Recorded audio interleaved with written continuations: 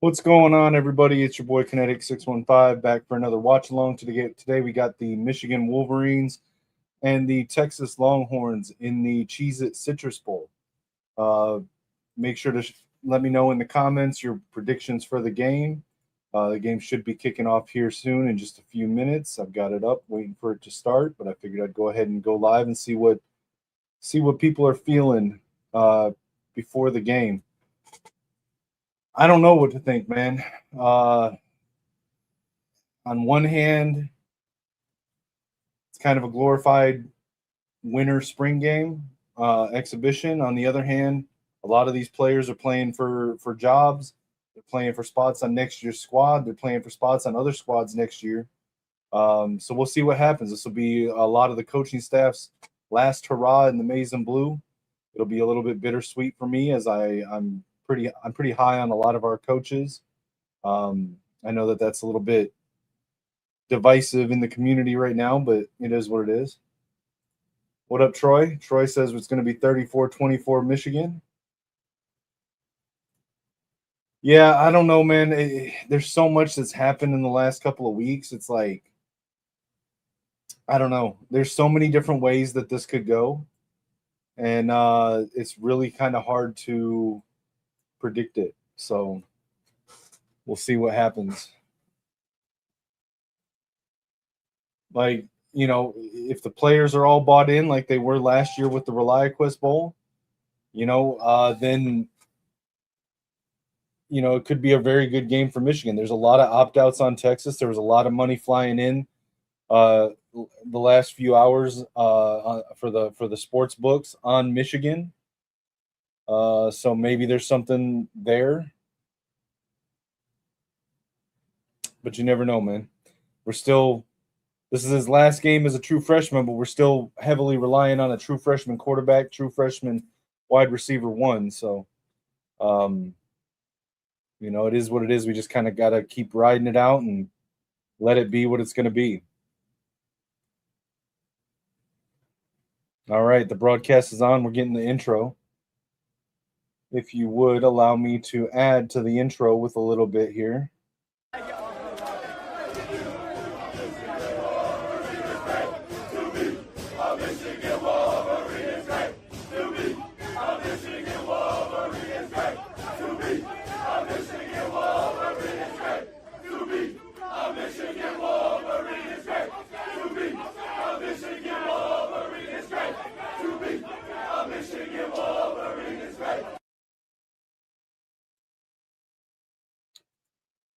Jimbo, shout out to Jimbo. Appreciate you stopping by, brother. Just show up and play hard. Looking forward to 2026. I agree. Wrestling Queen says it's going to be a W for Michigan. I like the sound of that. One second, guys. I got to try to fix something on my camera real quick. One second.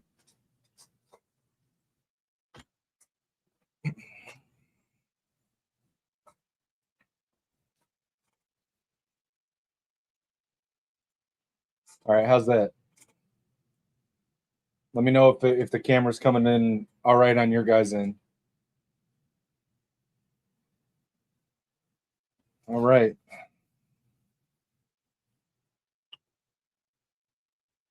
What do y'all think? Let me know what you think about our new coach, Kyle Whittingham. Thoughts on him, on the projected staff? What are you guys thinking? Camera's good. All right, I appreciate that, Wrestling Queen. Thank you. Appreciate you verifying that for me. Just a reminder, guys, we are live today on multiple locations. We're live on my channel at Kinetik 615 on YouTube. We're also live over on the Gamer Sideline channel, the channel where I cover sports and gaming with our guy Lichamax. And then we're also live on X. And as always, you guys are welcome to follow me on social media everywhere at Kinetik 615. Feel free to shoot me a message, and I will do my best to try to get back to you as quick as possible.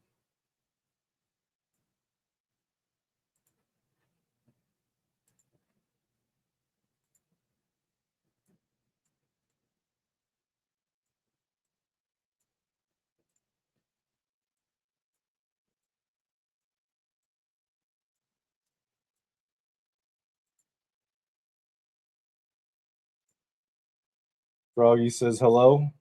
Appreciate you stopping by, Froggy. Troy says, think Cal is a bridge. Get the program back under control. Good vibes from the last few. Then turn it over at some point. Yeah, I agree. I mean, you don't know because, like, he is a young 66. Like, he's one of those guys like Pete Carroll that can be coaching for the next 15 years. Who knows? Like, he's got some crazy workout schedule or streak where he's been working out for like 4,000 some odd days in a row, unbroken. He's like real healthy, uber competitive. I think all bets are off after 5 years, but who knows, man? We could be 10 years from now, still with Whittingham. We'll see what happens. Shout out to Addie. Appreciate you stopping by.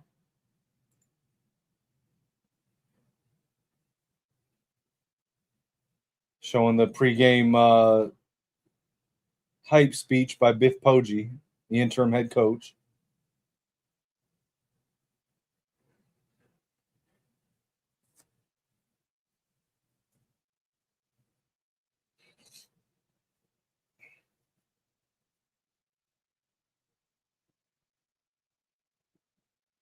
Here we go. They're getting ready to walk out.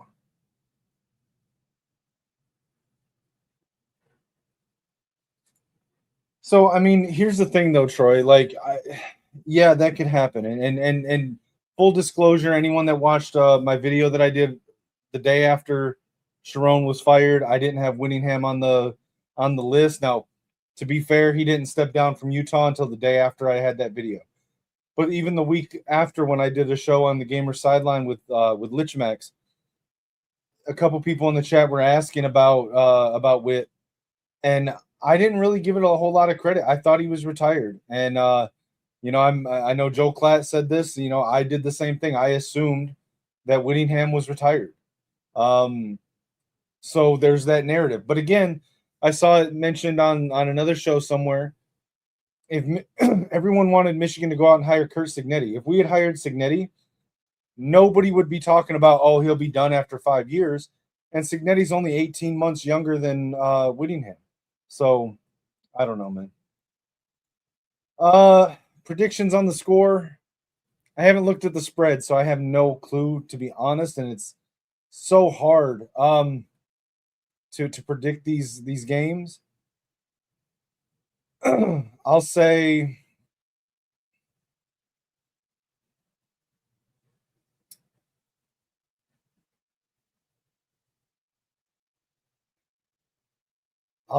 20. I'll say 24, or I'll say 23-20 Michigan. They got it by addition by subtraction when they got rid of their offensive coordinator. The kick is up. Texas calls for a fair catch. It goes out of the end zone. Stadro Median, appreciate you stopping by. Yeah, I thought he was retired, and people were asking, and like, I mean, yeah, I said it was an option, a possibility, but like, I just didn't think it was that big of a possibility.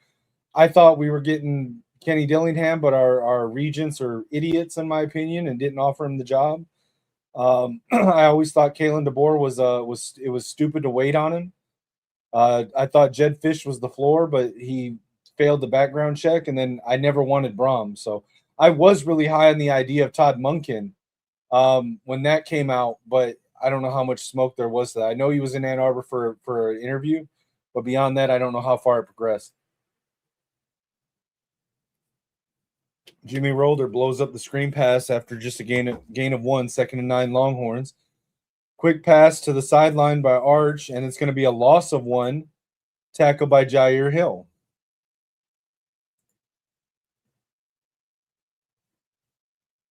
You talking about the Utah games or the bowl games? Appreciate you, Wrestling Queen. Again, I am live both on Kinetik 615 on YouTube and over on the Gamer Sideline. So I'm not sure which one you're on, but subscribe to both if you will. What up, West Quad? What's going on, my dude?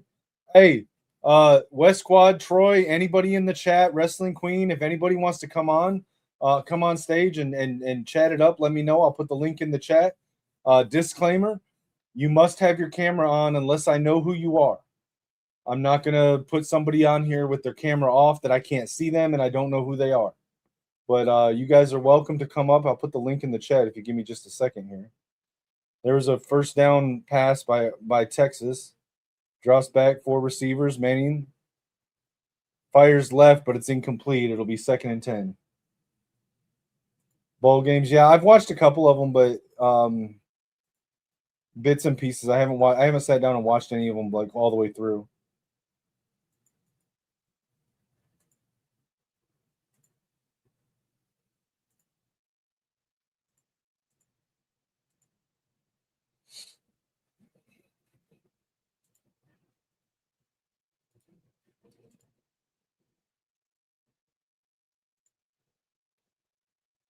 First run by Texas. It gets a first down up the right sideline.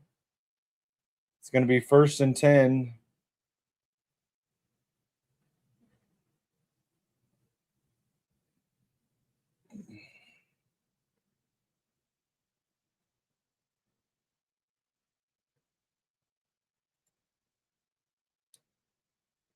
Arch looking to throw. Under pressure. Scrambles out of the pocket.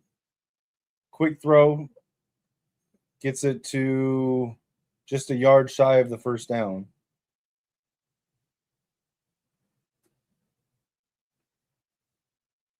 Gain of 9, 2nd and 1.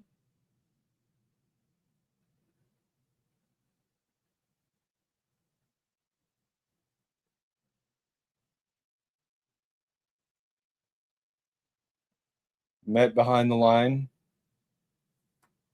I don't like this ticker on the bottom. I don't see the yard, like the yard line that they're at.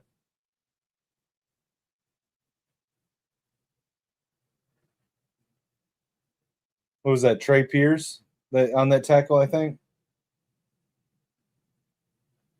It's going to be 3rd and 4. Manning in shotgun. He's got 3 receivers, tight formation, 1 tight end. Blitz by Michigan, fires right, incomplete, hits the dirt. It's going to be 4th and 4. Not going to say it, but Kayleron, I appreciate you stopping in and commenting. Feel free to hang out, man. As long as people are respectful, I welcome people from every fan base.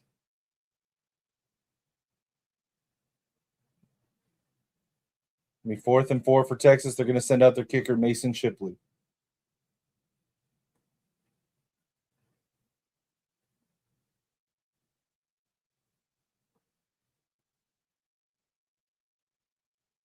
Be just inside the right hash mark. And it's wide right. No. It bent in, like it's curved in right at the last second. I thought it was going to be wide right. Texas goes up on the first drive with 3 points. That kick looked like it was going to be wide right until the very end.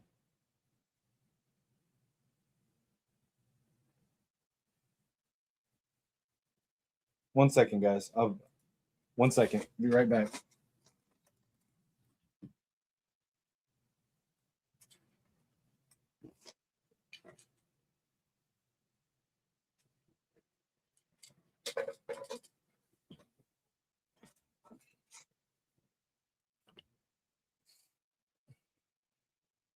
Right. Yeah, it could have been worse. I mean, the defense held there on that 3rd and 1, so that's good. Bryce Underwood's about to come out for the first drive of his final game as a true freshman.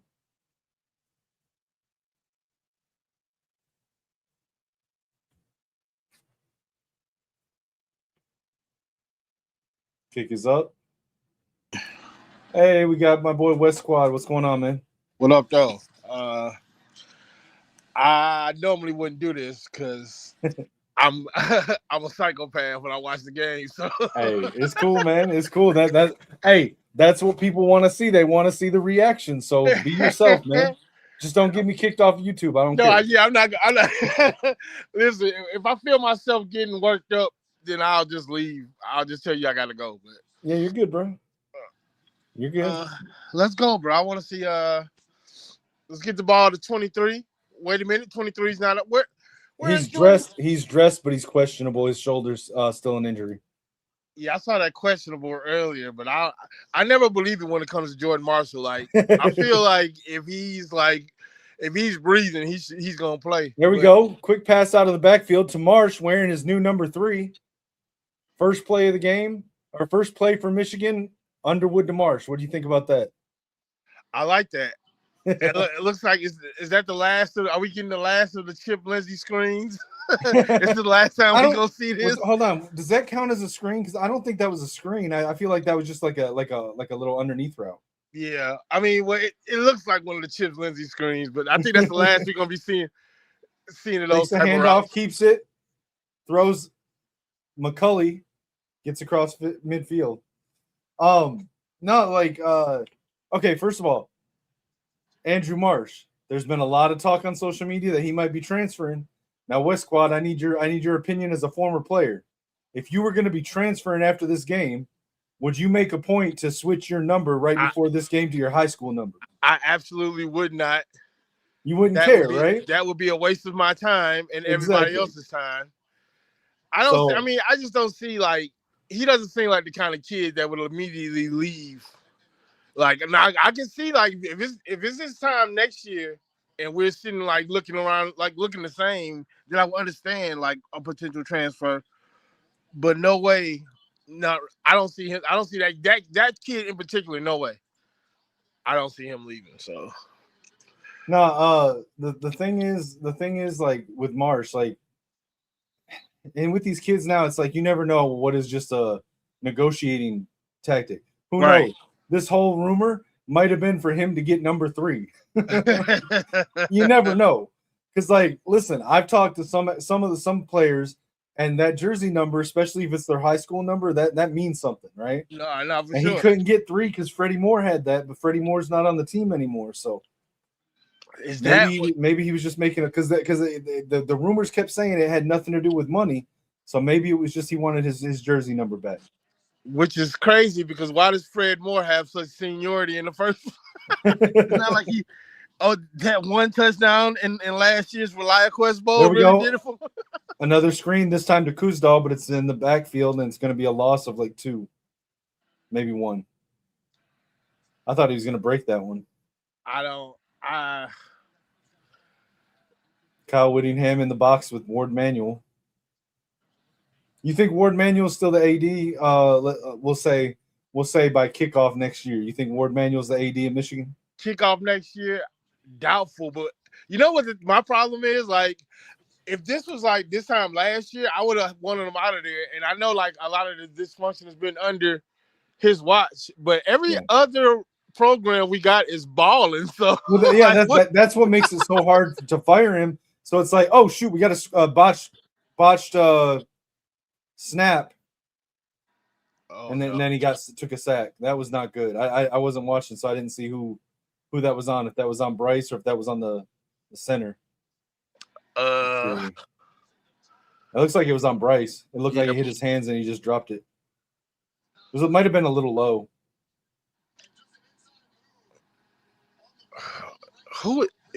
Why is Brady Norton? Never mind.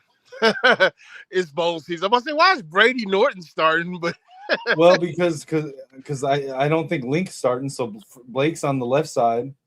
So, do you want to put Norton or Ty Haywood out there at right tackle? I mean, Ty Haywood's got the higher ceiling, but Brady Norton's got experience in college. Right. Do you want to put Haywood out there starting his first college game at the right tackle position against the defensive line of Texas? I mean, I'm not saying no, but like that's the question they got to decide on. You know. I mean, why not, bro? It's not like this game really doesn't matter. I mean, of course we want to say, I'm watching it, so it matters a little bit. But it's the Cheez-It Bowl, bro. Like, right. If this wasn't Michigan, I'd be watching it, but I wouldn't be watching it exclusively. I'd be turning back between this and multiple other. Matter of fact, and I never do. This is how little I care about this game. Let's see what's going on at the end of the ReliaQuest Bowl. Oh, I guess I can pull that up too. I forget in the era of streaming TV, you can just have multiple windows open. Right. Iowa up 34-24. I heard Diego Pavia got like popped earlier.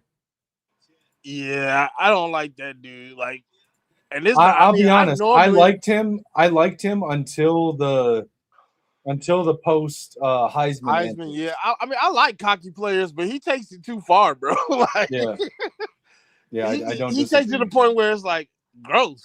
Like you're arrogant, bro. This isn't even just a little cocky. You are straight up arrogant.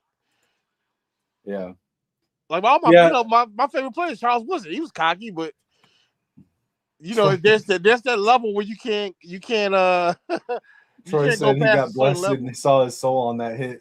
I Keegan said Hitman already missing tackles. can't Hey, believe I'm lay off rooting for Hitman. Iowa. Gross. Hey, root for Iowa because it's rumored that their linebackers coach is being targeted by Whittingham. So Is that true? Oh well. I've only heard rumors. I haven't seen anything from a credible source. I just But realized that their Ross linebackers Douglas coach. was the Ross Douglas that used to play for us. Like it just clicked to me when I Hey, saw a picture of him. so I never Oh, that's asked you. So I know you were at Michigan, but what did you play? Like what I position? played defensive back, corner, and safety. Okay. I didn't play though, so so let's get that What, out you of there. scout But team? yeah, I was just I was an all around defensive back, but it was mostly safety though, a So little bit of so it corner. was like mostly scout team practice? Yeah, base. Yep. Okay. Okay, but here's the thing though, because I know back then it was different than now. There had to be like a hit that you remember from then. I wish. No? That's the only good thing I could do, and Lloyd treated the players like trainer dolls, so Oh, gotcha. Okay. I didn't get to do the one thing I could do. Like I'm trying to like convert the defensive back. I was a linebacker in high school. I was a little linebacker, so I'm trying to do like a new thing. It's like, bro, if you can let me hit somebody, at least I can show you I can do that. So But you could nope. have you could have played that. You could have played the Brandon Hitman Hillman Oh role. yeah, I could not. Yeah, exactly. Get toasted, but I would Hey, definitely come I've up and been lay some advocating fluid. for 2 years now that I want to see him playing in the box at linebacker position. All right, let Like me turn back. I'm pretty sure I the game's back. I know he's a little undersized for linebacker, but I don't care. No, and yeah, but he's also a bit of a liability in coverage. So Hey, so Cameron, I see you backstage. I need you to turn on your camera though, bro. I gotta. I don't remember what show it was, but I saw uh somebody come on stage with their camera off and they turned it on and got the channel banned. what? Yeah. So I got to make sure that it's a legitimate, like not a troll jumping on here. Happy to bring you on or anyone that wants to come in, but I got to be able to see the camera. Okay, there we go. All right, Cameron, how you doing, man? Can you hear us? What's going on, man? What's up? Not too much, man. Hey, Sorry about that backstage, man. It's just if I don't worry don't know about you it. real well, I got to make Yeah. sure. Hey, do y'all notice every time we get two good pass plays, the third pass play is an incompletion, then there's then if it's a offensive line penalty. That been happening the whole season, bro. I haven't Yeah, noticed it, but now I'm gonna start paying attention. yeah. If you This team is predictable as shit. Hey, Rayshon Benny on that play. Okay. Um, and but the Damon Payne, way to show up your last game, fellas. but if you look at the defense, wasn't that bad. It was a C plus defense. The problem was up top was inconsistent. Yeah, Yeah, I mean, but You know what I'm I saying? kind of just chalked that up to the youth. I mean, we had three redshirt freshmen starting on offensive line. Um, I'm pretty sure. So Justice Haynes, but then like Jordan Marshall was redshirt freshman. Um, I'm trying to think. I don't know about our tight ends. I don't know what years they're in, but like we just had a lot of freshmen on the fucking team. So like, I guess I just chalked it up those mistakes and stuff to to youth. yeah. Yeah, but what we found out with our coach, well, shit, what hell? Hey, just imagine how many games we would have won if he had been locked in. That's what I'm saying. And my thing is, did nobody see this for the past 2, 3 years, man? Hey, and look, I haven't said this on camera yet, so let me say this. I defended Sharon Moore for the last 2 years because everything I heard from people I knew around the program is that he was well liked, that the kids were bought into him. I saw the recruiting, and I tried to give him the benefit of the doubt and defended him. I didn't know all this stuff that he was doing, so I was wrong on defending him. My bad. I mean, because you have to know something. Well, now I'm getting a bunch of intel from people, a bunch of players that knew about it, That's what I'm but like saying. nobody was saying it until it came out. Like the story from people, I mean, on the team was that everyone was bought in 1,000% to Sharon Moore. But now I'm hearing otherwise. So that you know what I'm saying to me. That's letting me know that they like the Sharon more, but if he wanted them to do something, oh man, I ain't man, we already know what you doing. You know what I'm saying? Right, We getting that now. right. They still gonna ride with you because you cool, but man, ain't nobody gonna listen to you, man. Well, and I think the problem is this, like, I think it was Isaiah Hole that sort of hinted at the idea that Sharon Moore was trying to be um like friends with the players, right? Former player, former position coach, like he was trying to be like cool with everybody. And I bet that helped a little bit in recruiting and getting the players to buy in. But where that hurt was like when they weren't doing what they're supposed to do, Yeah. how they're just gonna tune you out because they know you ain't doing what you're supposed to do. Yeah, and there you And they're go. not Yeah, There they you don't look go. at you as a disciplinarian, as an authority. There you bro. go. I can't lie. I can't even fathom knowing my coaches out here getting trim on the side, bro. I know, I bro. mean, Well, look, hey, oh, well, wait. and okay, go As a ahead, go ahead. married a married person, like I wouldn't care if he was just some bachelor. Let's go out, coach. Let's go to the Brown Jug. You know what I'm saying? Let's go to Rick's. Let's go to Skeets. But not as a But it married, can't be somebody you got on payroll. right? But as a married man, no, coach, we can't do that. Right. Uh, Okay. I'll say these are my thoughts on it, and it's a little bit layered. Uh, First of all, in general, I really don't care who's doing what with who behind the scenes because they don't concern me. Right, If it's somebody that works for you, that's a no on every level of corporate America. right. Like there's a morals clause in every employment contract like that. Okay, can't do that. In fact, in most states, I'm pretty sure it's like literally legitimately a crime. Okay, um, but also, and I don't want to start any rumors. Okay, I want to be very clear. I don't want to start any Oh, rumors, but there's a lot of gray. There's a lot of gray with this situation as far as like his relationship. Now, me personally, if you're married, you shouldn't be doing that at all. Like loyalty is a big thing for me, but I can tell you from when I it's worked a in the music touchdown, industry bro. around high profile people. That was a nice run. Around high profile people, there's a whole lot of like arrangements that are, I mean, it's so common. And I find it very hard to believe that all this stuff's coming out, all these people knew, and she didn't know. Oh, you told his wife? Hmm. I mean, yeah. I mean, And the fact that you see how she's standing by him afterwards, and I'm not trying to spread any rumors. I don't know, but I'm saying like it's hard for me to believe she didn't know. And She also, knew. I'll say this: the girl that he was seeing on the side, no disrespect to her, but like she's also not a victim here.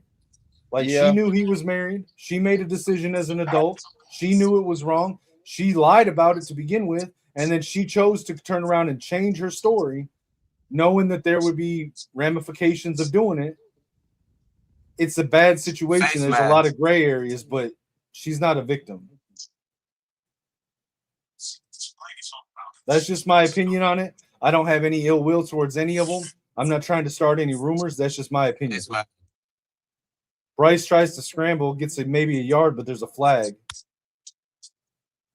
face mask. Yeah, hey, that part, that part. Yeah, like I said, man. Once Face once mask. once the wife know,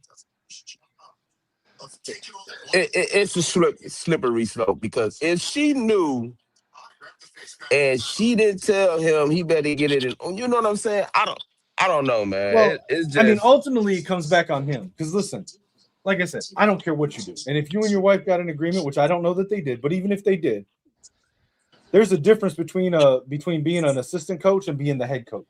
Right. And the moment you got promoted to head coach, that situation needed to end. Right. Like once you became the guy, that needs to stop. Like she needs to not be on staff, or the whole situation needs to stop. Yeah. Double pass. Why? Oh my God. Why? hey man, Bruh, this look like a hold high on. school. Hold on. We got Donovan McCulley at a wide receiver who was a former quarterback. Right. We got Kendrick Bell at wide receiver who's a former quarterback. We all saw Listen, that y'all. bullshit pass from Samaj Morgan in 24 to Alex Orji. They almost got him concussed by a camera. Why are we letting Samaj Morgan throw the goddamn ball? Hey, Don't ask me, bro. Hey, I man. like the idea, yeah, but the execution was horrible. Bruh, McCulley, he played college ball as a quarterback. When was the last time that Samaj Morgan played quarterback? Someone tell me. Something I'm gonna say this. Something needs to change of giving an opportunity for the wide receivers to go get the ball, man. You cannot tell me they is not open half the time when he dropped back, bro. What was this play call? That's what I'm saying. I mean, look, two consecutive. What the fuck was that play calls? It's crazy. Yeah, I can't wait to. Why is Samaj in the game at all? Come. Because we know he's just going to drop the ball. Now he's getting the pass on the screen. He caught this one and he made a good run, so good on him. But why is he in the game? And why is he throwing passes? Oh shit!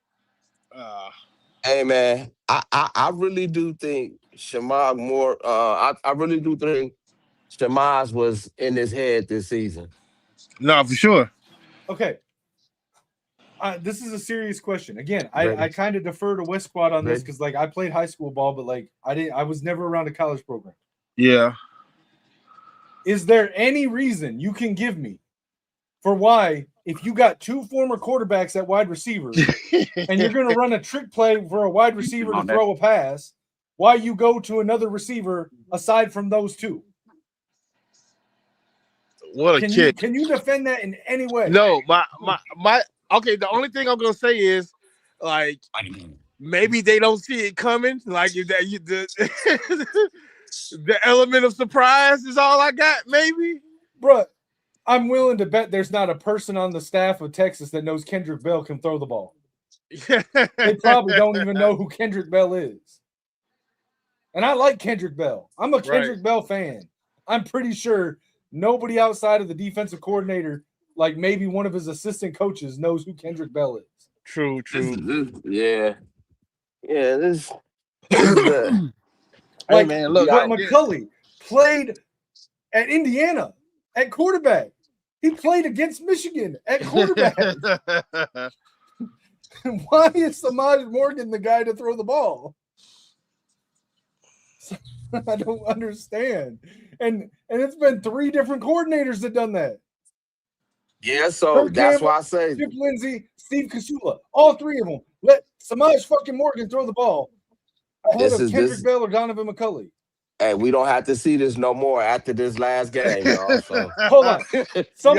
Cameron, you're right, bro. That's the one good thing about this game. I am counting down the end of this bullshit. Okay, I need to know, does Jason Beck or whatever his name is run wide receiver double passes?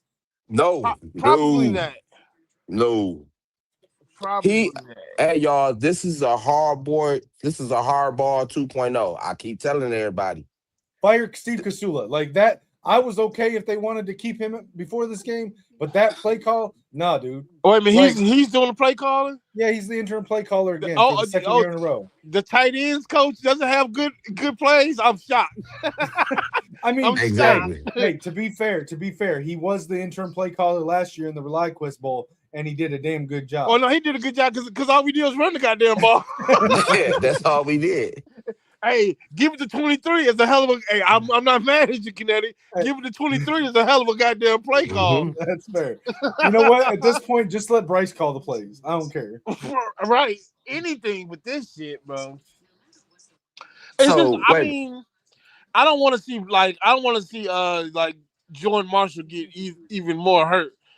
But we got to see what we got besides Kuzar. Can these dudes not pass block for shit? Like, I'll be honest. I don't know the severity of his injury. I assume if he's dressed that he can play, but I would still be emergency. I would keep him for short yardage, goal line stuff, and if we have a chance to win. Like if it's a tight game late and we're on the goal line and we need it punched in, bring Marshall in. But I don't necessarily need to see Marshall out there on first down on our own 27. I don't think he playing. He's dressed and he practiced all week, so I don't know. I mean, I want to see like what can we see Micah Kapana? Can we see Right, I need to see Micah. I need to see Micah Kapana. I need to see Jasper. I need to see Kuzma. Jasper Parker. That's what I'm saying. Like, bro, this is what these games are for. I mean, we want to win, yes, but I also want to see what we got. It's like, what do we have in the cupboard? Okay, so in your opinion, how much do these bowl games matter? Like a win. Like if you're a recruit and if you're a player, or if you're a recruit that's looking at Michigan, how much does a win or loss in this bowl game matter? Unless the only way I would say it doesn't, I mean, it matters, but it doesn't matter that much. The only time I would say it's a big deal is like if you get housed. Like if you were looking at TCU and you looked at what Georgia did to them, you might not look at them anymore because it's like, yeah, they might have eked out a win against Michigan, but Jesus Christ. So then if you're a recruit, is it just about like seeing what kind of play calling is being done? What kind of play calling, how the team like the overall attitude of the team, things like that. Oh, fumble. Michigan looks like Michigan recovered it. They did. Oh, yes. I'm not gonna lie. Return, knocked it out. Hey, look, who the 23 ball hawk? Cole Sullivan. It was Cole Sullivan and TJ Metcalf, I think. Listen, Cole Sullivan, bro. I want him on the field. Sullivan knocked it out. Metcalf recovered. Good hit, bro. I'm telling you. I mean, it don't take I don't think I'm some kind of pundit because I can see it, but number 23 needs to stay on the field at all times, bro. I mean, he's the guy next year, ain't he? Because can Rolder come back? Like what? I think he can, but he won't. We'll probably get a linebacker in the portal, but just assume we go into next year with the linebackers we got. Is what? Sullivan, Bowles, Boateng. Yep. Who am I forgetting? I think Hood's last year is this year. I think Rolder's last year.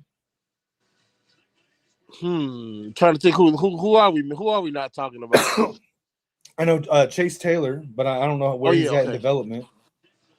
I think he'll be ready to play by next year. I'm not we got to get it. Role. We got to get one or two transfers then, don't we?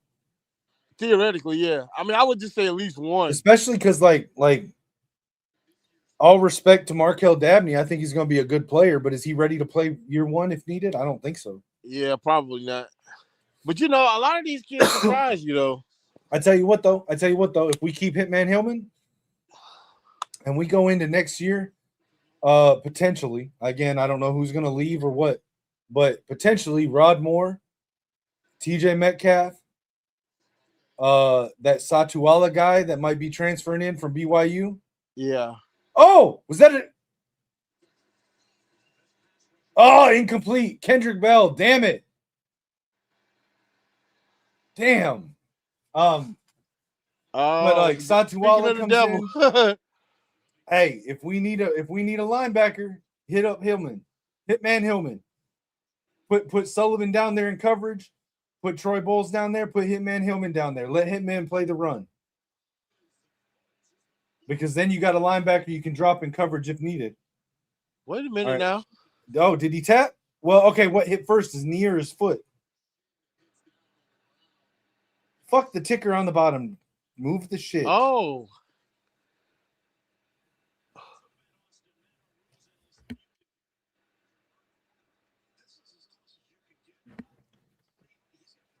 Hold on a second, guys. I gotta hold it down for a second, West Squad. I'm coughing right now. Hold on. I got you. I can't even. Let me look at the chat.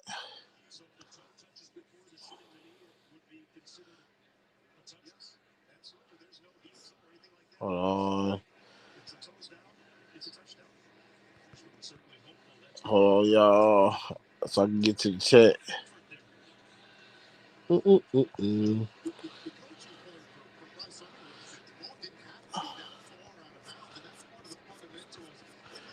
Well, I can't see what y'all saying, but I'm still here. I'm hoping. Clearly, I'm hoping it was a touchdown. I think it might have been though. It's really like it's really close though.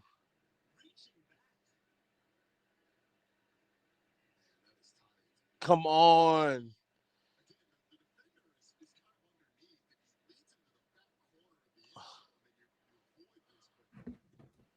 I can't tell, like, I mean, obviously his toe hits, but because of the shadows, I can't tell if his knee is down before or after his toe hits. Give us that touchdown. Let's go.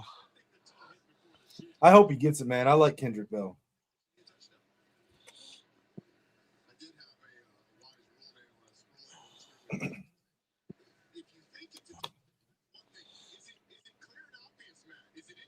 Yep, toe.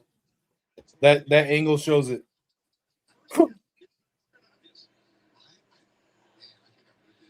Touchdown.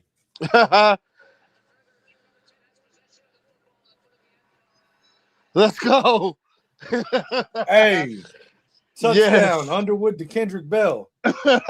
Look, Can we be Kinetik, looking at a Kendrick Bell breakout year next season like Kinetik, Rodney? I'll give you 100% credit for that Kendrick Bell touchdown because you literally just talked him up a second before that.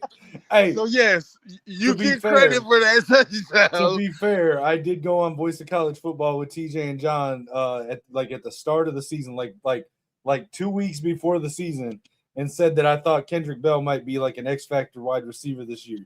No, I was just wondering why we didn't see him at all. Like, why was there so much goddamn Samaj Morgan, bro?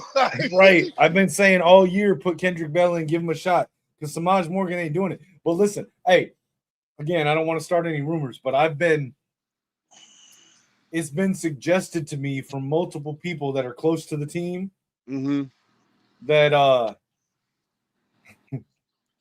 if I'll let you guys connect the dots, but if some of the players knew what Sharon been doing, oh yeah, and over the last couple years, last 2 seasons, there's been a lot of this guy shouldn't be still starting, but he's still starting for multiple players. You know and what? I can confirm that at least one of the players lived in the same apartment complex as the girl. Yeah, I'm picking up what you're putting down, and I agree because that's the only reason why we should have seen zero on the field at some point. Because 2024 and 25, there was at least one player on both teams that the fans are screaming in week 6. Why is this guy still starting? Nobody knew. We never got an explanation. It never got better. Oh man. Just saying, I'll let y'all connect the dots, but I've had that suggested to me by multiple people that are very, very close to the team. No, it makes sense because that's the only logical explanation as to why you are still playing at this point. You dropping passes like a madman. Like it's just I don't know. Let's move past that era of Michigan football and move But if that's forward. the case, the biggest victim in all of this is Kendrick Bell. Right. I'm gonna die on that hill. Kendrick fucking Bell. It's a gain of like 6 or 7 there for Texas. Oh, nice hurdle.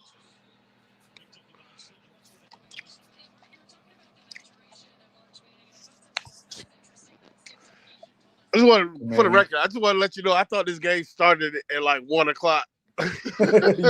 You got ready early and then No, like, I'm saying I didn't realize until last night when I went to go record. It was like, oh, what the shit? What do you mean 3:00? So I've been kind of like chomping at the bit, like, let's go. GT, 2 things I never thought I'd see today: our special teams carrying us and a Samaj Morgan pass. Right. Hey, to be fair, GT, the special teams that's carrying us is Cole Sullivan and TJ Metcalf. So right. Well, no, I that was a hell of a kick by Zavada too. Yeah, but it's Tom Zavada, dude. Yeah, but we got to. But JB Brown ain't there, so he got his Sith powers back. Wait, yeah, who's coaching special teams right now? No idea. Hey, so here's a question.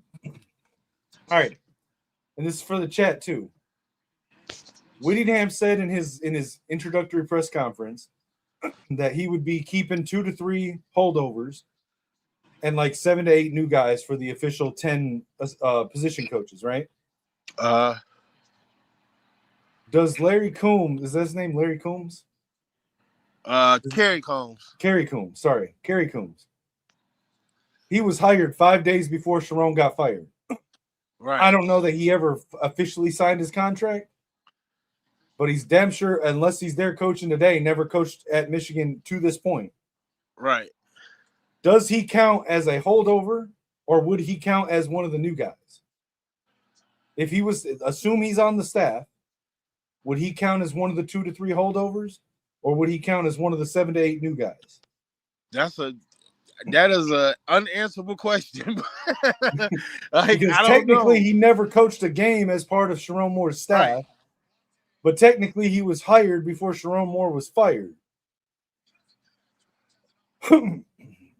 Ooh. Good job, Wu. Not a good job on that tackle, but Jair Hill. Bruh. We gotta work on that corner tackling, bro. I see the campaign to get Jair Hill a pair of gloves has not worked yet. Oh, is he out there barehanding it? Yeah, he's been doing that all season. Remember where it was like a 3-week span where he had a pick right in his hands and he dropped it? Like 3 weeks in a row? Like, I'm pretty sure at least one of them was an easy pick 6, but he just dropped them. And I'm sitting there screaming. I'm like, somebody give this man Samaj Morgan's gloves. Because Samaj ain't using them. I was thinking earlier, I did not expect Jaden Sanders to play over Shamari Earl. So that was kind of a... Yeah, that surprised me. And that's not a knock on Sanders. I thought Shamari was like the apple of the eye of the defensive backfield for that class. Right. I mean, same here. So that was a bit of a surprise. No, Lichmax. Samaj Morgan got gloves on every game. They ain't working.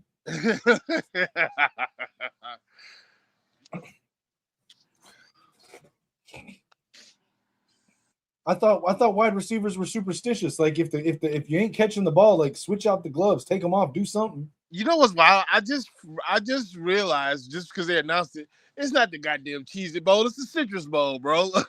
Yeah, stupid corporate. You didn't know that? No, I thought it was a whole separate bowl. Like, no, it's just the sponsor of the Citrus Bowl is Cheez-It. Bro, we went to the Citrus Bowl. We didn't go to the Cheez-It Bowl. Fuck that. Hey, my question is like, why are they not sponsored by like Tropicana? Yeah, man. The Cheez-It Citrus Bowl is crazy. Or like the Dole Citrus Bowl. Like anybody besides Cheez-It. The Minute Maid Citrus Bowl would even make more sense than Cheez-It. anything. Like, what's that? Didn't Cheez-It think about that when like y'all couldn't get another the bowl? Halo Citrus Bowl. I agree. Why is Cheez-It the sponsor of the Citrus Because Bowl? I do not want a citrus Cheez-It. That sounds gross. Keep that away from me and my family. I don't know. That kind of sounds fire, dude. I'm out.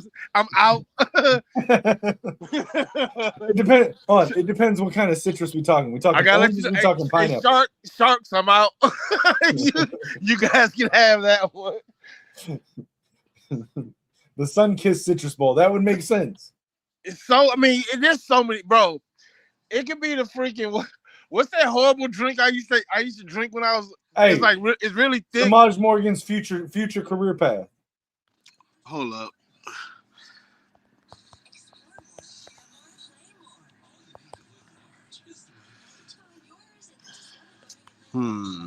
See, look, Richard Max agrees with me. Look, Westbond. Y'all got it. I told you, Sharks, I'm out. Y'all. Is that some, hey.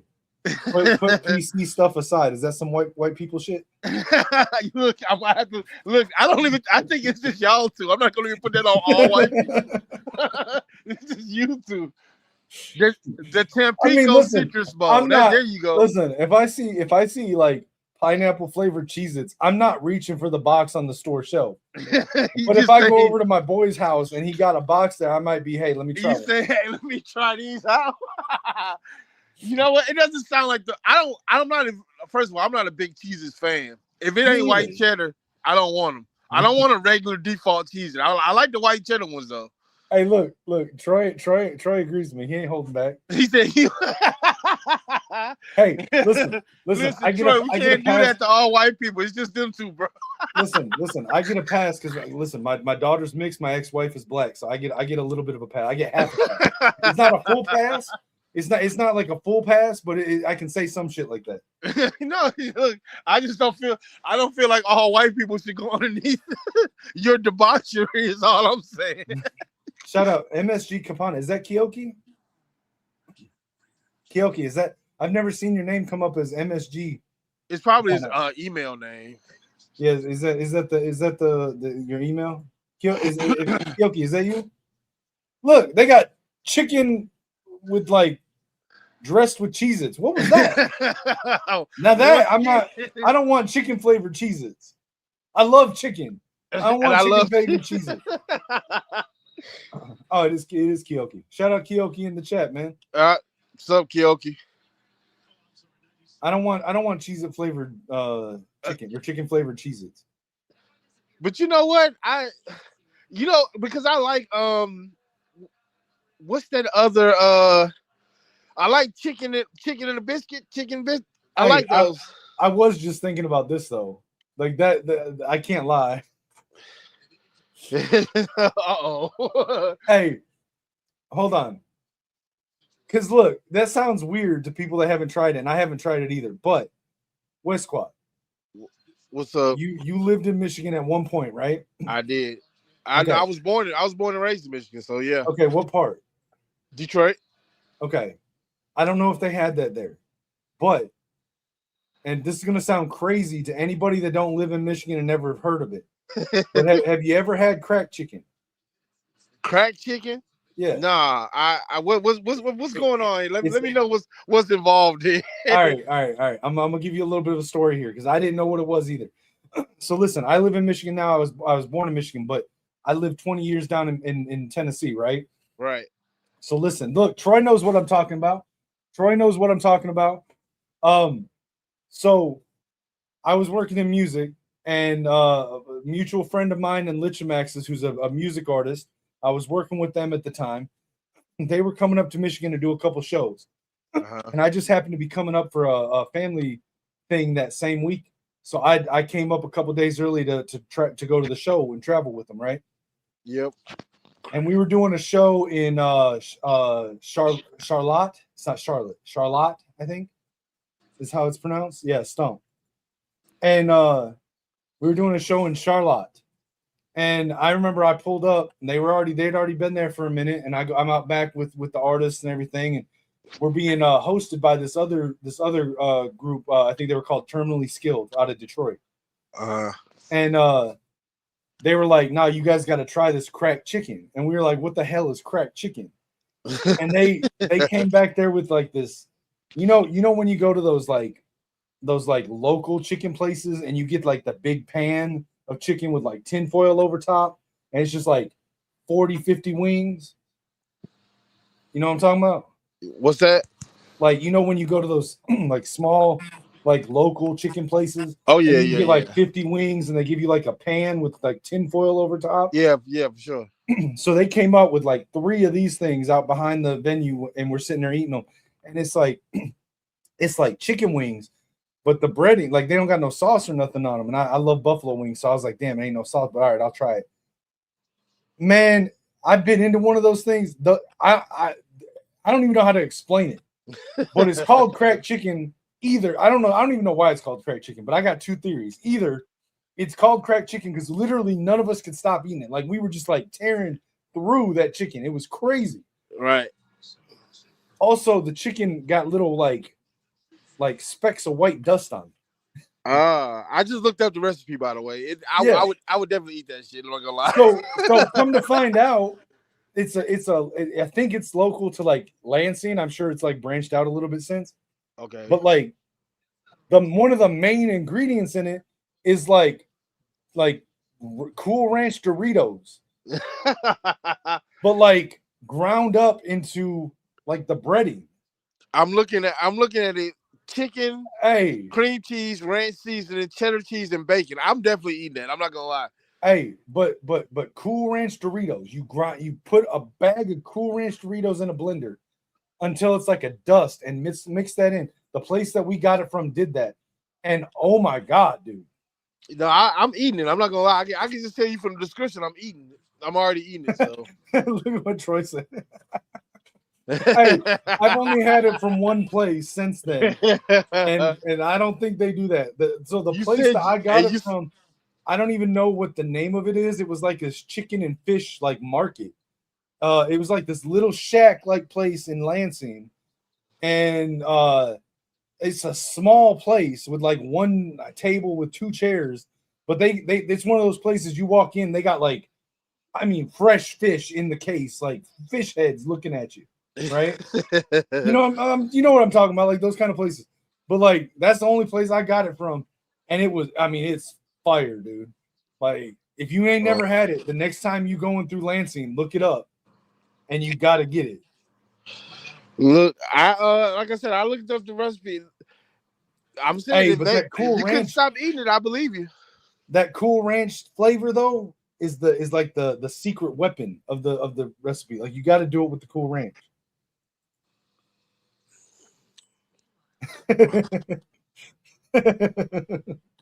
Here's the thing, Troy.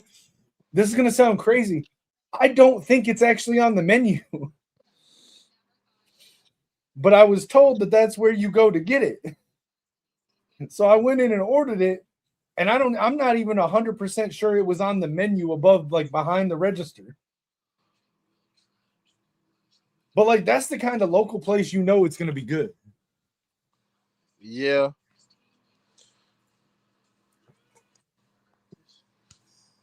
I'm gonna try to find it on Google Maps and show you the place I'm talking about, because like I don't know, it's awesome, dude. Like you got to try it. I think they sell like the mix for it.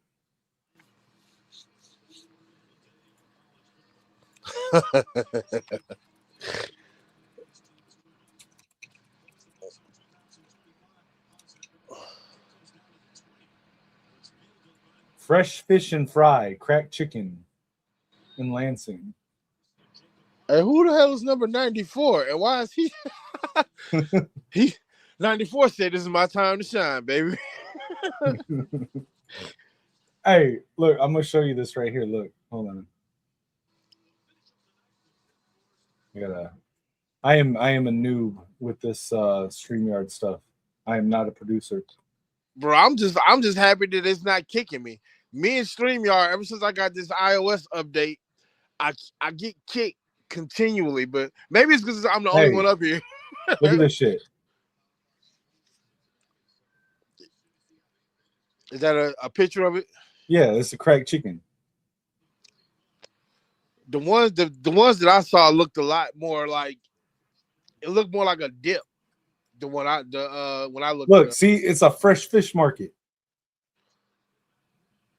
Look, the sign says cracked chicken. Okay. Hey, but that place is fire, dude. If you get a chance to go there, You said where is this at again? It's in Lansing. So this is let's see if I'm looking Martin Luther King Jr. Boulevard, Lansing. Wow. First of all, not trying to go to no MLK out of state, but secondly, I'm not going to freaking listen, I did my time in school. I don't think the only reason I went to Michigan State was to party.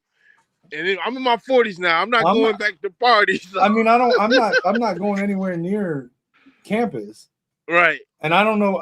Is that a bad part of Lansing? I don't know because I just went there for the chicken. It's on MLK, so that's all I need to know. But hey, the chicken is fire though. No, if I gotta risk it to get some good chicken, I'll do it. You said it's that good. I bet it is called crack chicken on MLK in Lansing. Like, yeah. What is that, Bryce? Come on, wide open Marlon Klein. How you overthrow a tight end like that? An open tight end.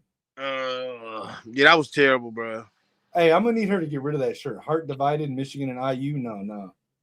Why? No. Okay, you know what though? That's kind of on Klein. He jumped early. Like how you jump and then hit the ground again before the ball gets to you. Right. All right, I take it back. That's not on Bryce.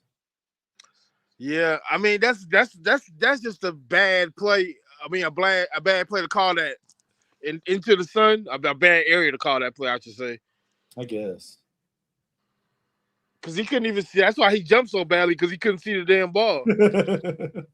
All right, come on. Yeah, throw it to the shade, bro. There we go. Yeah, but you can't let the defense cut the field in half. Like you got to still be able to make that shit. Right. Nah, see now this is a game where this is definitely a game that you should have a visor on. Wait, you can have a visor on your helmet? Yeah. I mean, well, hold up. How come I never saw that? I've never noticed anybody with a visor on their helmet. Like you talking about like a baseball helmet with a visor? No, I mean like Bryce's. Hey, Bryce is running. Uh-oh. Hold up. I like that. Max Bredesen calling plays? What? Max, look, hey. I can't. I'm gonna put a prediction right now. Next season, Max Bredesen gonna be on staff. Watch. You don't think I don't know doing what, but he's gonna be on staff. You don't think he's gonna get an NFL a shot? I mean, he can try, but like, is he gonna get drafted? Like, there's like 3 teams in the NFL that still use a fullback. That's a nice run by Bryce. That was a hell of a run. Listen, I love Max Bredesen, and I'm probably one of the few people in our online leagues that still use a fullback on the roster. But there's like 3 NFL teams that still use a fullback. It's like Minnesota, Baltimore, and like Buffalo. That's it. I take it back. San Francisco, because they got Juszczyk. Look, like that's it. This is way off topic. But did you know that Malik Zaire was such a Twitter troll? Who? Malik Zaire. Remember the quarterback for Notre Dame a long time ago?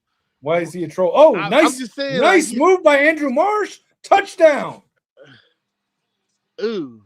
That was a nasty little step back. Like that. Gotta love that. Hey. They over there celebrating with the goddamn Cheez-It mascot. My question is, who designed these stadiums though? Like, why is it so badly like shaded? Like, It looks like it's about 6 o'clock on this side of the field. It is noon on the other side. Like, hey, I want to see. I need to see a post game wrestling match between the Pop-Tarts mascot and the Cheez-It mascot. And the Cheez-It mascot. All right, hold on. Let me check. Mascot mashup. Mascot MMA. Keegan, what up, though? Hey, what up, Keegan? Keegan, you gonna jump on here with us? Heads up play. Fucking Jake Guarnera over there just dancing with the Cheez-It. Hey, I'm not gonna lie though. I probably would too if I was playing. Yeah, I say, like, why not? This is the only time you're gonna be able to be on camera partying with a fucking human Cheez-It. He woke up feeling the cheesiest coach. This goddamn commercial, bro. They have gotten all the use they can out of this. It's time for a new one, Cheez-It, goddamn. I feel like, okay, what came first, the Cheez-It Bowl or that commercial? Like, did they make the commercial and then someone was like, you know what we should do? Sponsor a bowl game. I think the commercial might be older, but they've been running that commercial for at least 10 years. And I don't feel like I remember the Cheez-It Bowl. You know what, though? I think what they did with that commercial, they cut like this long-ass commercial with the Cheez-Its. Like, because it's always the same people. Right. But they cut like 17 different commercials out of that one film. When did it start? I don't know. When did Cheez-It Bowl? What is this? We got a monkey in Stranger Things now? What is this? Oh no, this is a new it's a new movie. What, a killer psycho chimpanzee? Yeah, I'm already afraid of monkeys as is. I don't need like straight up, bro. Like when you hear about like I know I like to watch watch a lot of random stuff on YouTube. Yeah. So I've seen a lot of like seen the people that got their noses ripped off. Yeah, like the monkey ripped somebody's face off. And I'm like, I remember. I mean, but you know what though? We don't ever hear about spider monkeys doing that shit. Let's get some spider monkeys. No, I remember towards the end, Michael Jackson. Somebody was talking about Michael Jackson. As a matter of fact, it was Eddie Murphy. He's like talking about Bubbles. He's like, no, Bubbles is crazy. Don't go near there, Eddie. Hold on, what was that from? That's what I know. Eddie Murphy was talking about. That was in a movie. It was like in one of the scary movie, like oh, it might have been, but in real life, Eddie Murphy on with the get comedians and coffee, the thing with Jerry Seinfeld. He was like, yeah, towards the end, he was like, man, Bubbles went a little bit crazy. And Mike would tell people, don't go near there, Eddie. Wait, is that what happened to Michael's nose? What's that? Is that what happened to Michael's nose? Yo, that's crazy. That's also a theory, but that's crazy. Yeah, bro. I don't trust I don't trust adult primates. That's fair. Hey, what about Rafiki though? Rafiki that's chill. What kind of as a baboon? Was he a baboon? So he looks like a baboon, but I remember seeing somewhere. Who's that guy on Facebook? They always got the little microphone thing and giving the random animal. Oh, I know. I follow that guy. That dude. I know exactly who you're talking about. But I'm pretty sure he did a video one time telling us that Rafiki, in fact, was not a baboon. He was something else. Let me see. What is his name? I don't remember his name, but I always watch his videos. Like whenever I see him, dude has a voice like he should be doing television. Listen, I know exactly who you're talking about. If the National Geographic Channel were to hire him with like Steve Irwin's kids and did a show with them three, that'd be the best show on cable. What is his name? I'm looking through all my follows. I know he's up here somewhere. What is his name? But I know exactly who you're talking about, though. I watch those videos every time they pop up. Right. Hey, Trey Pierce getting after Arch Manning gets it away though. Complete on the sideline. Hey, yeah, so rest in peace to Steve Irwin. So listen, y'all know I'm a nerd, right? So like I got a story about Steve Irwin when he died. It's kind of fucked up, but oh shit, that's a run. Okay. So like I used to play World of Warcraft, right? Mm-hmm. And I used to play on an Australian Casual Geographic, before I forget, is his name. What's his name? Casual Geographic is the name Casual of the dude. Geographic. There we go. Well, I go need ahead. that dude with the Irwin kids on a show. But go But ahead. all right. So listen, I played on an Australian server because I was working midnights at the time, right? So when I was off, I got to play like when other people were playing. Mm-hmm. And I was in what was called a guild, like a group, a team, right? Mm-hmm. And there was this raid that they had at the time where you were in this jungle fighting a bunch of trolls and shit, right?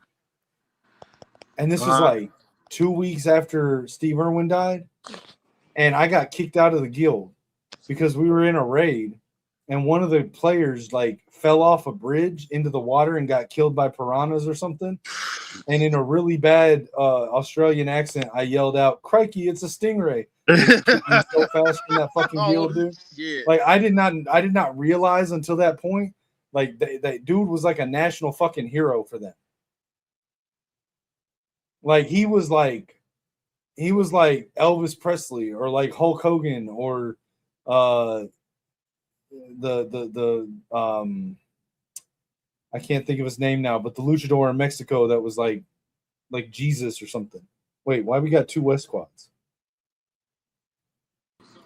Because I tried to swipe. I was trying to clean up my clean up all these windows I got open, and I swiped so you can close out the okay. Yeah, okay. Gotcha. Yeah, I was trying to clean up so I can actually save a little Troy, battery life this time. It's a Cheez-It Citrus Bowl, bro. Right. we up 17-10, 3rd and 5. You want me to do like legit play-by-play for the Citrus Bowl? Right. I mean, I will. Listen, if that's what y'all want me to do, I will. But it's a Citrus Bowl. And I'll do the off-brand color. I'll be the off-brand color guy. Hey, listen to Ripstar. Like the live. Already did. Putting a keyboard together. You just making those things? Is that a delay a game or a timeout?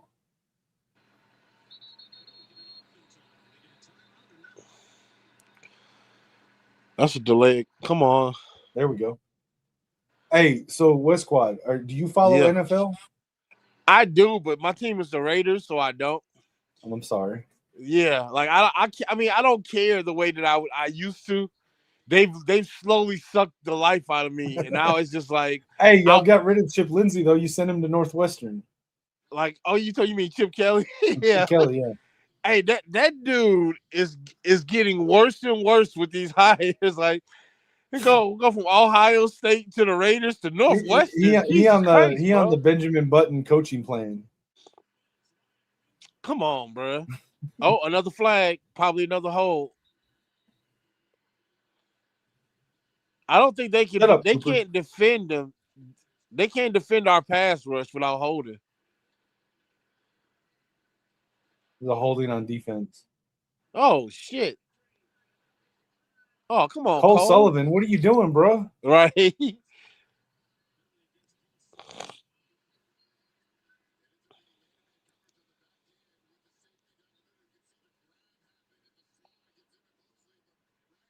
No, I was asking though, like, okay, so what, like, y'all, you want to run it back next year with Geno, or you want them to draft a quarterback? Draft a quarterback, but I don't want. I'm not gonna lie, bro. Imagine waiting all this time to get a great pick and it's fucking Mendoza, bro. Like, hey, listen, give me Dante Moore, bro. I was about to say, no disrespect to Mendoza, but he's never been QB1 for me. For me, it's always been Dante Moore if he comes out. I just don't see it, bro. Like, he's a decent quarterback, but I don't want to. I want a decent quarterback at the end of the first round. I need a stud at, you know what I'm saying, in the top with a top 5 pick. So, right. Give me Moore all the way for sure. Okay, so if it's not Moore though, let's say he doesn't come out, or let's say he's not there, someone takes him first. Is there another quarterback in this draft that you would want? Nope. Not even like a late, like they take like a 4th round pick on someone in trial. Oh, well, yeah. I can't even think of anybody right here, but like Garrett Nussmeier or your boy. Yeah, I mean, yeah, with like 5th or 6th round, sure. But it's like I can't believe we're And now finally we get up. a face mask. Oh yeah, that was dude. Come on, Ike One. What the fuck are you doing? Bro just grabbed it and held onto it. It wasn't even like grab it and let go. Like he legitimately just like, Yeah. come on now.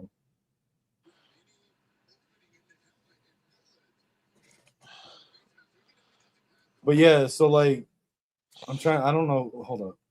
I can pull when this game done, or maybe in the commercials. Let's do a mock draft for our teams. You do it for the Raiders. I'll do it for the Vikings. Touchdown, right. Texas. It's a tie game now. But we did kick off first, right? Yes, we did. So we get it after half. So we could go down, get a touchdown, and then come back after half. Yeah. Theoretically, yes.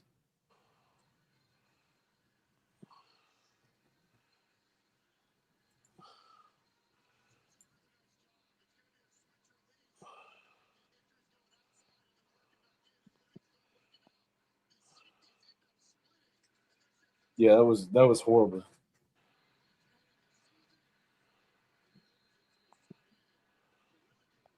Let's see. If I'm looking at let's see.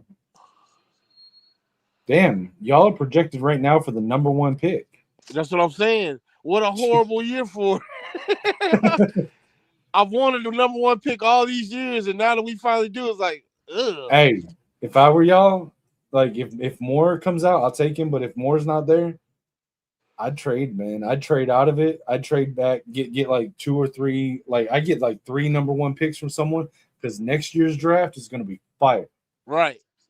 And that's what I'm hoping we do. If we don't end up getting more than trade back.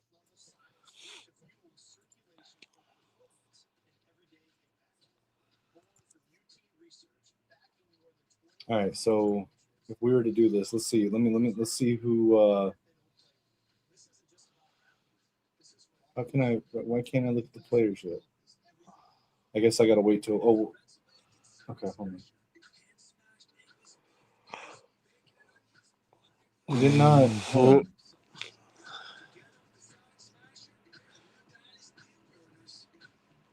Oh my God! I'm looking at somebody made Cheez It Bowl themed helmets for Texas and Michigan, and I absolutely hate it. All right, so look, if you can see it right here, here's the quarterbacks that are. Oh shit! Hold up. Let me refresh. I can't. Hey, where'd you go? Come back. We lost West Quad. There we go. All right. Goddamn StreamYard. There's only 2 of us here. What do you mean I can't hear him? Goddamn. Yeah, man. Ever since this iOS update, I've just been having trouble with StreamYard. All right. So here's what we'll do. All right. So I'm gonna go down through the list of quarterbacks here. I'm gonna say what round they're projected to go in. All right. You tell, I don't know all the rounds once we get to the later ones, but you know it's got the pick number, right? So there's 32 picks in each round, right? Yeah. So like pick 57 is in round 2, right? So okay. All right. So Fernando Mendoza would be first round. Would you take him? With the first pick, no. Okay. Dante Moore with the first round pick. Would you take him? Yes, I would. I mean, I also don't think I don't know if I like Ty Simpson. I don't like Ty Simpson that high. Would you take Ty Simpson with a second round pick? Yes, for sure. Okay. Garrett Nussmeier with the third round pick. Third, fourth, roundabout there. So yeah, sure. John Mateer, fourth round. Maybe fifth, but yeah, I'll just say yeah for now. Cade Klubnik with the 128th pick. I don't know if that's fifth round or what. Yeah, I'll take him around about there. All right. What about Drew Aller? You picking him in the late round? Yeah, sure. Why not? As long as it ain't the first round, so we good. All right. So we sitting here talking about Cade Klubnik and Drew Aller. Are they upgrades over Geno Smith? Yes. I would rather be bad with them because they're young. Geno Smith is 36 years old. Why are you so bad, bro? like I knew it too. The thing was like, as soon as we got Geno, I was like, he's gonna revert back to his old Geno self. I'm not getting Seattle Geno. I knew I was gonna get the Geno that I got, so I'm not surprised at all. Bruh, think about this. Y'all hired Pete Carroll. He comes in and says, "Give me Chip Kelly for my OC, and we can trade for Geno Smith or sign Sam Darnold or Aaron Rodgers. Give me Geno Smith." That's crazy, bro. I would have said Okay, what was any that? other option would have been McCulley better. with the drop. What was that? It's the goddamn. It's the goddamn. He said, son, "Give me Chip bro. Kelly and Geno Smith." Bro, it was all bad, and I didn't expect anything good from him. Like I was like, oh yeah, we got exactly what I thought we were gonna get. I'm not shocked that Geno Smith regressed. It's Geno Smith, bro. Seattle squeezed all the good out of him. All right, Brayson's pistol. We got who's that in motion? Who's number? Oh wait, number 9. That's Goodwin, right? Yeah. That didn't go anywhere. What was that? Bro, if we gonna run the ball with Kuzdahl, it better be north and south. Can we put Micah Kapana in yet?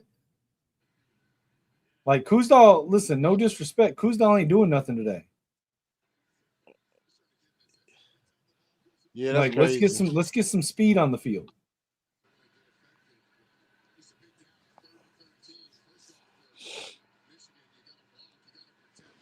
All right, come on. I mean, it looked like a nice pass, but it was short. Bruh. Come on, Bryce. You gotta be more accurate than that.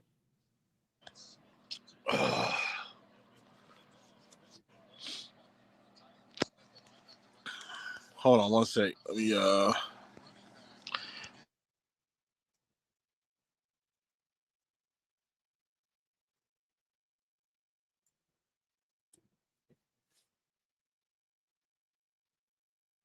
Ryan Niblett.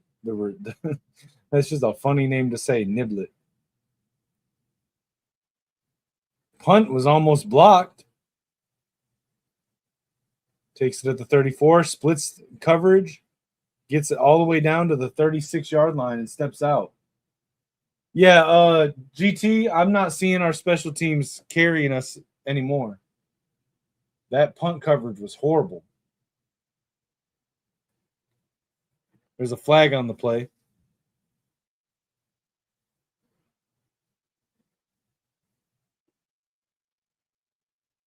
And somebody's down. Hollenbeck's down.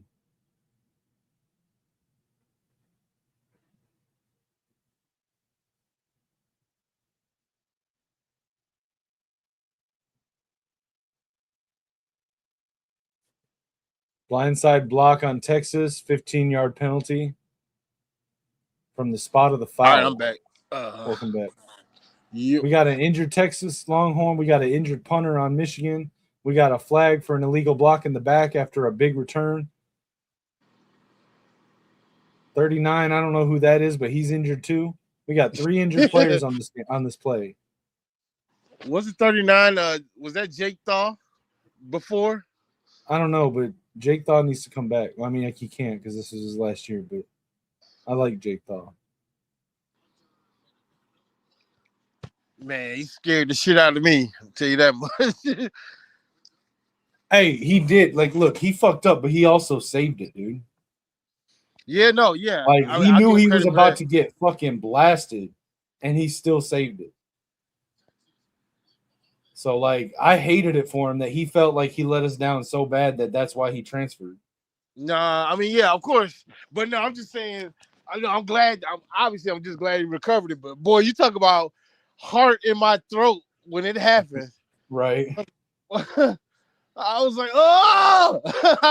I made like a Hank Hill noise when it happened. Whittingham looking like he's kind of stressing right now. Good. I need a coach that cares. Not trying to get with ethos.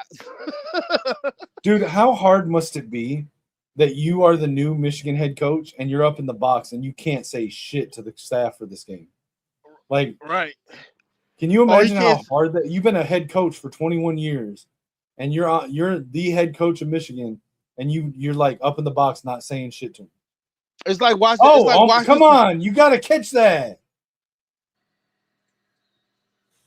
Tipped by Payne, almost caught by Sullivan.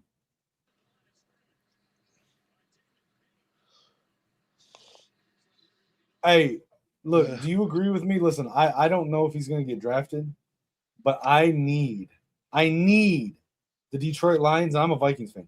I need the Detroit Lions to pick up Diego Pavia in the 7th round or as a UDFA for no other reason than you could sell tickets to the press conference with Dan Campbell and Diego Pavia on the mic next to each other. Yeah, Or can you imagine the pregame hype between those two? just keep them off my team. No, I don't want them on my team either. But I'm just saying, imagine a press conference with Dan Campbell and Diego Pavia. Incredible. Incredible box office quotes, but nah, I'm good. I am good, bro. Or the other one would have been, and this will never happen, but could you imagine if the Giants, if Dart didn't work out, they got Pavia, and you got Pavia and Scatabo in the same backfield?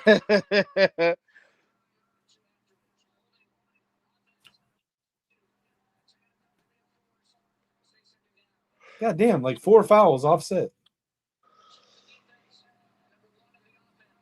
Was one targeting? Because he said something about disqualification. Unsportsmanlike penalty. Let's see what happens. No idea. Shamari Earls and Wingo. Earls and Wingo. Hey, I guess we can mark Ryan Wingo off of the transfer portal talk because him and Shamari Earls don't like each other. Arch scrambling. There we go. Sullivan finally gets a tackle. Good job. Good open field tackle. Right. I still don't like the hands tackles though. We talking about Sullivan? Just on the defense in general. Oh yeah, can we wrap some arms around people? Yeah. Can we body some people? Why we got to keep trying to tackle them with our hands? Yeah. No, you're right. Just as long as they get them down, though. Listen, I can't say nothing, dude. I played defensive line. Like every tackle for me was a hit. Like there were no hands tackles. I don't know what it's like to play DB or linebacker. Oh no, you got. I mean, you're gonna have different type of hits when you playing the. Who was that? Sanders? Who was that? Who was 22? The kid from Belleville. Dotson. Elijah Dotson. Yeah, I couldn't think of his name. That was a nice defensive play. Nice defensive stand. But yeah, like I don't know, man. I don't know if hand tackling is like, I don't know if like that's a thing for secondary players. Mm-hmm. But I don't know. I was always taught wrap up, body them. Oh no, for sure.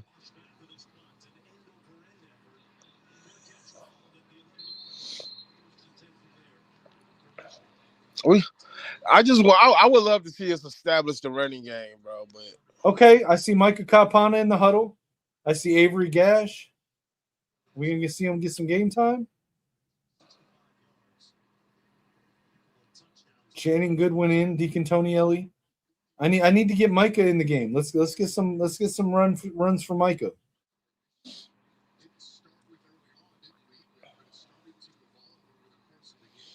At this point, I figure it's just got to be pass pro, bro, because there's no way that Kuzdal is getting all this carry without. It's got to be mainly about the pass pro.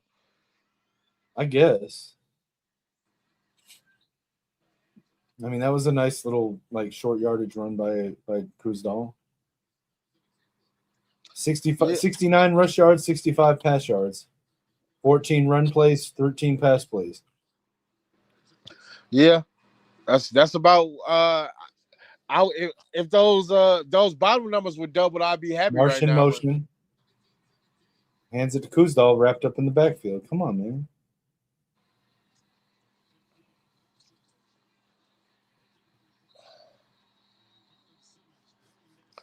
Can we get a fucking pad on number 1, please? Right. Like they didn't even touch him.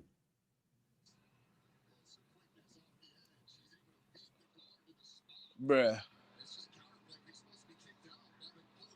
Let's not try to block Simmons with a pulling guard anymore, please. Right. Was that Caden Strayhorn? I don't know who it was, but they weren't fast enough. Can we just have Blake I'm Frazier put pretty his sure hands that was Caden like Strayhorn. listen, again, I don't know anything about O-line, okay? But like, can we just tell Blake Frazier he needs to put his hands on number 1 every single play now? Right. Like, I don't care what the play call is. Put your hands on that guy.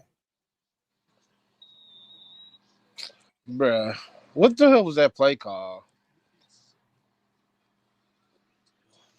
I mean, I don't hate the play call. It was kind of an inaccurate throw. True. I'm just saying, what it should have been run beyond the sticks. Just the whole thing. Right. Let's do a trick play. Let's do a punter sneak. I don't know. I don't fucking know. Let's do a trick play.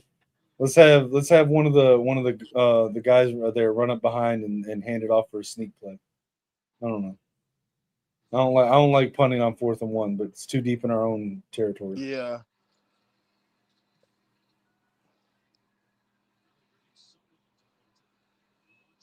Yeah, the Kuzdal running ain't working. Let's get Kapana in there. Let's get some speed. Shit, the way the old line blocking is that it's not gonna even be.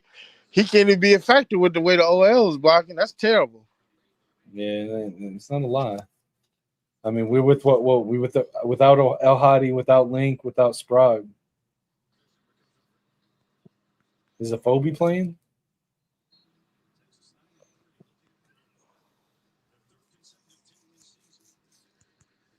You said it's a Phobie playing? I'm no idea.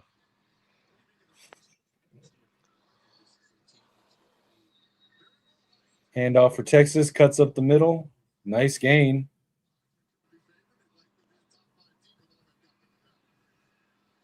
And they get the first down. Hey, that wasn't a first down. Well, never mind about never mind because he dragged his feet. What up, Cameron? Y'all.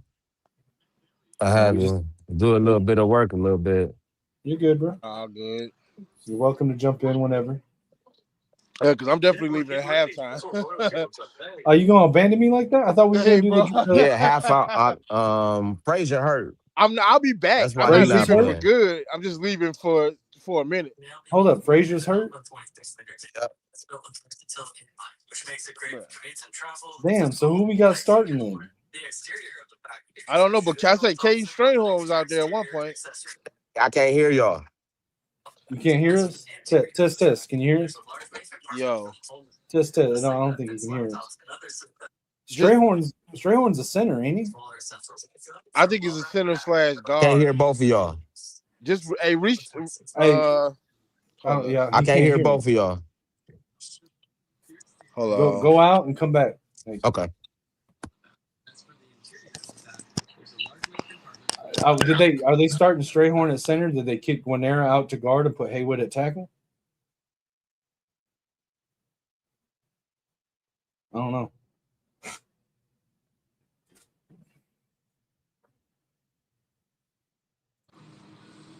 Hello? Yeah, can you hear me?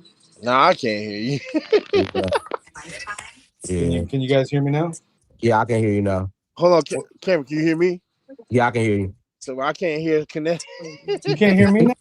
No. All right, I want to refresh. Hold on. What's going on? Yeah, at Kinetik, Frazier hurt. They said he hurt. Like out for the game or just like he getting checked out? He didn't play. So he was in earlier. He was? Yeah. But I know beginning of the game, it was a guard playing the other position. Hold on. Are you thinking about Sprague? No, Sprague, he hurt too. Yeah, Sprague's hurt, and they started Brady Norton at right tackle, but Frazier was in at left tackle. He was at left tackle. Yeah. But you know what? It's that play that we wanted them not to run all season. where they pulled the guard to get over there, Yeah. but everybody read that play. It doesn't Fra- work. Frazier was in on that. He was in. He was in on the play that where they motioned Marsh across, handed it to Yeah, Kuzma, yeah, and Simmons got in the backfield. yeah, Frazier was the left tackle on that play. yeah. But they told him, he slanted. Yeah. So they was wanted the guard to hurry up, but Yeah, like I said, we don't need to do any pulling guards on the left yeah, side of the line anymore. yeah. Like I don't know anything about playing all offensive line, but can we? I was saying, can we just tell Frazier that for the rest of the game, if one is Block number lined up one. across from you, put hands on it. Block it. Yep, The block rest it. of the line adjust, but if one is there, Frazier, you put your hands on him. That's your assignment. Rest of the line adjust. Unless you got a tight end over there to chip, Yeah. you put your hands on Simmons. That's your job. I mean, it looks okay. The offense look like the same offense, but it looks okay. I mean, it's a little bit more creative than Kurt Campbell, but not quite as creative as Chip Lindsey. See, who's on that edge on that side, man? Who's not chipping? Well, because we're running 11 personnel. No, the edge on the left side is going in instead of staying outside. I got you. Yeah. Yeah, you know what I'm saying? On that run play, that's because if you notice, that's where all the big runs is coming on that left side. Yeah, So Colin that Simmons. that edge is coming. No, I'm talking about on offense. That edge is Oh, our edge is going down instead of keeping contained on the outside because we want I got everything to come inside the middle. who's playing edge? Who's starting? So is TJ guys playing, right? Yeah, he playing. So if Derek was it Cam Brandt or Dom Nichols? 9 is Brandt, I think. Yeah, So I think Cam Brandt's starting on that's a whole the ref. Come on, ref. Come on, man. You gotta call that ref. You know what? currently a coin flip. What are you talking about, Keegan? What's a coin flip? The game? Yeah, probably.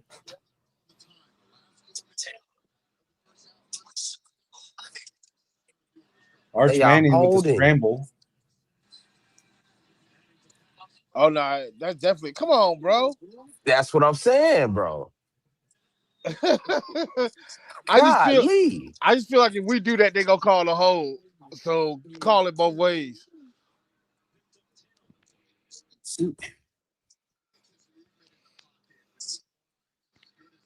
Yeah, Kyle Whittingham don't like this shit. You can look at him. Yeah, he already stressing. Yeah, That he's was a hell stressing of a drive. already. Yeah. I'm willing to bet he's decided watching this game that if he was considering Steve Kasula, he's not now. Nah.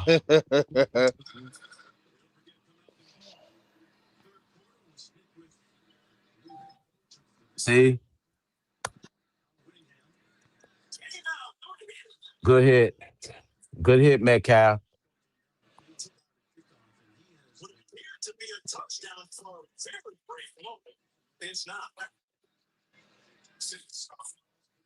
Incomplete. Nice defense, TJ Metcalf.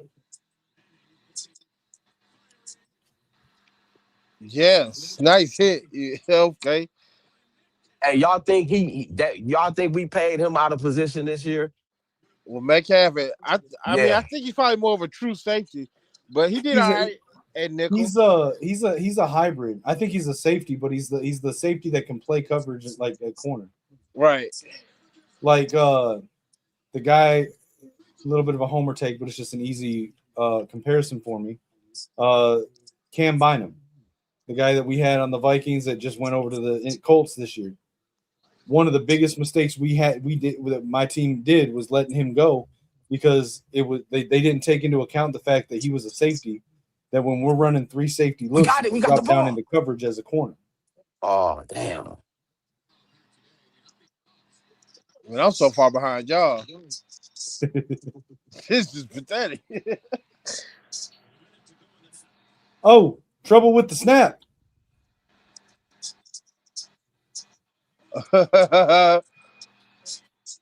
Oh, did we Sorry, get the ball? Oh, I think I just triggered some Michigan fans that are watching this. Yo, I'll never forget because I was at a fucking cabin when that happened, and I had planned on going and jumping in the lake. There was no lake jump for me. There was no fun. There was no fun after that. That was one of the worst nights of my life. After following that game, the people that were there with you were like, "No, don't let him jump. Don't let him jump." Bro, yo, I was so sad the rest of the night. I got fucking blitzed though. Like I got really drunk, but it did not help. Like this was depression drunk, bro. I was in a deep funk. I just couldn't believe that happened, bro. Like, of course that happened to my team. Of course that happened to Michigan, bro. If App State can happen, anything can happen. Yeah, I mean, hey, what squad? Do you think y'all was overconfident in that game? Which one? The App State. Oh, I wasn't there. I actually had that game. I was at work. I was working at CNN at the time, and I had that game, bro. It was the first game on the Big Ten Network. Period. That's why it's always fuck the Big Ten Network for me. But bro, I've heard so much about that game. I've heard that we were that we were high for that game, bro. Like I heard that certain members of the secondary had smoked before the game because that's how little that they didn't take him seriously at all. Now, this is just rumor. I don't have any inside information. But I remember hearing one person in particular, Johnny Sears, was high. At least Johnny Sears was high before the game. And the way they played, I can't say that I doubt that theory. Mm-hmm. But how do you not take a back-to-back champion seriously, bro? Like, hey, so here's the thing. Like, this was told to me when I was in high school. Don't ever take a team lightly if you're the biggest game on their schedule. Right. Don't matter how much better you are on paper. If you're the best game on their schedule, do not take them lightly. Okay. Hurry up. And the reality for Michigan is that that's most teams we face. Right.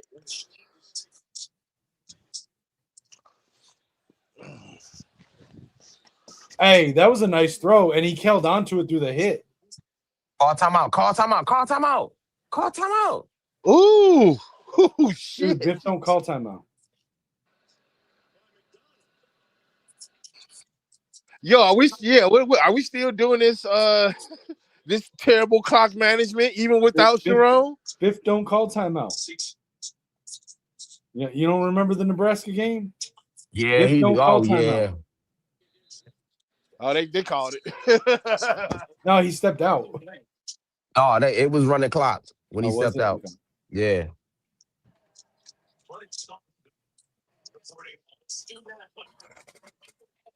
Yeah, on that play, you got to be right by the ref. If he go out, I'm calling timeout. Yeah, but Biff don't do that. What's the Black Panther meme? We don't do that here. Just put Biff on that. The red shirt running back, he got some speed, so we should be throwing running back screens or something to get him in the open because he's fast. I have been saying Micah Kampana screen back for 2 years now. Micah Kampana needs to be the change-up back because he got crazy speed. We don't use him for nothing. No kick returns, no screens, no nothing.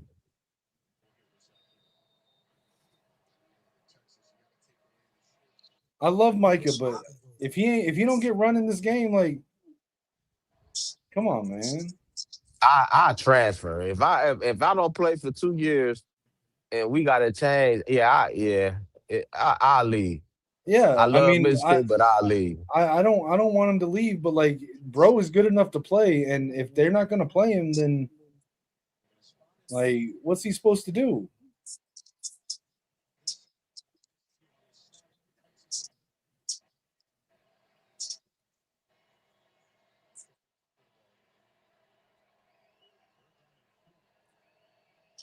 Well, we put up 17,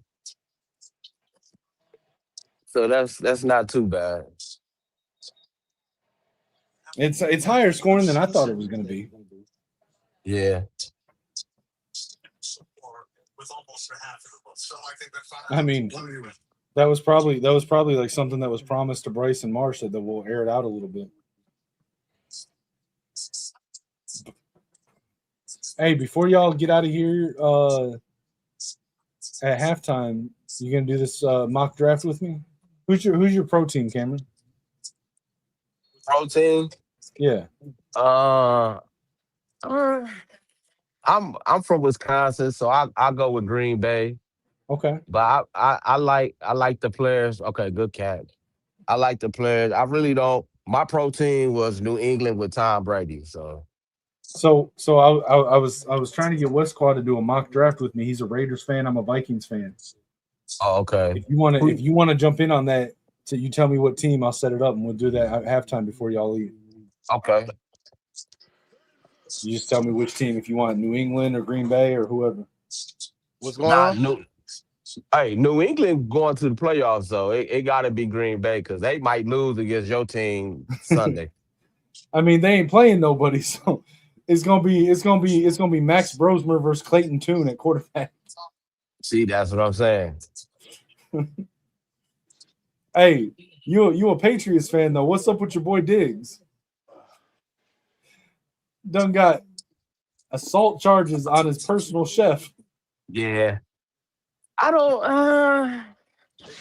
Like the steak wasn't he ordered medium rare and it came out medium well. That's. I think that's the. I think that's the. That's. See, people got to understand when you make money, you a target, and you might say some stuff, especially if you got a female chef, and especially if she look good, you're gonna make little comments here and there. But you can't do that. You got to be professional. You worth a lot of money, man. You can't put yourself in Hey, that predicament. I would agree with you and give the cook the benefit of the doubt, except it's fucking Stephon Diggs, dude. Like he always in some shit. That's what I'm saying. Like always. That's what I'm saying. So you can't. Listen, Stephon Diggs freaked out, bro. She probably can't make a bologna sandwich. That's what I'm saying, man. That's what I'm saying. He been nailing her ever since she didn't came into the house. That's what I'm saying, bro. She ain't no goddamn chef. What's on the menu? Snatch. That's about it. Personal sex slave. That's all that was. Pause. That man, I don't trust that Hey, man had a hey, chef look like at Troy. that. Look at Troy. It just sounds good on paper. That's all. He said I knew Diggs had hands, but damn. Yeah, man. Yeah, absolutely not, bro. I don't trust Stephon. Where they go, Savada? Oh, he missed it. That's our season. That's our season, man. That's how our season been, y'all. I'm That's just how not I seeing it. look. Bryce frustrated. She frustrated.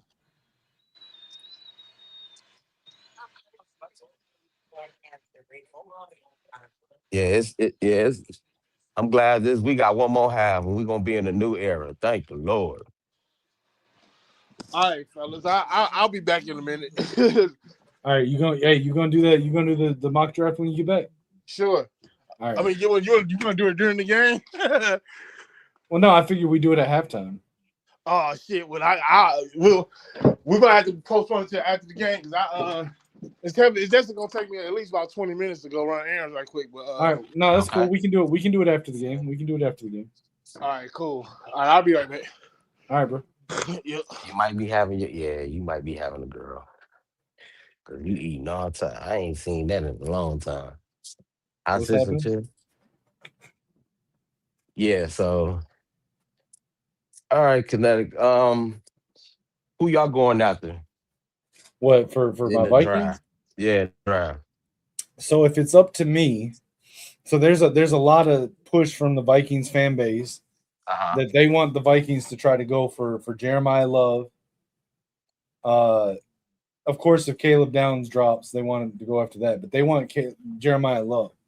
Me personally, I don't want him. Like, listen, I like Jeremiah Love, but I don't trust Kevin O'Connell to utilize a running back well enough to warrant a first round draft pick on him. And in my opinion, our worst position group on the entire team is cornerback. No. Corner? Offensive line is all right. Cornerback.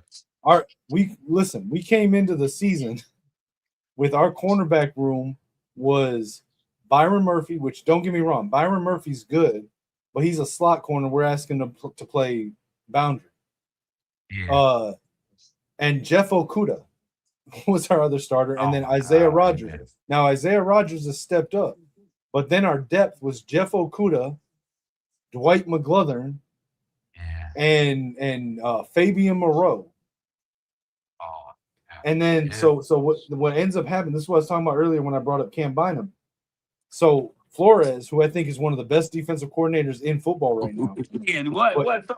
But he likes to run three safeties, right? Yeah. Because he likes to use our guy, Josh Metellus, and move him all over the fucking field, right? But the problem is that when we had Cam Bynum and Hitman Harrison Smith back there, that gave us the freedom to move Metellus wherever we needed. Yeah. But we let Bynum go, and Bynum's specialty was that he was a safety that could cover like a corner. Yep. So we let him go, and we got a weak cornerback room. So there's been so many times where Metellus has had to play boundary corner, and he gets burnt every time because that's not his game. Bro is half a linebacker. So let me ask you this: did you thought Metellus was gonna do what he do when he came to the league? I hoped he would find a spot, but I always knew it would be it would have to be like a special role in a defense, right? Like he wasn't good until he found Brian Flores' defense. Yeah. And I think Flores is genius. Like last season, Metellus started at 9 out of 11 positions on defense for us, or not started, but took snaps at 9 different positions on the defense. Like, and that was allowed because, like I said, we had Harrison Smith and Cam Bynum back there, right? Mm-hmm. But like, we can't be asking Metellus to play boundary corner against like AJ Brown. You know what I'm saying? Yeah. Like it doesn't work like that. So, in my opinion, the pick that I would, if I have my way, first round is Mansour Delane, the shutdown corner for LSU. Like he completely shuts down the entire half of the field. So I want Mansour Delane first round, and then round 2, if it's up to me, assuming he's there, I'm going back to LSU, and I'm taking safety AJ Halsey because we don't have Cam Bynum. We might be lucky if Harrison Smith comes back for a 15th season next year. We need a safety. Okay. So if it's up to me, I'm going Mansour Delane with realistic picks. I don't think Caleb Downs is dropping to where we at in the first round. So I'm going Mansour Delane, I'm going AJ Halsey. And then round 3, I'm probably either going offensive line or like tight end because I think Hawkinson's cooked. So I'm going like Eli Stowers out of Vandy. Oh, okay. But that's me if it's up to me. Okay. We need a corner. You talking about for the Patriots? No, Green Bay. Green Bay. We need a corner. Patriots cool. Well, here we got, since you staying on for halftime, let's go ahead and do this. We need. I think we need a corner. Where's Green Bay? I don't see Green Bay. Oh, there. All right, so Green Bay. All right, let's jump into this. All right, for simplicity, we won't do trades. Yeah. All right. So Mansour Delane went 2 picks early, so I don't get my guy. So I'm still going to go corner here. I'm going to go with Avion Terrell out of Clemson. Okay. Oh shoot! Green Bay don't have a first round pick this year. That's what I'm saying. Because of Micah. Damn. Yeah. Okay. All right. Well, round 2, I'm gonna go with my guy I was just talking about, AJ Halsey, safety. That is. See, he Ooh, he might not be there.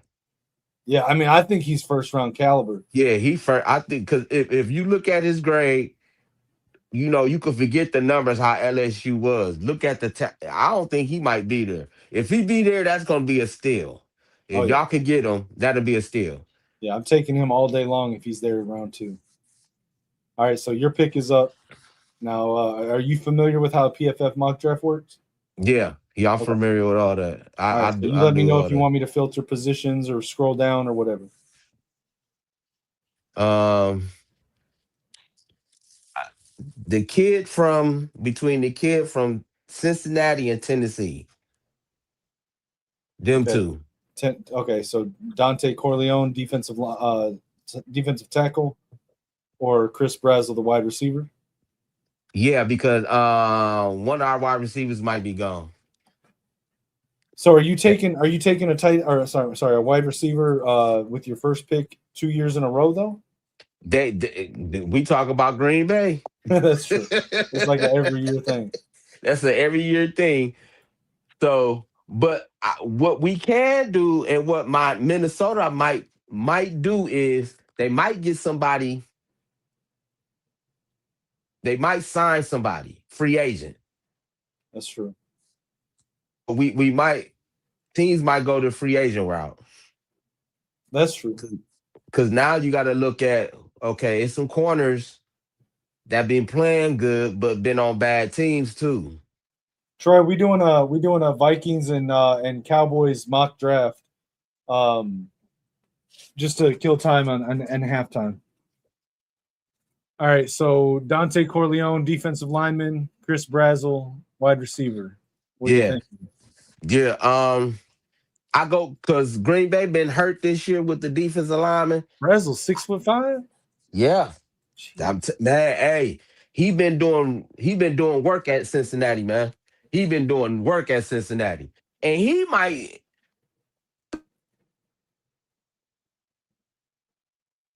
Top 20 in the country on deep balls.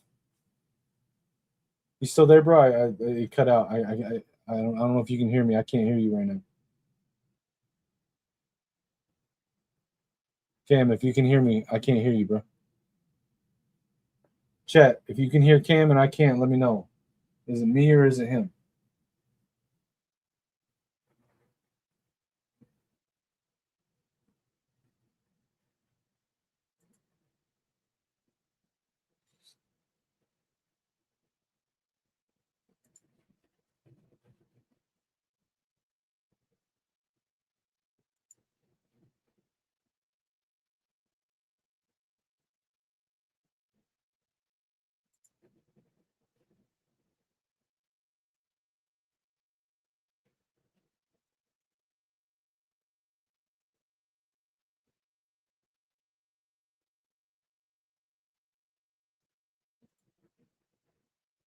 Cam, if you're there, I can't hear you, brother.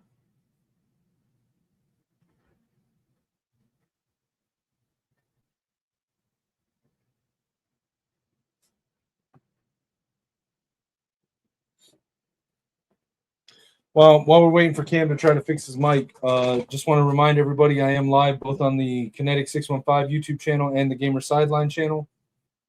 And if I could ask y'all to please check out the GoFundMe link that's in the description. It's also on my YouTube channel profile. It's pinned at the top of my X profile at Kinetik 615. Those of you, many of you know what I'm going through. The latest update is that because of the government shutdown, which I should have had my arbitration date this month, and I had enough money saved up from what y'all had donated, so that's why I stopped promoting it for a few months. But the government shutdown pushed it back to March, so I got to get through March and April. Assuming that I get approved, it would likely start after April. My disability. So now I'm scrambling, trying to make sure I can keep bills paid for myself and my mother for the next couple of months to get through to my disability. So any help, even if it's just a couple of dollars here and there when you can, or even if you can't spare any cash to donate, take the link, share it out on social media, let it get seen by other people.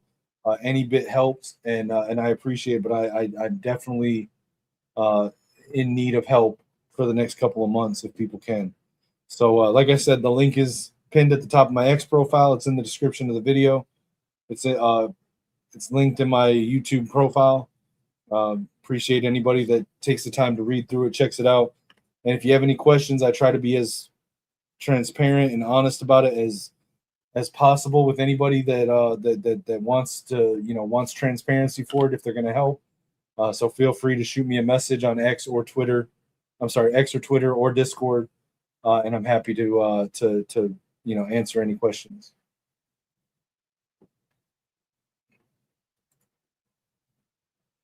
I'm gonna wait for Cam to get back.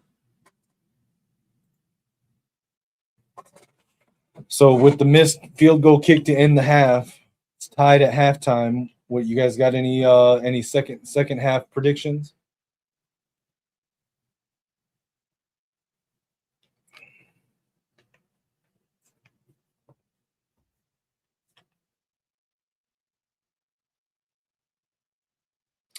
I know this is like biased because I'm a Michigan fan. I'm sitting here watching them talk about Julian saying on here, and I listen. I've actually always been someone that said I like saying in high school. I'm not gonna start trashing the kid because he transferred to Ohio State. But like, how is a dude that's been in college for two seasons, this is his third year that he's been enrolled at college. He's played for two different teams or been on two different squads. How is he still considered a freshman to win freshman of the year? Like, come on. Amazing Blue Cowboys. Shout out, man. Appreciate you stopping by. Pressure on the QB wing. Yeah, we need to get pressure, but listen, man, our defensive line is just not – it's not – this year's defensive line is not the same defensive line we've had for the last 4 or 5 years. No disrespect to TJ Guy, but it's TJ Guy, Rayshon Benny, Trey Pierce, Damon Payne, Cam Brandt starting. And I like all those guys, but like the defensive line hasn't been getting pressure all season. We got no pressure in the Ohio State game. I don't think that's on Wink. You know what I'm saying? Like, we didn't start getting pressure on the quarterback until we started moving Barham down to the line to rush opposite Derek Moore, and both of those guys are opted out for this game for the draft. So, yeah, I mean, we need pressure, but it's not like Wink can't get out there and pressure the quarterback and his damn self. So, yeah, Daly, yeah, John Henry Daly, I think is his name. We absolutely need him. Absolutely need him. I need him, and I need that Satuala kid from BYU, the safety.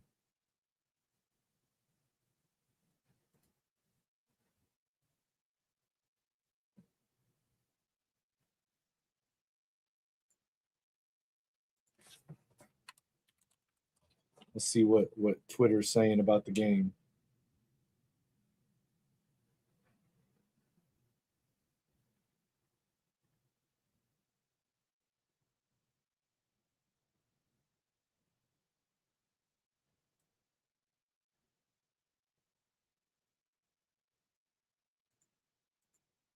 Got Utah fans posting in support of Michigan. This Michigan-Utah alliance is pretty awesome.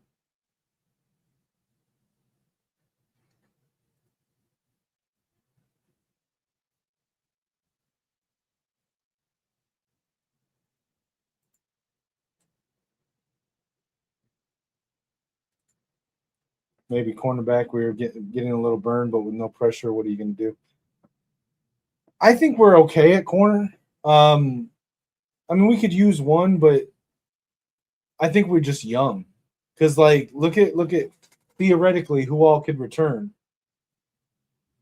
Jair Hill, Josiah Edmond, Jaden Sanders, Shamari Earls, Mason Curtis, Tevis Metcalf. Like, we got guys, but, like, I think just Jair Hill, Mason Curtis are upperclassmen. The rest are underclassmen.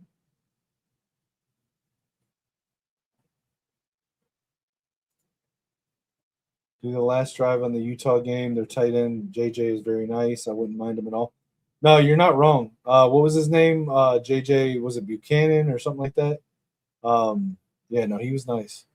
I might be getting him mixed up with someone else though.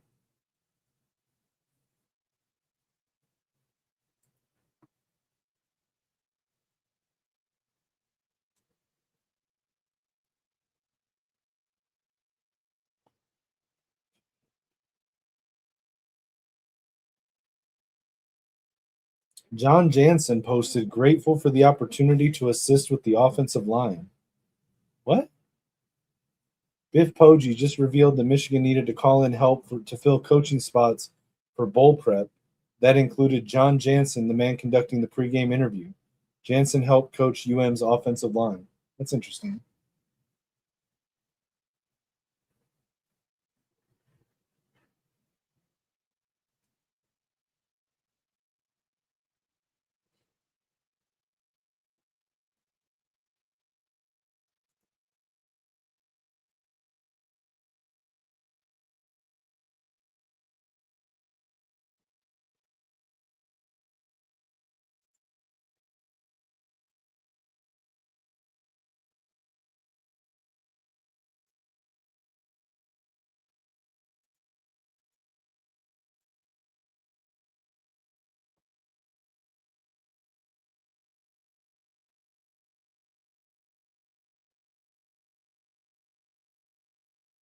Our guy Carson Barnhart got signed to the Packers practice squad.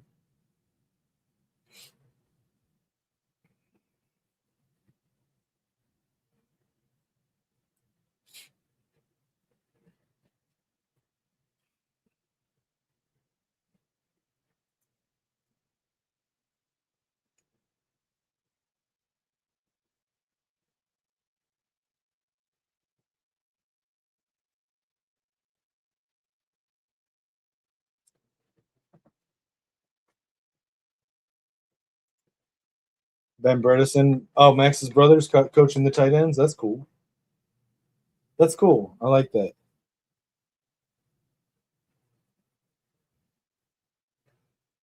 I like that though. He's still is he on a roster in the NFL right now?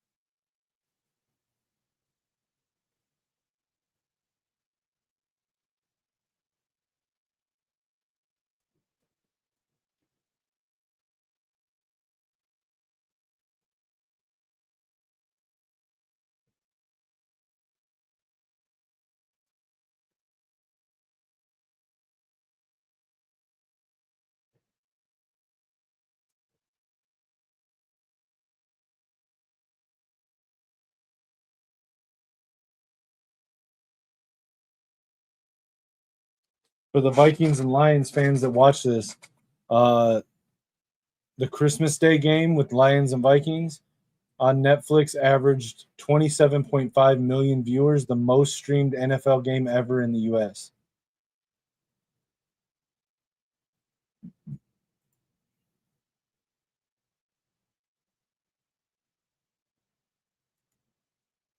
Oh, Max Bredesen. Okay. So I actually called that out earlier because I saw Max Bredesen was like calling signals out to the players. And I was like, "Is he calling signals now? Is he coaching?" I said, "I think he's going to be on the staff next year as like an assistant position coach or like an analyst." You know,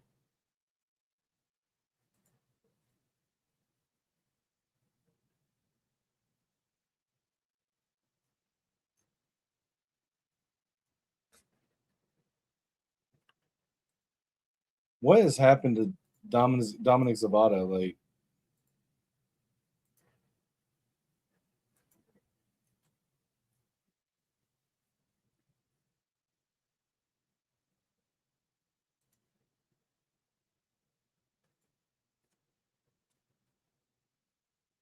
replaying the nice run sideline run by Bryce Underwood.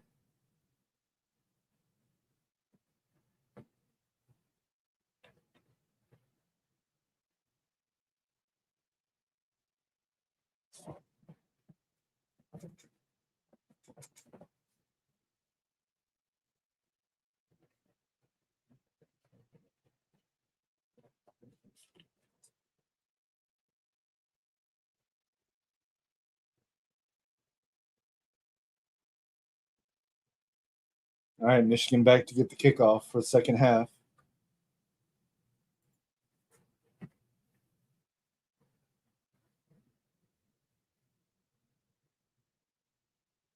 Andrew Marsh returning the kick out of the end zone. All right. The wild thing is I didn't even do Nice anything. turn. Oh, shit.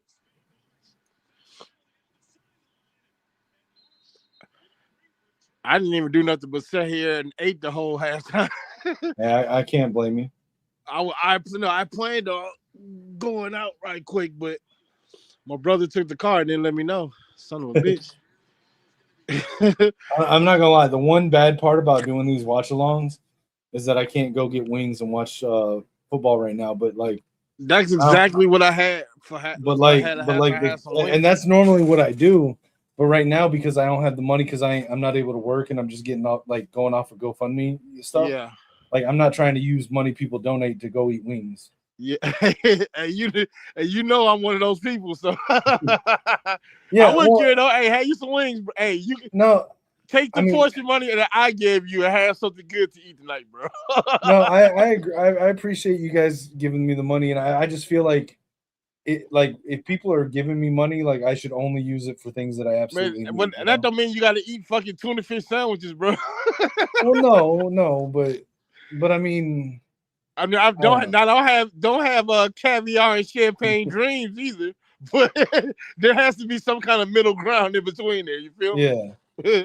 Well, I mean, one of my biggest things, like, dude, I hate asking for help. Like, I know the feeling, bro. People, you know what I'm saying? No, like, I absolutely hate it. That's why I feel like if I'm asking y'all to help, then it's like my responsibility to make sure that none of y'all feel like I'm wasting the money. You know what I'm saying? Nah, that's fair enough. But no, I just put like the little portion I gave you. Just think of that as I could dick this off, or right. at least 15 of it I could dick off and go have something to eat right quick. You know what I'm saying? Well, hey, if anybody in the chat wants to donate some money, I'll order some wings right now. I got my GoFundMe in the link. I'll put my Cash App in the chat if y'all don't want. Right. Give this man some goddamn wings for New Year's, bro. Yeah, hey, I'm not gonna turn it down. Wings are my favorite food, but oh shit. But it would need to be like specifically this is for wings, because like I feel bad like eating out on people's money that they're donating to me to help me keep bills paid. But dude, I'm gonna lie, like I've been fiending for some fucking wings. Man, listen, did you know? I mean. They got this new ranch. It's like this garlic ranch. Where? Man, they who? You talking about B-Dubs? They is Hidden Valley. Okay. And that shit is phenomenal, bro. Like I don't know what it is, but it made the ranch that much better. Okay, but see, here's the thing though. I know this might be a little divisive, but I am anti dipping wings in ranch. Well, so you're anti-dipping period, or just the particular ranch? Okay. This is why. First of all, I like the flavor of the buffalo sauce and the chicken, right? But like, so like on one level, it's like, why do you dip food in like sauce? It's to give it flavor, right? But like, I don't want to mask the flavor of the wings and the buffalo sauce. But like, okay, but it goes deeper than that for me. Why I'm like anti, because like. That's just a preference, but here's why I'm anti. Because I remember asking somebody one time, like, why do you do that? And their response was, because it takes the heat off. Oh. Bruh, it's buffalo wings. It's supposed to be spicy. Why the fuck are you ordering hot wings if you don't want them to be hot? Well, listen, I'm not gonna do that because I just want wings. I prefer they not be hot. I'm not a heat guy. Okay, so that's completely different. If it's like naked wings, no sauce, and you want to dip them in the ranch, go for it. You're right. Or if it's like ranch and mango, if it's like mango or like one of those sweet flavors, right? Okay, cool. But if you're ordering hot wings and then dipping them so that they're not hot, yeah, what are we doing? No, I get what you're saying. Well, what's the point? Right. What's the point of ordering hot wings to begin with? So that's why I'm like anti-ranch. But if you just doing it because you like the flavor and it ain't hot to begin with, like cool. No, I get that for real. All right, we got Marlon Klein motioning out. Okay, we Pass got over no the middle more. and I don't know. Was that on Bryce or was that on Hanson? No idea, but there's no more. There should be no more sun plays, is what I'm trying to say. Right. Hey, so because it's all shade now. So Maize and Blue Cowboy in the chat confirmed for us that Max Bredesen is in fact filling in as tight ends coach since Steve Kasula is interim offensive coordinator. okay, So we got a player coach. Kuzdal getting stuffed on 3rd and 1. we got to go for that.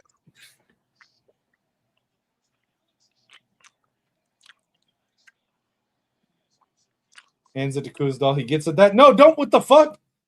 If you're going to bounce off of him, don't bounce back into the fucking backfield. I mean, it worked out. God damn, dude. If you get past the first down and they knock you back, fall the fuck down. Right. But good run.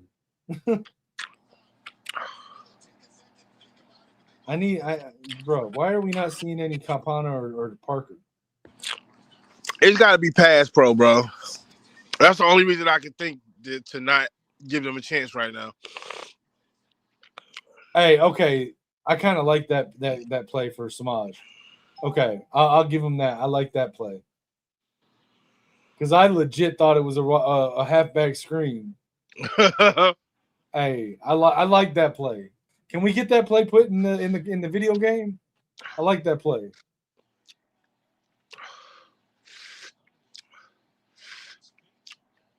I need a replay. Can we get a replay of that? Because I like that play. Damn, we ain't gonna get a replay. Nah, back to the line of scrimmage too quick. 4 receivers, Bryson shotgun.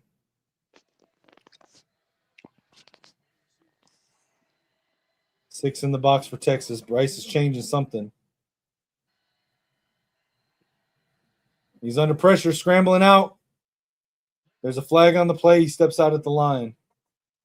There's a flag, though. So that's got to be a hold. Yeah. Yep. It's on Caden Strayhorn.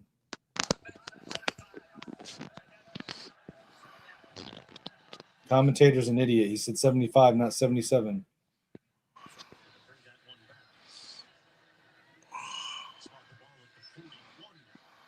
We got Strayhorn starting at right or playing at right guard.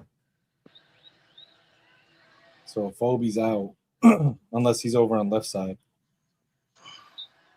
Samaj in motion.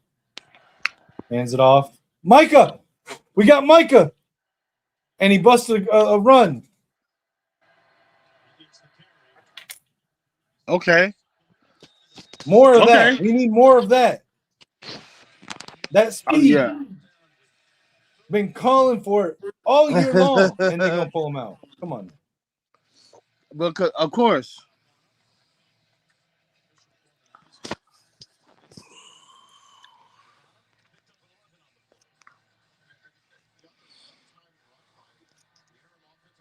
Third and 6. Shotgun, 4 receivers.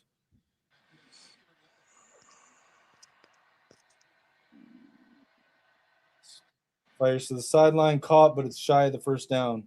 It'll be 4th and 1. Kendrick Bell with another grab. Hey, I'm gonna take credit for being on Kendrick Bell. I was just a little early. Nah, look. Like I said, you brought him up, so I hadn't thought about Kendrick Bell since week 3. I'm not gonna lie to you, so I'll give you credit for that for sure. I've been saying since this past summer that I thought Kendrick Bell was good. He just needed a chance, but he didn't do shit all year. I'm gonna blame that on Coach Diddy. Come on, did you call him Coach Diddy? There we go. Converts. Kuzdal. Good run. Whew. Wait, did he fumble? Okay, let's go. Did he fumble?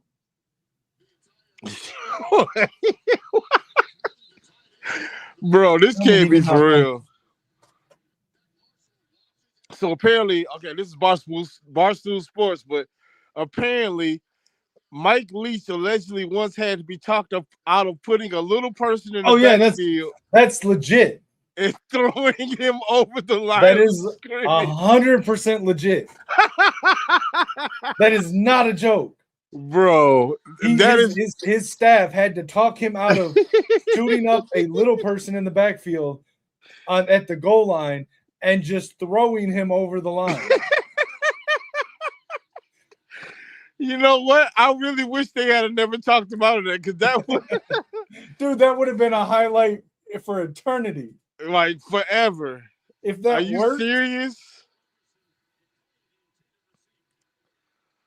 All right, calm down, bro. It's the third quarter.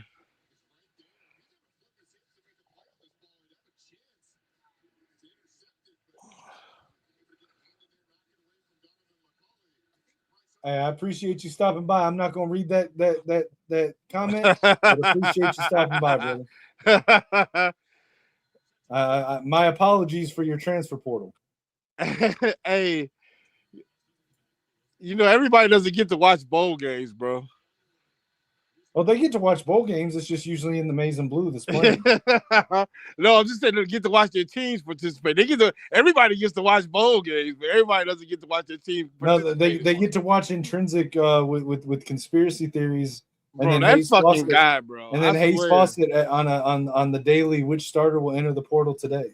Like, I hate Ohio State fans, but most of them are really like they know ball and they're decent. These motherfuckers don't know ball. They just make shit up and throw it at the wall. It's all bad, bro. Oh, come on. Klein. Perfect fucking throw by Bryce. Yeah. Perfect throw. Nick Marsh gone, bro. He almost transferred last year. Oh, yeah, for sure.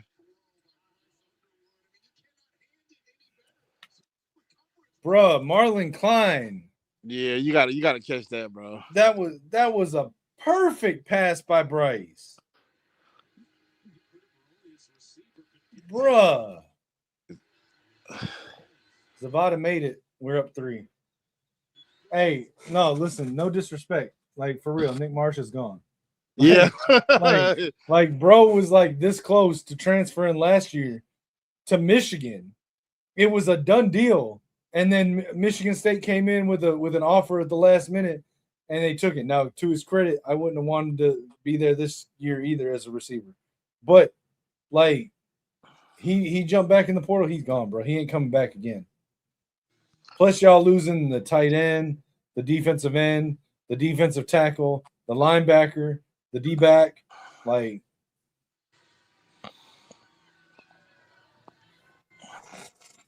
I think you should have gone for it there, Keegan. What was the down and distance?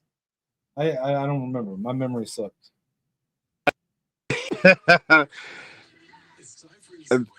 Wait a minute. That freaking Mike Leach thing is still Bro, it's legit. It's not even a joke. His mind, bro. His mind is a place. I wish he hadn't passed away, bro. I needed to know more about. He said when I said air raid, I meant air raid. We throwing more than just football. Even better when the fucking nose tackle just jumps up and swats the little person.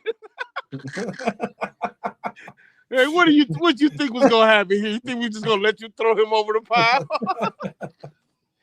No. Imagine intercepting the pass and then running it back. running him back. That's crazy. Like that's the best thing I'm gonna see today. We need people that can catch, but to be honest, I'm good on Nick Marsh. Bro doesn't talk too much trash about Michigan. I'm good on him. Let him go south and be wide receiver 5. Right. There's like There's currently like 750 wide receivers in the transfer portal. We can find one that it don't have to be Nick Marsh.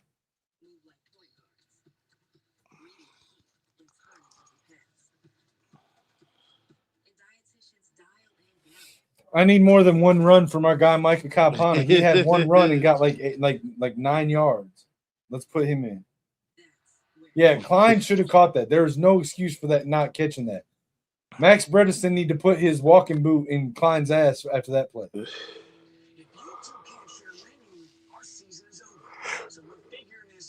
So in the Frosted Bowl, the Sun great. You cutting out in the Frosted what bowl? A cereal bowl in the end zone. What is that? Is that a game that's on right now? Yeah, I'm pretty sure the Sun Bowl's on CBS. I think it always comes on CBS. That's one of those games I used to really watch back, like when I used to watch every bowl game almost. Oh wait, Nebraska and Utah are playing.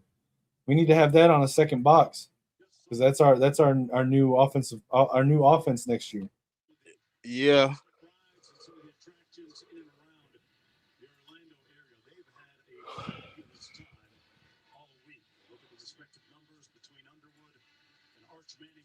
If you want to see Michigan's next offense for the 2026 season, turn on the SRS Distribution Las Vegas Bowl.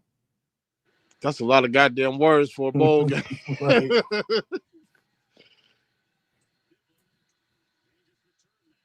Oh, hey, Good Coach job, Whittingham Troy. is on commentary. Let's shut up and listen.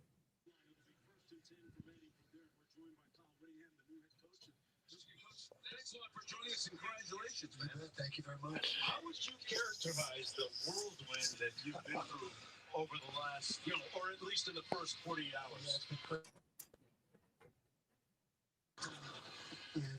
it's been great. I'm elated to be able to have the opportunity to coach at this great university. And last 4 days. I need our coach to up the bass in his voice. I can barely hear him.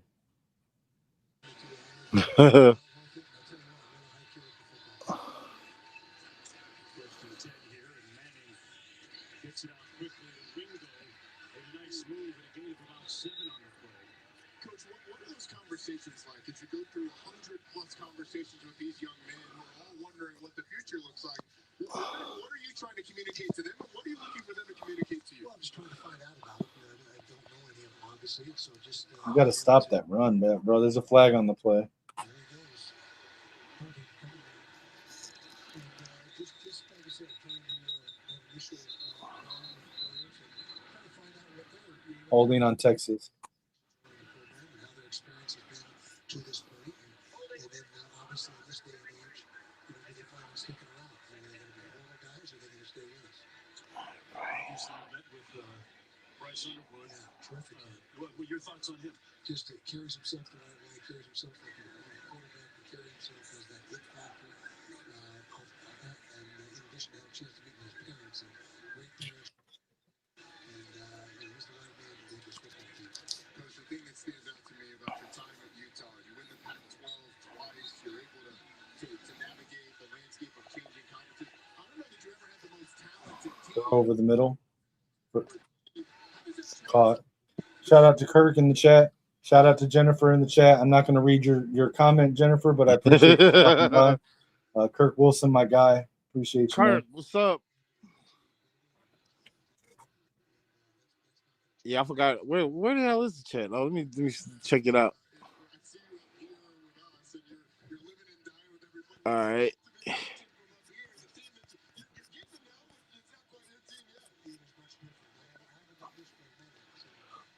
Blitz by Michigan on third down. Arch scrambling, gets the first down. All the way down the sideline, 50-yard line.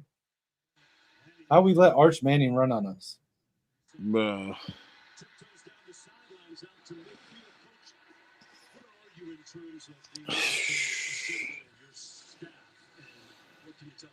we're just about finished. Hasn't been announced officially yet until somebody's on the dotted line. We never want to get ahead of ourselves. 90% of the staff he expects to be named by this weekend. Holding.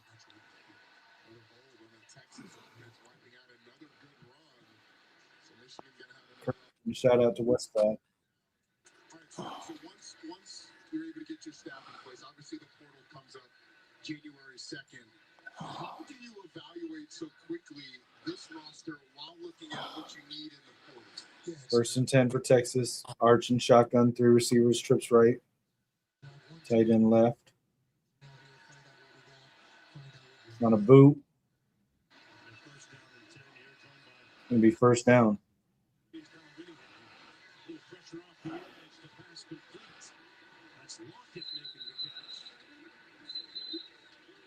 So just from a ball standpoint, like on that third and medium, what do you look at first when you're viewing from our view? Yeah, I think it starts at line of scrimmage. So you look at the line of scrimmage, see what the run block scheme is, where the pass through, and then from there your eyes move to where where if it's pass, you're looking at the routes downfield, if it's run, then you just start to look towards the point of attack. But it all starts at line of scrimmage. Always. And that's something that Michigan's Deep pass over the middle, too far. Overthrown.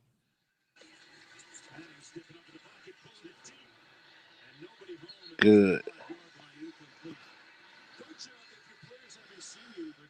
Certainly, but if we look at the reactions, you're quite demonstrative.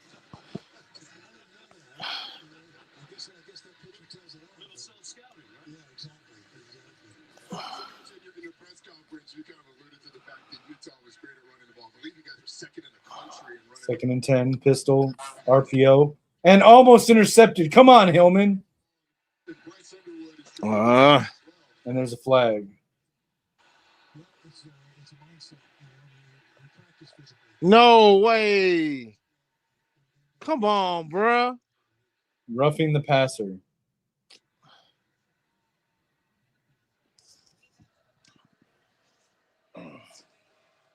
How is that roughing the passer? That's weak, bro. Right? That's weak as shit.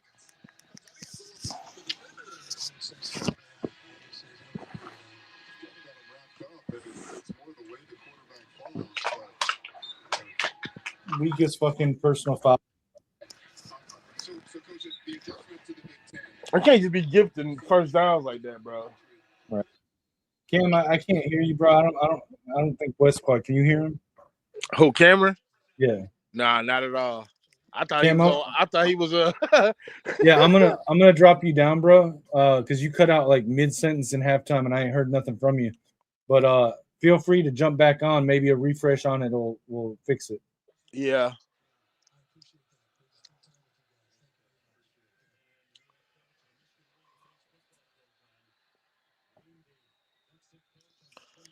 All right, hold on one second. I'll be right back.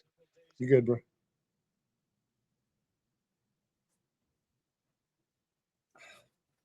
Sorry if I'm moving and twitching right now, guys. I'm my back.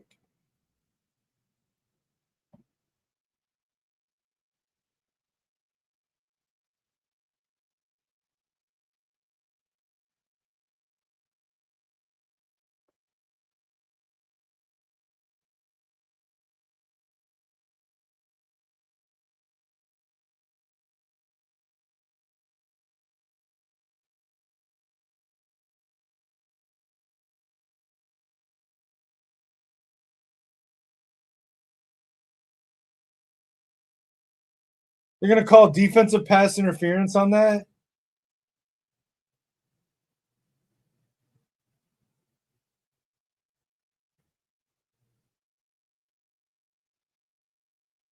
Bullshit, dude.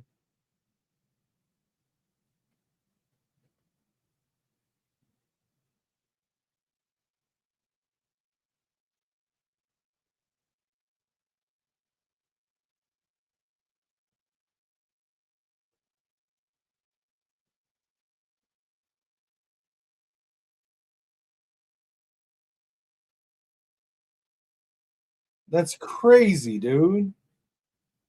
They were both trying to make play on the ball. They're both throwing hands with each other. That's crazy. Literally trying to give Texas a touchdown on this drive.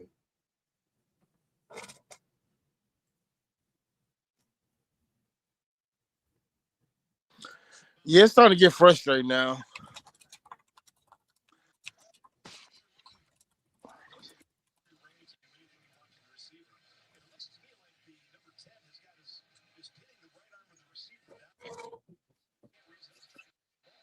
There's a touchdown. Bruh. Come on, bro. You can't.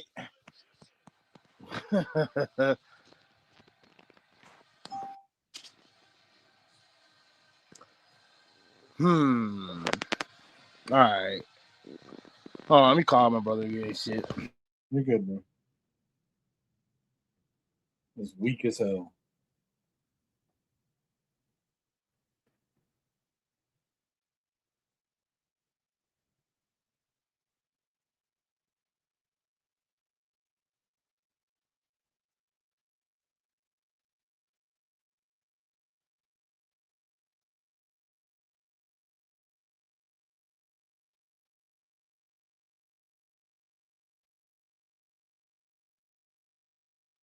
Yeah, man. The refs decided that they needed to gift Arch Manning a touchdown.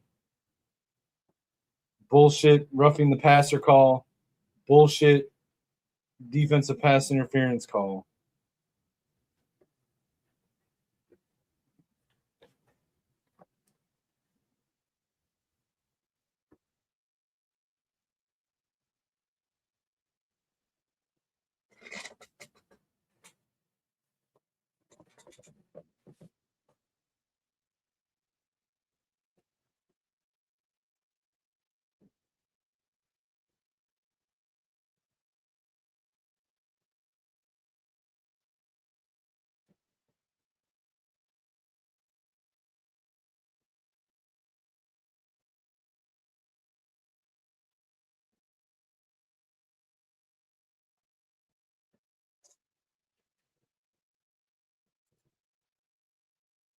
Looks like it.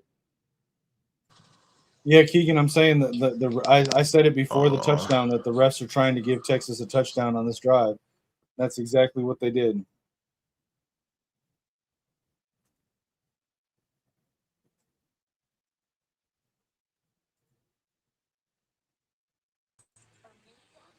Can you hear me now? Yeah, I can hear you. Okay. God damn it!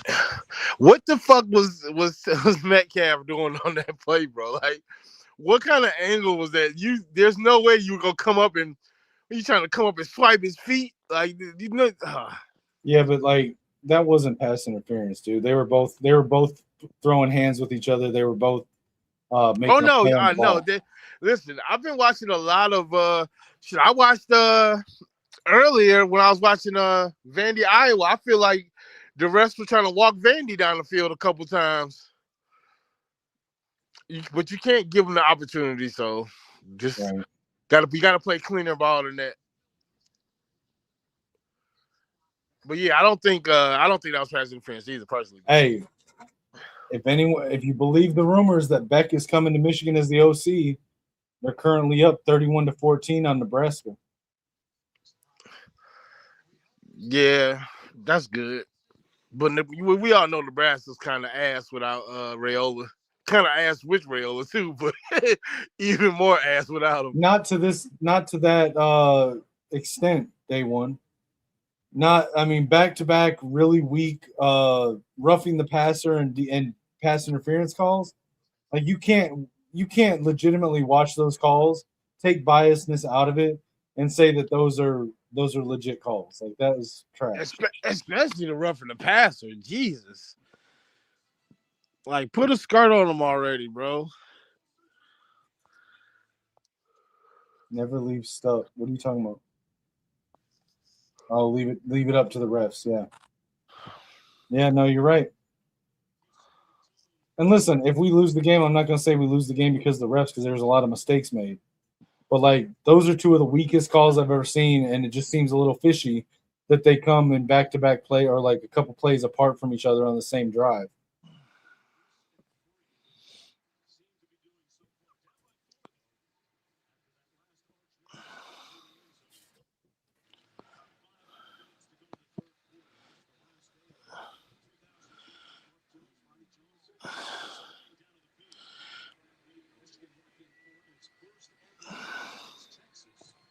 There we go. Here we go. Here we go. Andrew Marsh returns it all the way to the other side of the field, 40-yard line. Arch Manning's pissed. Yo, is Marsh our permanent kick returner? Or just all around kick and punt returner?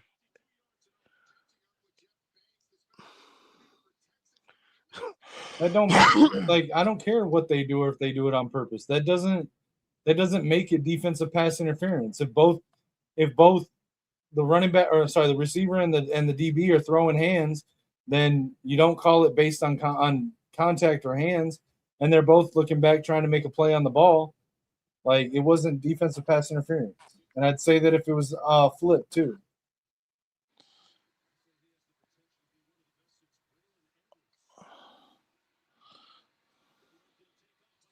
Yeah, Marsh is good. Go Blue Benjamin.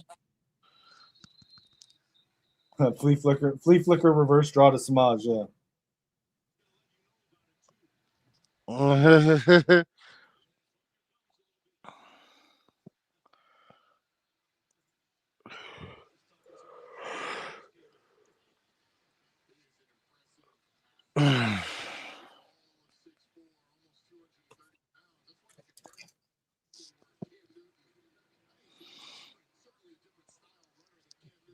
First down run by Kuzdal. Pile still moving. Let's go. Hey, shout out my buddy Alibaba and Mike. You're in the chat. Appreciate you stopping by, man.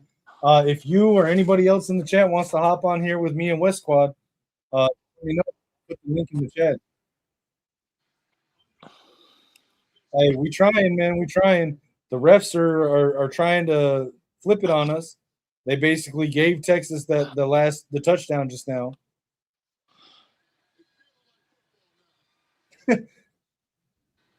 Come on now. Come on. Hey, Bryce owes Klein a fucking steak dinner for that. He basically said, "Here, you take the hit." No, that's for dropping that pass earlier. Take that. Right.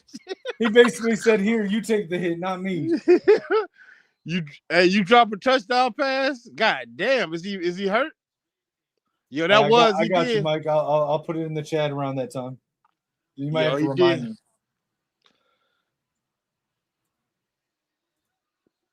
Hey, like I said, Bryce owes Klein a steak dinner there.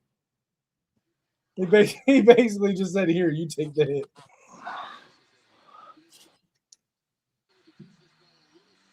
Bryce is smiling when he did it too. He knew what he was doing. He knew what he was doing. Damn.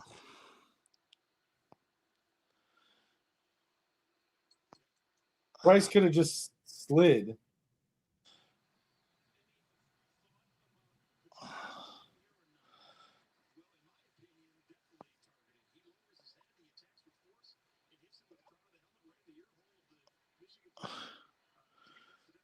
So are we even gonna get a review on the targeting? I don't know. I think they're talking about it now. What up, Cam? You back? Yeah, I'm back. All right, he too big, bro. He too big, bro. Who?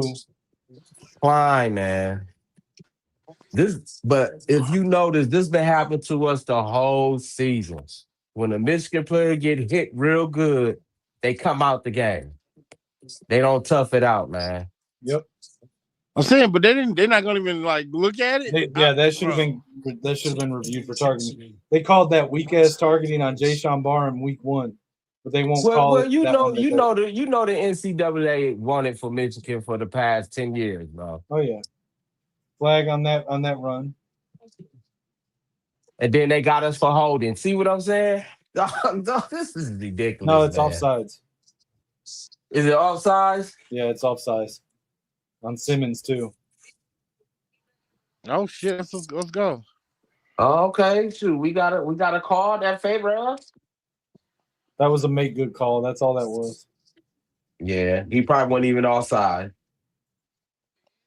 Yeah, like Troy said, Michigan hit someone like that, not only a flag, but he'd be walked out by police.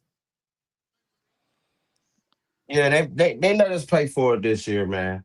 Because a lot of calls we didn't get, Bryce bro. keeping it on the run, gets a block around the edge, stiff arm, trucks a guy, gets the first down, and now there's a flag.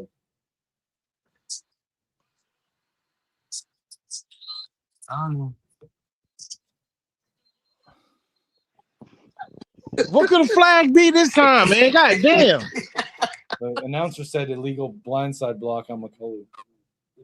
This is our season, bro. This is our season.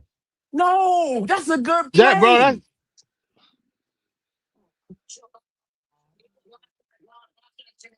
You can't even. Oh my god, I'm done, bro. I'm done. yo. That was a normal block. He was running at McCulley.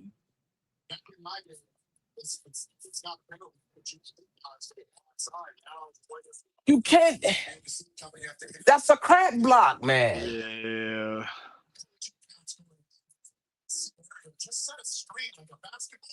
Dude, that's ridiculous, man.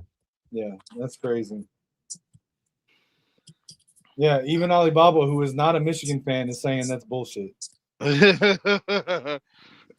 at the penalties on this game, bro. Yeah, this drive and last drive. And there's not going to be a defensive pass interference there. They call it on the last drive, but they don't call it there. He grabbed him, and the ball was in the air. You know what? I'm just gonna watch. That's what I'm finna do. Just watch. I can't wait till this season over with. Yeah.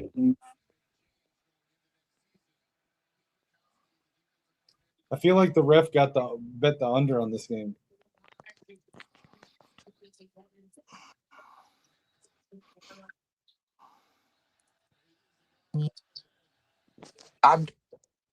I do see a difference in the offense, though.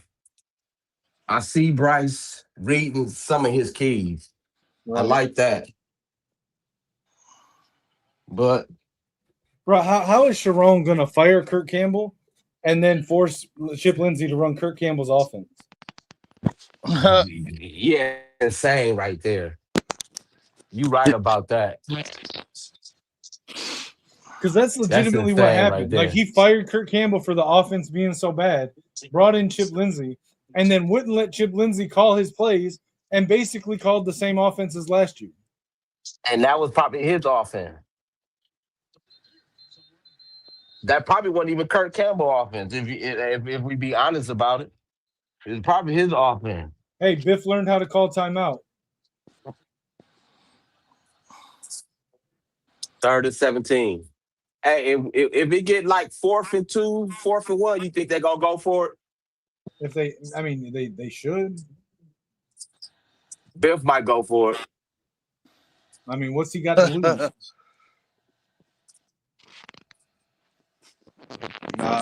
Interception.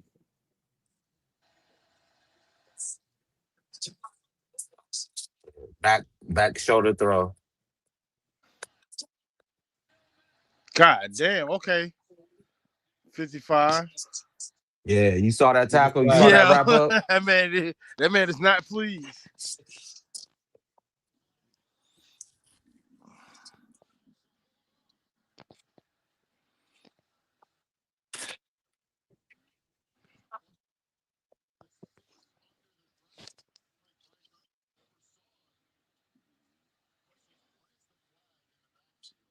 McColley he be mistiming his jump for the jump ball sometimes.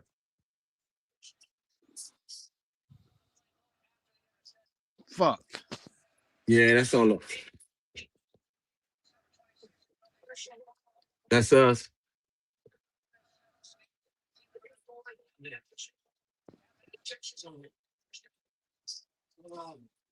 Shoot, Texas is like that. They don't got no discipline either. Right. They don't.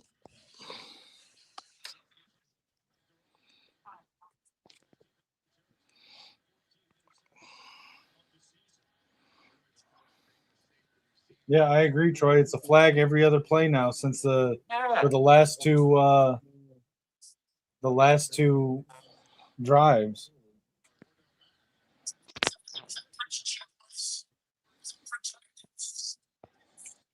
You know what, y'all? he was falling back. He was about to get a sack. He was about to get a sack when he threw that ball because he was falling back.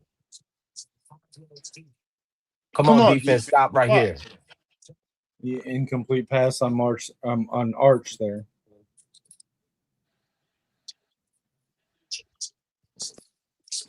Problem.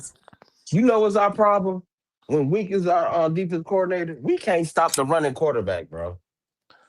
At all. He can, but if you go back, I argue with Lichmax about this all the time. Because Lichmax thinks the only way that you can stop a running quarterback is with a spy. The problem is Wink's defense requires you to stop it with edge rushers, and our edges have been trash this year except for Barham. Like Derek Moore didn't even start doing anything until Barham moved down to edge.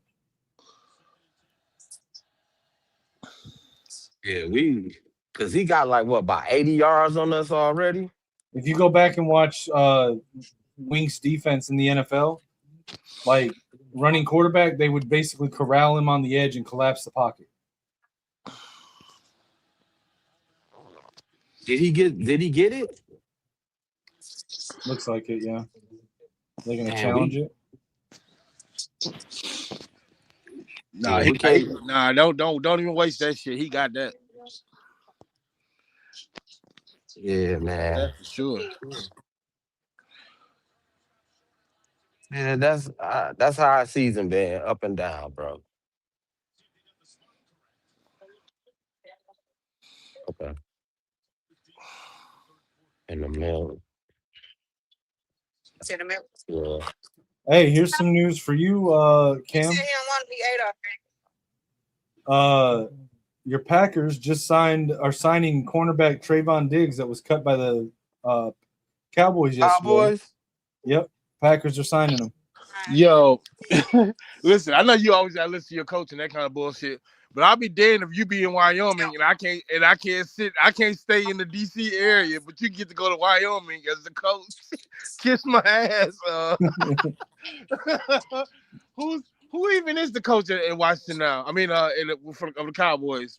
Mike McCarthy. No, it's Schottenheimer, Brian Schottenheimer. Brian Schottenheimer. Yeah, bro, Brian you get to go to Wyoming, but I can't just stay home in the DC area. That's crazy. Come on, defense. Why would we waste a fucking challenge on that? Come on. We didn't challenge it. It was the refs. Oh, I was about to say, bro, no way. Yes. Yeah. Way to go, baby.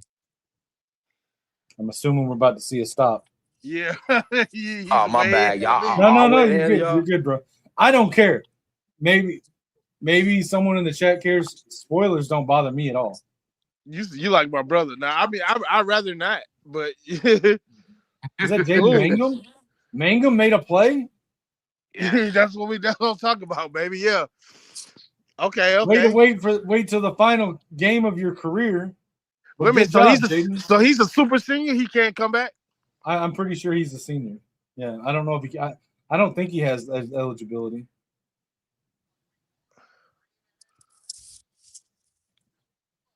Yeah, yeah. This season feel like a failure to me, though. No, it is, but I'd rather get to 10-3 than sit there at 9-4. You know what I'm saying? Yeah. There we go, Andrew Marsh. Come on now.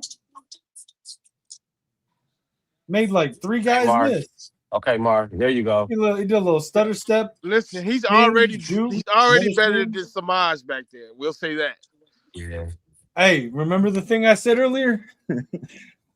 Why were we forcing Samaj as a kick returner for half the season? Bro.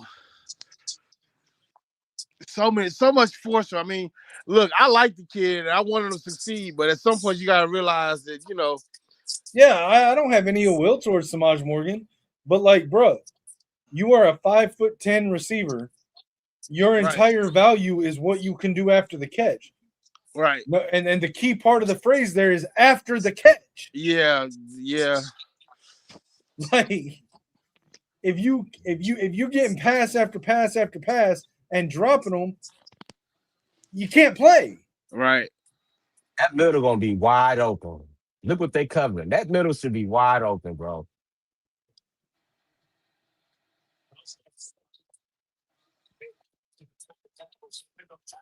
That middle should be wide open. How they playing? Yeah, they chose to review that, but not the targeting.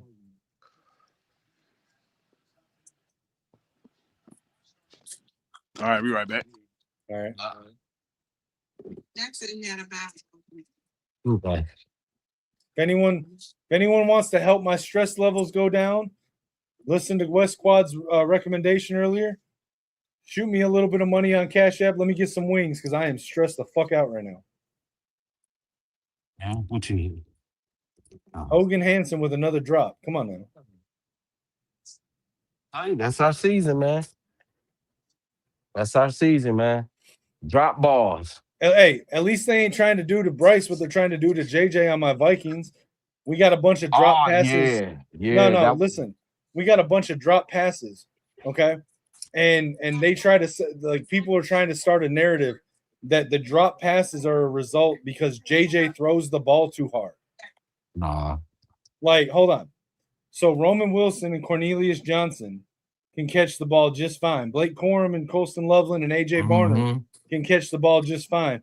But you're telling me that Justin Jefferson and Jordan Addison and TJ Hawkinson can't catch the ball because it's thrown too hard? At least they ain't trying to put that on Bryce. Say, oh, he throwing the ball too hard. That's why Samaj Morgan and Hogan Hansen are dropping him.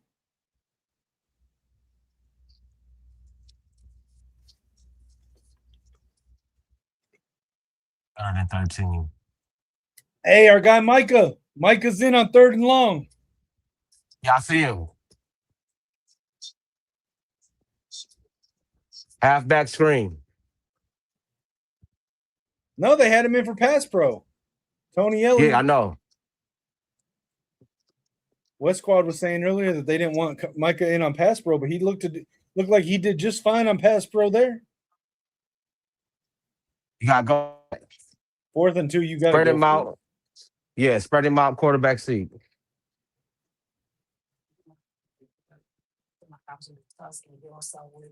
I mean, we got a 6'4" quarterback for a reason.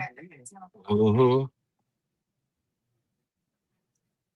I need a necktie. Hand me a necktie for Mama Lip. This on my back The end of row. the 3rd quarter.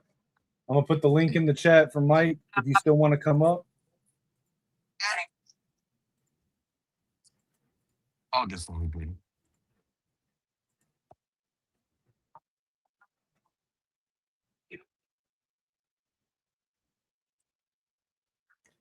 Utah is currently up 38-14 on Nebraska. That's our future offensive coordinator there.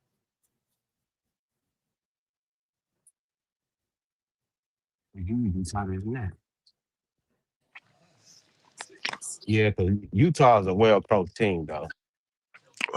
Yeah, for sure. They always have been. Shit, didn't Whittingham beat us twice? Yeah. Yeah. Like, bro, that's just that first one, especially like, because I remember that shit. I remember being at work. It was on a Thursday. I was like, bro. Yeah, Thursday night football. I was First like, bro, game of the we season. don't start out the season on a Thursday. But we definitely don't start out with no L. But I think it was at Utah though, right? It was at Utah, yeah. Yeah, because I remember we had on all white. Bro, Kyle Whittingham is like 3-0 against Michigan at Michigan. Also, you got to understand too, our quarterback threw 2 interceptions. That didn't help either. Hey, y'all see the backup quarterback they got at Utah that might follow Kyle Whittingham to Michigan? Bird Ficklin. He's like Denard Robinson with an arm. Really? Yeah, dude. Yeah. Go look him up. Bird Ficklin. His name is Bird Ficklin. How is that for a football name? Bird Ficklin. I'll take him as a backup to Bryce. If we can get the offensive line coach and the offensive coordinators, we'll be okay, because you can find a DC. With the talent we have, you can find a good DC. Yeah. It's just that offensive line and that offensive coordinator for me. and the strength and conditioning coach. That's how we lost the program. Our strength and conditioning. Because once we didn't have that, you saw the physicality in the games, man. You saw the physicality in the games. For sure. You saw it. Well, we was just getting punched in our mouth, and we couldn't do no punching back. Yep. Yeah, I like Espo. I hope we keep him, but bring over that other dude. Let him coach the edges. Let Espo coach the interior. Bring in the linebacker coach from Iowa. Yeah, because and some of the times, our edge is always trying to go inside instead of staying outside. And our containment was horrible, man. Hey, I like Troy's take here. Anybody named Bird has to be fast, no exceptions. Look him up. Hey, you know what? I'm gonna pull up highlights of this kid because like his tape is crazy, dude. Yeah. See, we can pull this off, man. Let's see if we can pull this win off.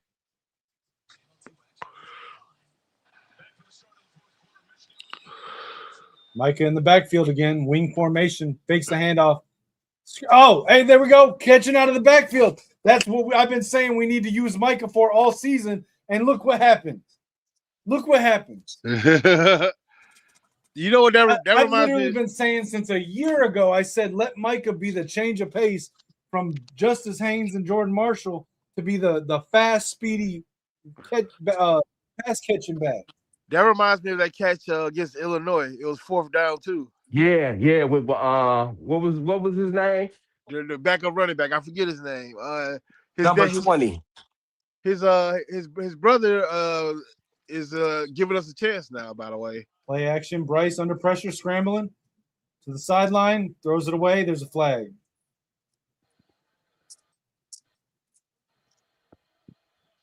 Oh my God, it's holding, bro. Yep. It's on that right side.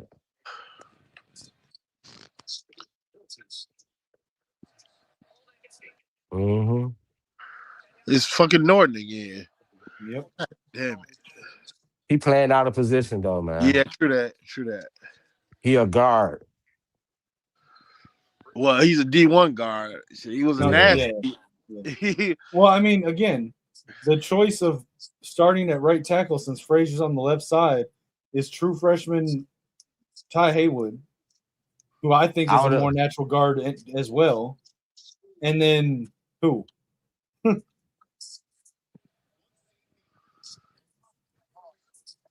Connor Jones is in the portal. Babalola's hurt. Spraga's hurt.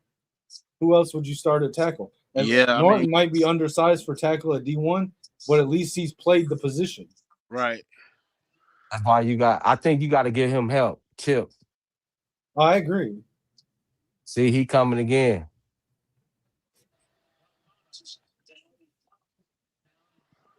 Now this, it wasn't the prettiest run, but I'll take it. Yeah, he should be getting more playing time anyway. Right. This last game of the season, just let him play. Who gives a shit? Let him play. Yep. Micah needs more time. I'd have had him on kickoff and sometimes he should have been the kick returner to start the season. Yeah, I'd have got an acclimated. Okay. I mean, don't get me wrong. Oh my God. Marsh is doing good as a kick returner. But dude, like I don't want my wide receiver one returning kicks. Right. Yeah, true. What up, Mike? How you doing? I'm doing awesome. It's got to be rough though if you're a fan of an SEC team and this whole year and like the SEC's better and better than the Big Ten. You saw that graphic I sent you? I did see it, and I'd say things are working out. Bullet by Underwood. Was it caught? Caught by McCulley. Huge pass. That was a bullet. A fucking laser. That was nice. Yeah. Mike, I'm trying to tell these guys about if with Kyle Whittingham coming to Michigan, if Bert Ficklin comes with him, I'm trying to tell him he's basically Denard Robinson with an arm. I mean, Denard Robinson was terrifying. So like if he's Denard Robinson, then I'm interested. Have you seen Bert Ficklin yet? I haven't. All right, the next commercial break, I got highlights from this season. Oh yeah. Just hold up. I haven't watched. Wet your thirst. Just get a little bit because that's kind of strong, and that'd be good for your throat. First down run. There you go. Hey, you seeing my guy Micah Kalapana getting some run here? Yeah. I like that. That's my guy, man. Nice. That was Cuzda on the run there, but I'm saying Micah's been getting some play. Ooh, Sark looks stressed. Sark looks stressed. They're letting Bryce play. There we go.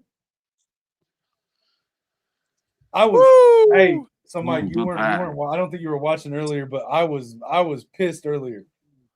Why is Samaj Morgan throwing double passes? Right. Like we got Donovan McCulley, who has played D1 college, like power forward quarterback for Indiana. Yeah. Kendrick Bell, who has played quarterback.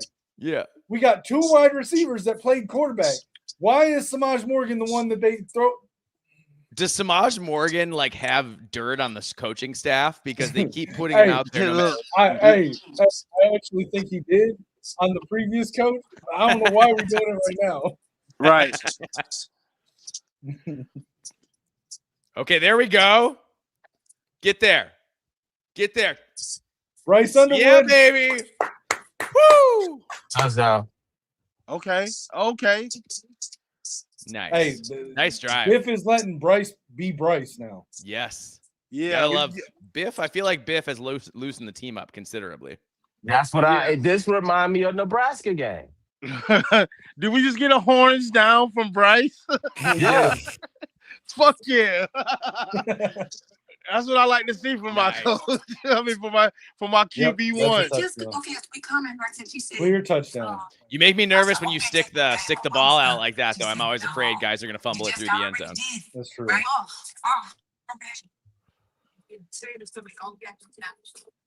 Oh shit. Are they gonna call this a touchback?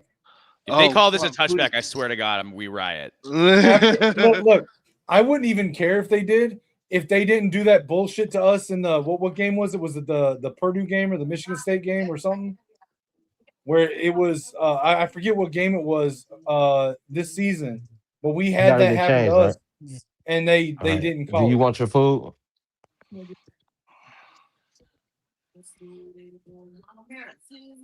No, he's got control. He's got both hands on it the whole way. I think he's got it. He like rotates the ball, but I don't think he loses control. Yeah, no, I'm with you. I think he's turning the ball, and then it comes out. They said you a bun.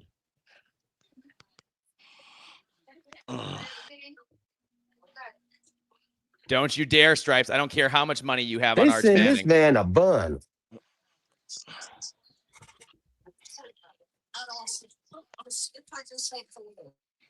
They called it a touchdown on the field, though, right? Right. They did. So, yeah. Well, and the question is like, okay, so if it crosses the plane, it's a touchdown. Does he have to retain control past that point? No, I think once you cross the plane, you can lose it, right? Yeah, it looked like he's across, and then the ball comes out. Which is why you don't do that, though, Bryce. That is a freshman mistake. Tuck that thing away. It's first down.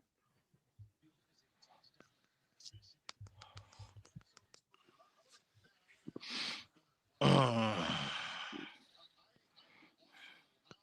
want to show those highlights, but damn, this is an important call. Yeah, this is really big.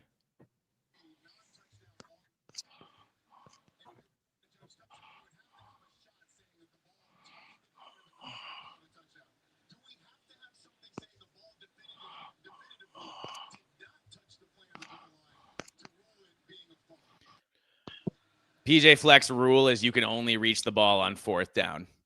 He's like, if you reach the ball before fourth down, you are in trouble.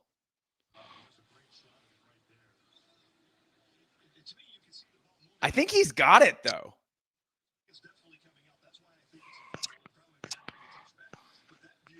He's got both hands. Yeah. That is so close. So then, if so it's called close. if it's called a touchdown on the field, if it's that close, can it be inconclusive? I don't know. They better not screw you guys here. That would really piss me off.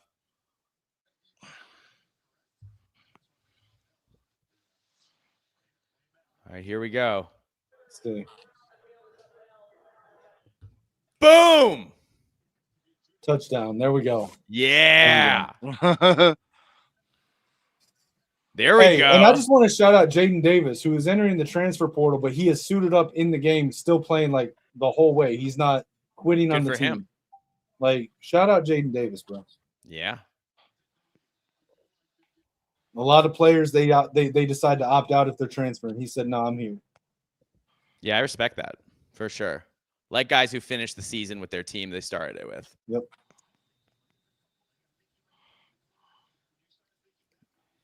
All right, Michigan up by 3.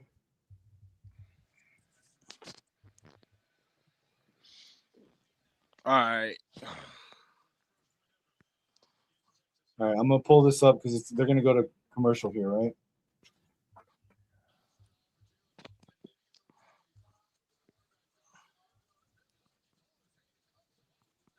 All right, check this out, guys. All right, give me your breakdown of Bird Ficklin here. Okay. Like,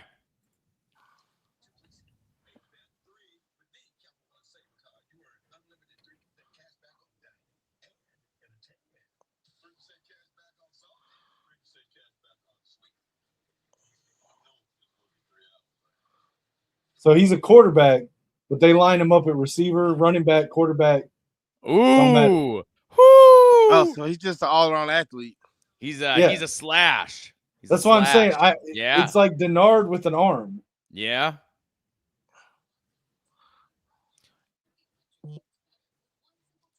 Look at that. Wow. That don't remind you of Denard right there? Yeah, he's a rock star. He's quick. They can't Remember get him how down. Denard used to not tie his shoelaces? I always thought that was the wildest thing. Yep. I was like, how do you not sprain your ankle every run? Look, he got an arm. Look. Yeah. Okay. Yeah, that'll play. Yeah. I'll take this guy backing up Bryce Underwood. No, for sure. And he's left. Is he a lefty? Yep.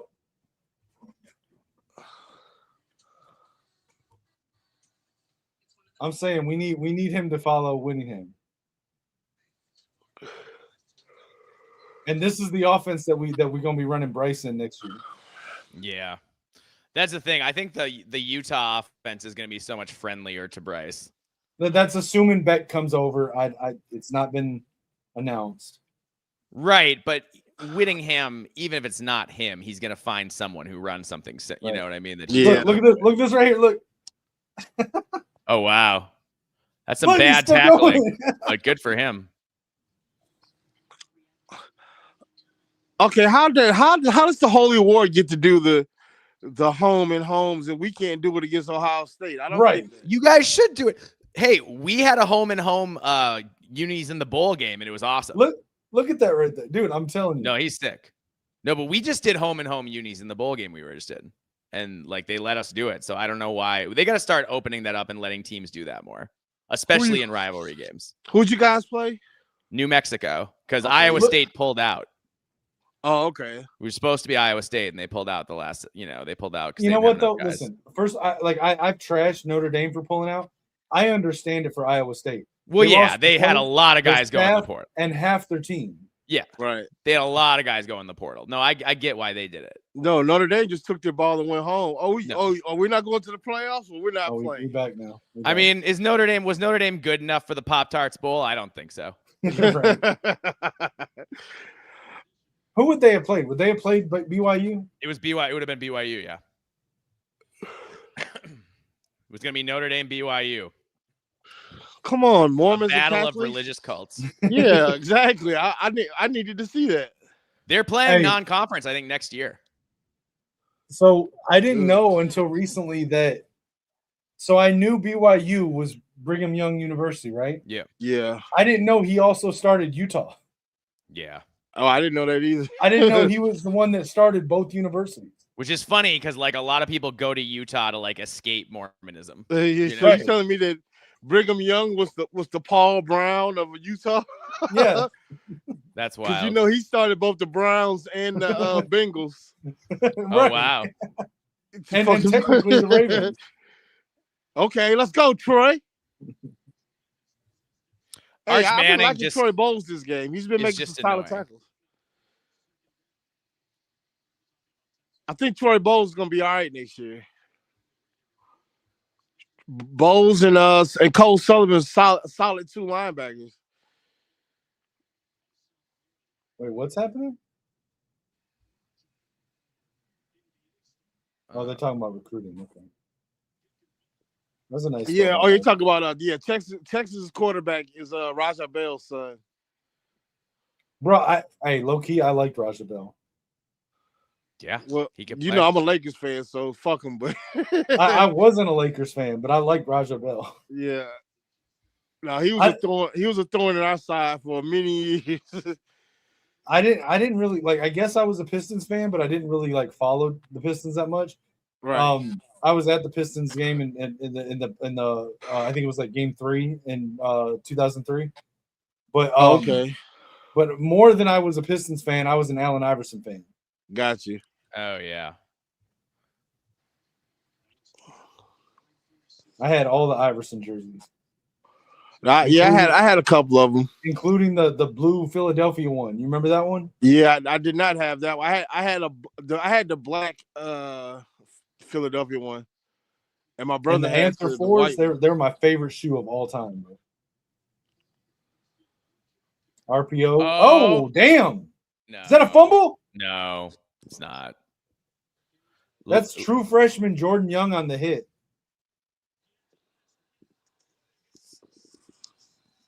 Hey, I know. Hey, I like Jordan Young in the little action that he's gotten too. I gave Brandon Hillman the Hitman. No, that's incomplete. Okay, I gave Brandon Hillman the Hitman nickname, but if Jordan Young keep making hits like that, Hillman might have to come up off that. This is a big play in this game. Texas huge really needs play. Bro, I'm like so nervous right now for a freaking Citrus Bowl play. Right. Hey, still a good bowl. Way too nervous for a Cheez-It Bowl game. Right. Get in. And we gonna let Arch scramble for the first down? Not quite. You better not. Okay. But are they gonna Jordan go Young for it again? now? Hey, Jordan Young. They gonna go for it? They gotta go for it, don't they? I mean, it's still 9.5 minutes, so maybe. Yeah, but it's 4th and what, 2, 1? At midfield? Were they in goal line formation? The fuck? All right, here it is. 4th and 2. Big play. Come on, Wink.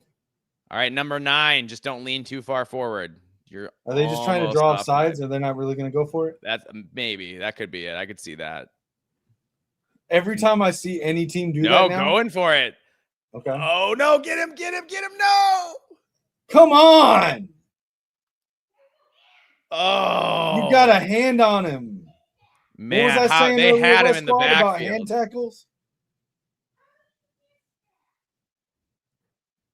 That was bad. Had him. The right call. Oh, defensive coordinator Wink is just like, what? All right, I'm taking back everything I just said about Jordan Young. Taking back everything I just said about Jordan Young. That was bad. All right, come on now, Michigan. Tighten up. Critics will say that Wink blitzes too much. I mean, when you get home like that, you just got to make the play. That was a good call. It was the right call from Wink.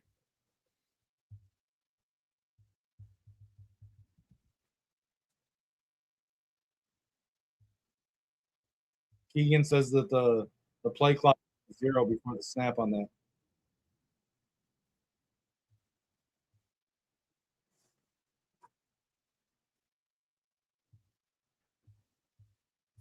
Oh, I don't. Dude, someone should have told me that I still had the highlights up. I'm bad at this management of StreamYard. Like I'm not I need to get better. I get distracted and forget that I have comments and stuff up. Right. Are you still doing your podcast in the off season? Yeah. We do it. We don't take very many weeks off. We do one like during the season. We do 2 a week, and during the off season, we usually do like 1 a week. I got to figure out what I'm doing during the off season because I ain't gonna be doing watch alongs. Oh boy.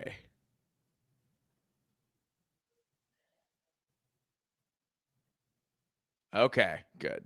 I was wondering why the Michigan defender wasn't running at all. Because if he ran to within a couple feet of Arch, he would have been personal foul. Yep.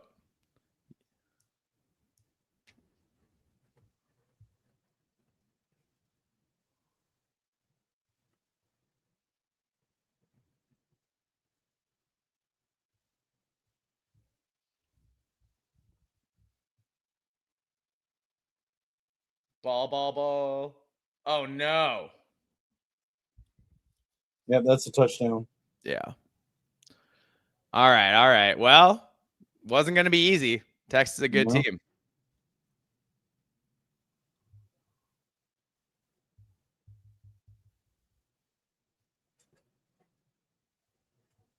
Do you think? Okay, so am I being?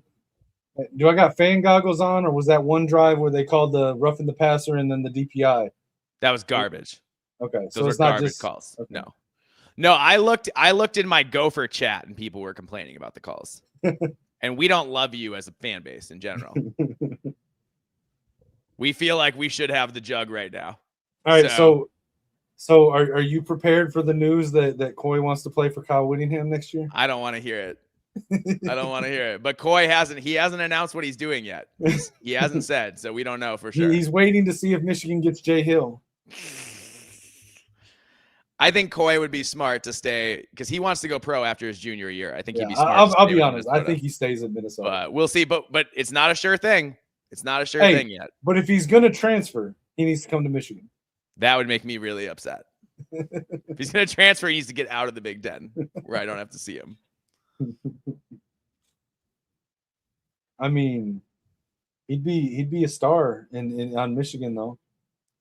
I mean, I feel like we could make a playoff run next year with Drake Lindsay in year 2. And dude, I don't know. I don't like what I saw. I didn't watch the whole. Oh, in the bowl game, yeah, he didn't play great in the bowl game. He had a couple of really nice throws, but he didn't play great overall. I tuned in for a minute and like tried to watch what I could, and I was just like, man, he does not look good. No, it wasn't his best game for sure.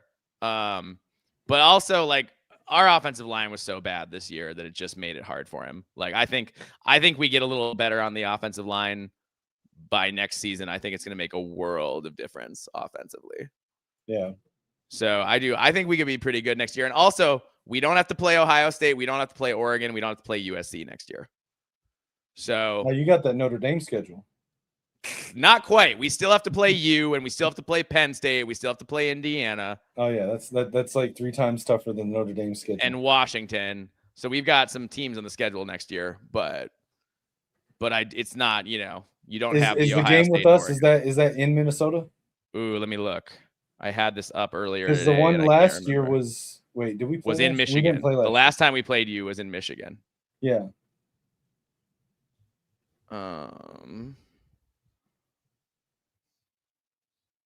Let's see. Let me pull up the Big Ten.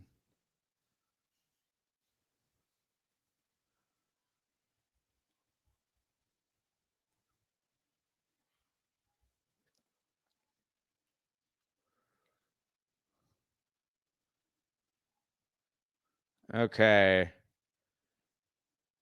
2026. Now we got you at home. You got to come to our house. Our house. Hey, what we don't know what week. We don't know what week any of the games are yet. No. Yeah. All right. Listen. Our big out of conference game next year is we host Mississippi State. So that's the one we got to win to get off. Are you going to that game? I mean, I go to all the home games. Okay. I usually go to all the home games and one road game a year. I'm not going to promise anything because I don't know for sure that I've got my disability. I should have it. Yeah. If I have my disability, I'm going to try to save the money up and go to Minnesota that weekend, and we won't know this till like April, but if that weekend can coincide with a home game for the Vikings, yeah, I'll try to make a trip out there so I can go to both games.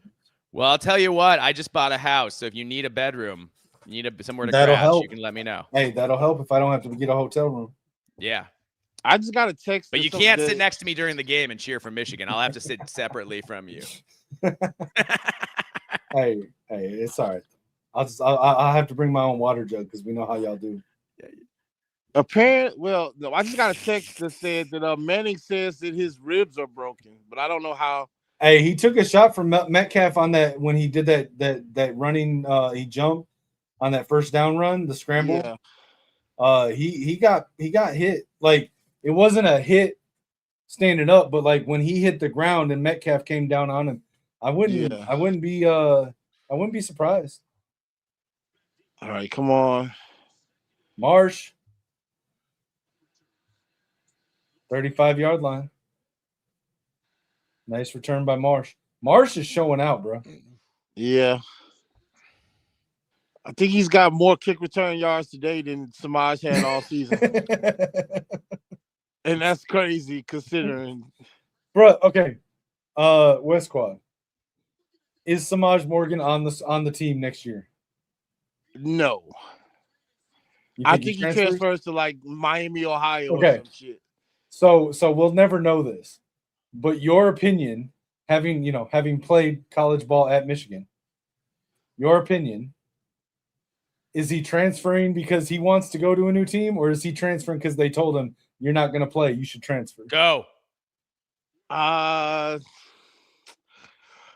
don't know if they would say he's not going to play. I just think he would want to do it. Oh shit, for the playing time. Right. Here's where he got hurt. I don't see much playing time.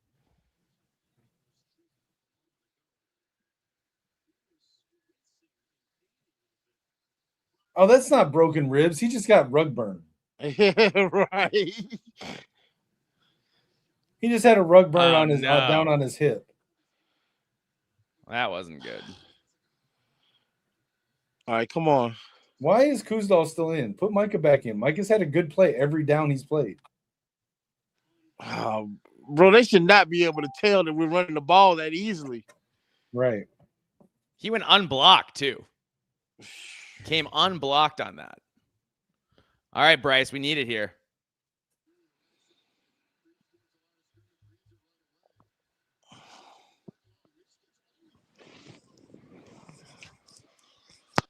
Oh, no. Oh, no. Oh, penalty, though. Penalty. What's the flag? Probably holding. Hopefully it's on them. Defensive holding, maybe. Sark looks upset. Maybe it's on them. Hopefully. Come on now, refs. You owe Michigan a call. Right. You owe them a call after all the calls Texas has gotten. Although this must be experience. You guys are used to getting the calls. No, we haven't been getting calls all the season. We didn't get a holding call until like week 7.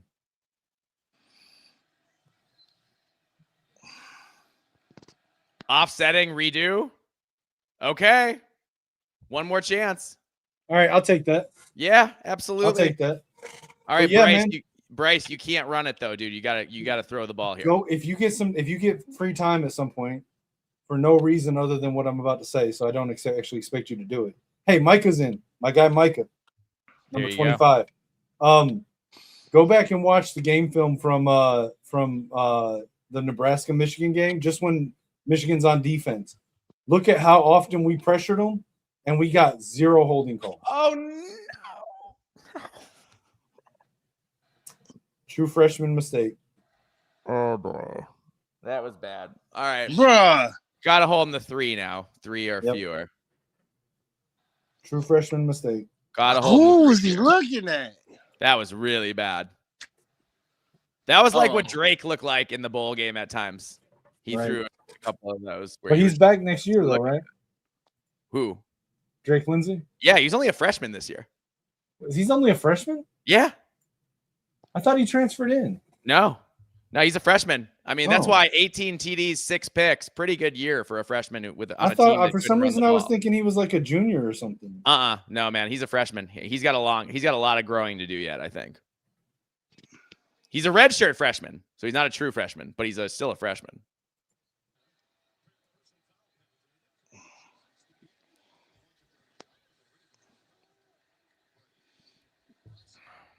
That guy, that Texas player was waiting to block Bryce. That was cheap. That was a cheap shot. Come on now. But we get a personal foul for right. You get a personal foul for nothing. Right.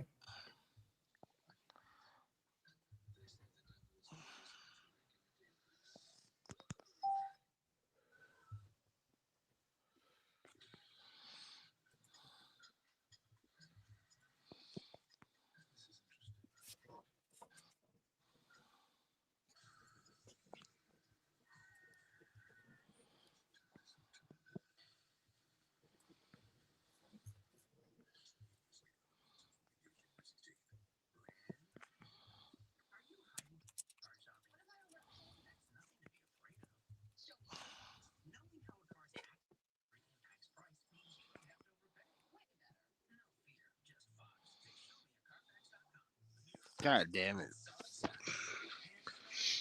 Yeah, I'm just hoping that the team is seeing enough growth that it stems some of the potential transfers next tomorrow. Yeah. Appreciate you coming through, man. Not gonna read that. But yeah.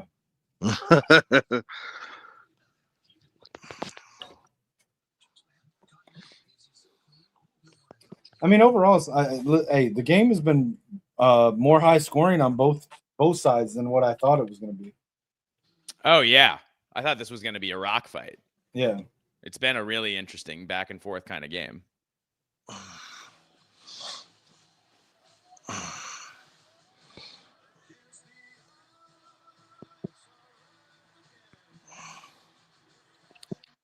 I mean, still, if you can hold them here on this 3rd and 10. Yeah, it's not over. It's not over at all. Bryce needs to make better throws, though. Yeah. What up, Zoe? Hey, Zoe, if you want to, man, you can come on. You can come up here and hang with us. You don't have to be a Michigan fan to be able to come up here. Mike's a Minnesota fan. We don't hold it against him.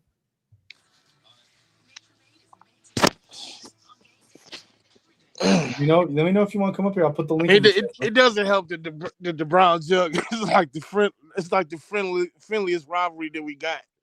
Like I don't hate Minnesota like that, bro. I just don't want to lose to you. No, and you're Michigan out of our trophy games. You're the only one I root for in the non-conference, right? Because I was not rooting for Iowa today. I can tell you that. You know. I actually like Minnesota. You don't root for the Badgers. I am appalled that you don't root for the Badgers. Jesus Christ. Yep, and there we go. Well, that might be the game. Yeah, that's probably bruh. Now I'm about to get pissed off. That was rough. How did that happen? How do you not have a spy on him? That's his whole thing, is that he likes to run. It's his whole identity. It's his whole personality. Right. Oh, now he's pounding his chest. You're a dork. Shut up.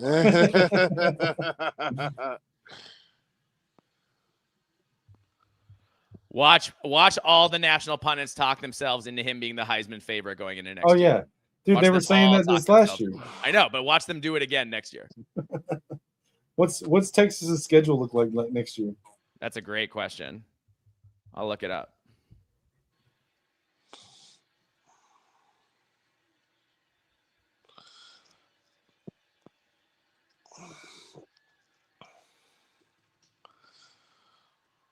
All right. Texas State. Okay, they've got Ohio State. Ohio State at home, out of conference. And they play a sneaky tough game against UTSA out of conference, actually. Okay. And then let's see. At Tennessee, Oklahoma at the Cotton Bowl, Florida, Ole Miss, Mississippi State, Mizzou, at LSU, Arkansas, at Texas A&M. So they got like five tough games. Yeah, they got some tough games. That's not an easy schedule at all, by any means. I mean, if he plays well next season, I can't say he won't. I mean, he's going to get a bump in the No, but he shouldn't be Heisman. the favorite. No, he could. Of course, he could win the Heisman, but he shouldn't be the favorite. He's gonna be the favorite just because of who his family is. So annoying. True.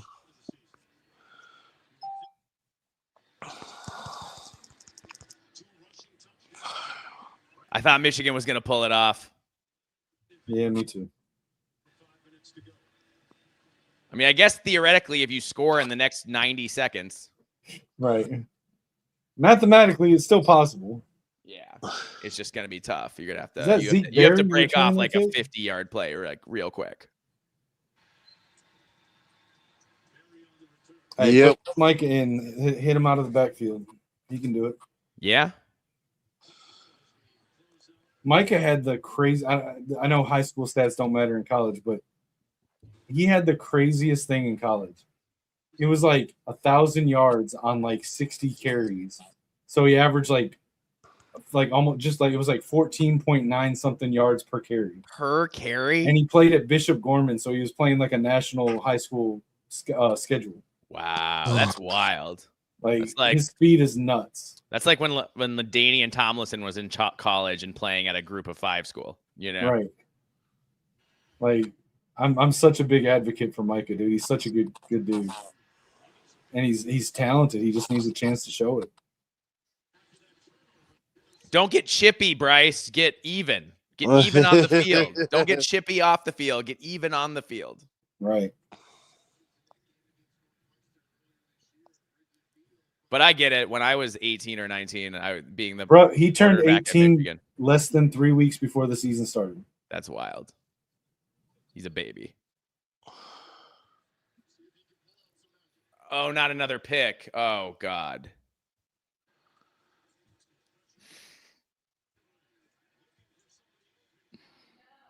Yikes. Bryce is paying a little bit. God damn. He's trying to do too much. Yeah. Still a true freshman. Still a true freshman. But you see why with Drake, why I'm still encouraged, even though he had like a bowl game kind of up and down that wasn't great. Like because the overall body of work as a freshman was like pretty solid. Keep in mind, what is it? 9 months ago, Bryce was graduating high school. Yeah. Oh, Bryce is going to be great, and especially now that he has a real coach. Excuse me, but now that he has a real coach, not a pretend coach. I called him Coach Diddy earlier in West Quad. I thought I heard that. That's about right. Like, wait a minute, what? I mean, yeah, some of the Sharon stuff, man, the people he was following on Instagram and all that is just weird. Day one, tell me how many games Julian Sayin played when he was 18. Yeah, well, exactly.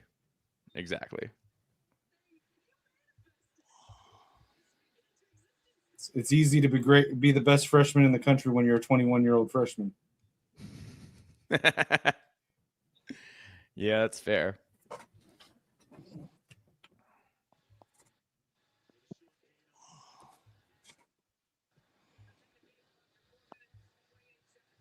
Come on, Keegan. Don't go full Dom mode here.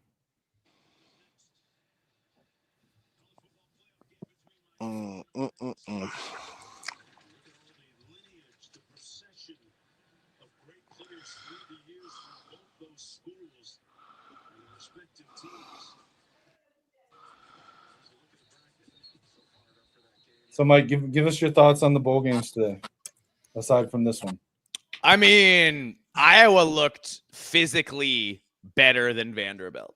Right. Physically better, like up front. Diego Pavia did some really good stuff to make that kind of close, but Iowa was clearly head and shoulders the more physical, more talented team overall. Right. I thought that was like really, really clear. Nebraska's just bad. They're bad up front. They're soft. And if you punch them in the mouth, Nebraska will wilt, lay over, and die. Yeah, they'll lay over and die if you hit them. You have to, like, against you let them in the game too long. You can't do that. You got to punch Nebraska right in the face, and they will quit. They quit against us. They quit today. You know, Matt Rule teams will quit. That's what I've learned from playing against Matt Rule teams. I mean, it was encouraging watching the game with Utah today. I mean, like I said, hoping Beck comes over as our offensive coordinator. I like that offense. Oh yeah, I mean, Utah has been so good on both sides of the ball so consistently. That's what sticks out to me about Kyle Whittingham is that it's not one side of the ball. It's that he's consistently really good. And even when he has quarterback injuries and different things where you think they're going to be in trouble, he ends up, he still manages to get the job done. Yeah, I like the thing. It trips me out. If you look at Utah's offense and look at Devin Dampier, and listen, I actually like Devin Dampier, but he's not a great thrower. Right. And just imagine watching what we saw in that offense this year if it was being run by Bryce Underwood. Yeah. Yeah, Dampier is a nice player, but he's not a pocket passer by any means. I'm totally with you there. Hit by Jair Hill.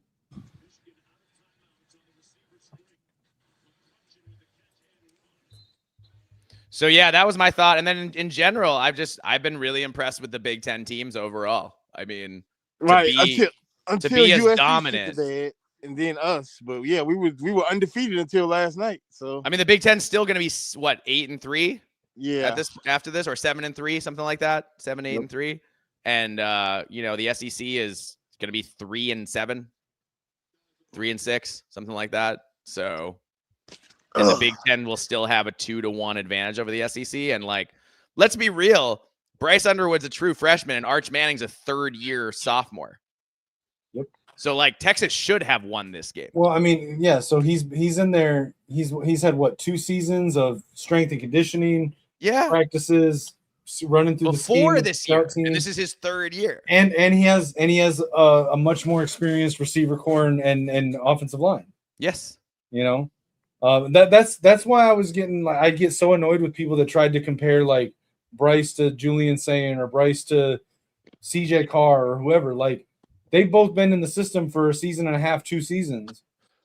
And Julian Sayin will be 21 before next season, bro. But more importantly, the difference to me is that they've been in for 2 seasons of strength and conditioning at the college level. Yeah, right. Exactly. That's the biggest difference to me. And film study on a daily basis. Right. If you want to compare Bryce to Malik Washington, have at it.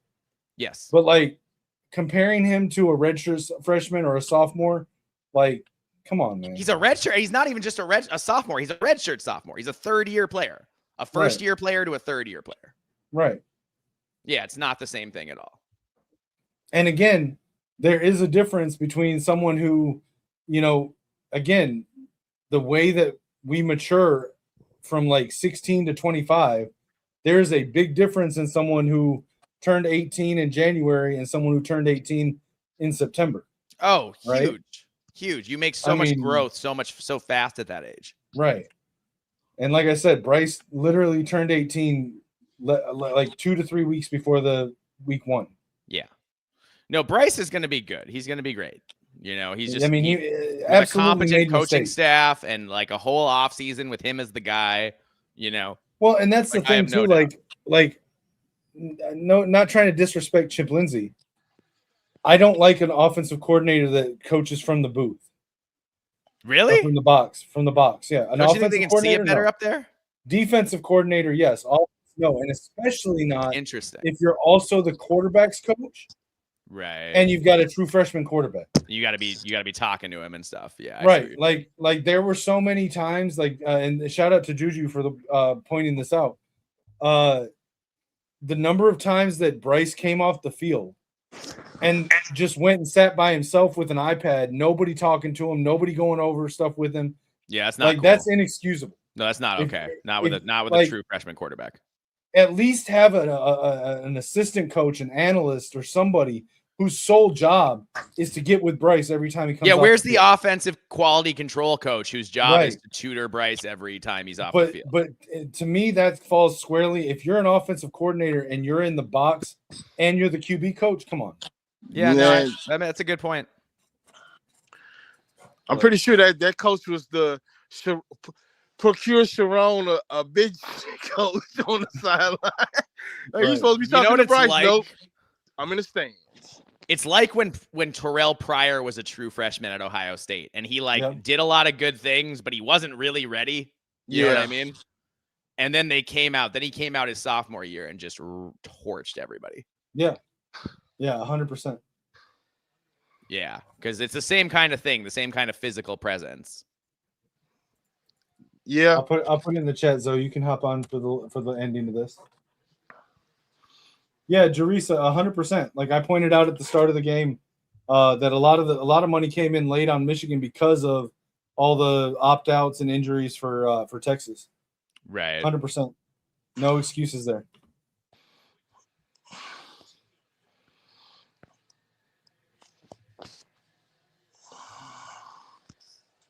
Hansen has been very disappointing this season. Very disappointing this season. He may have had injuries, but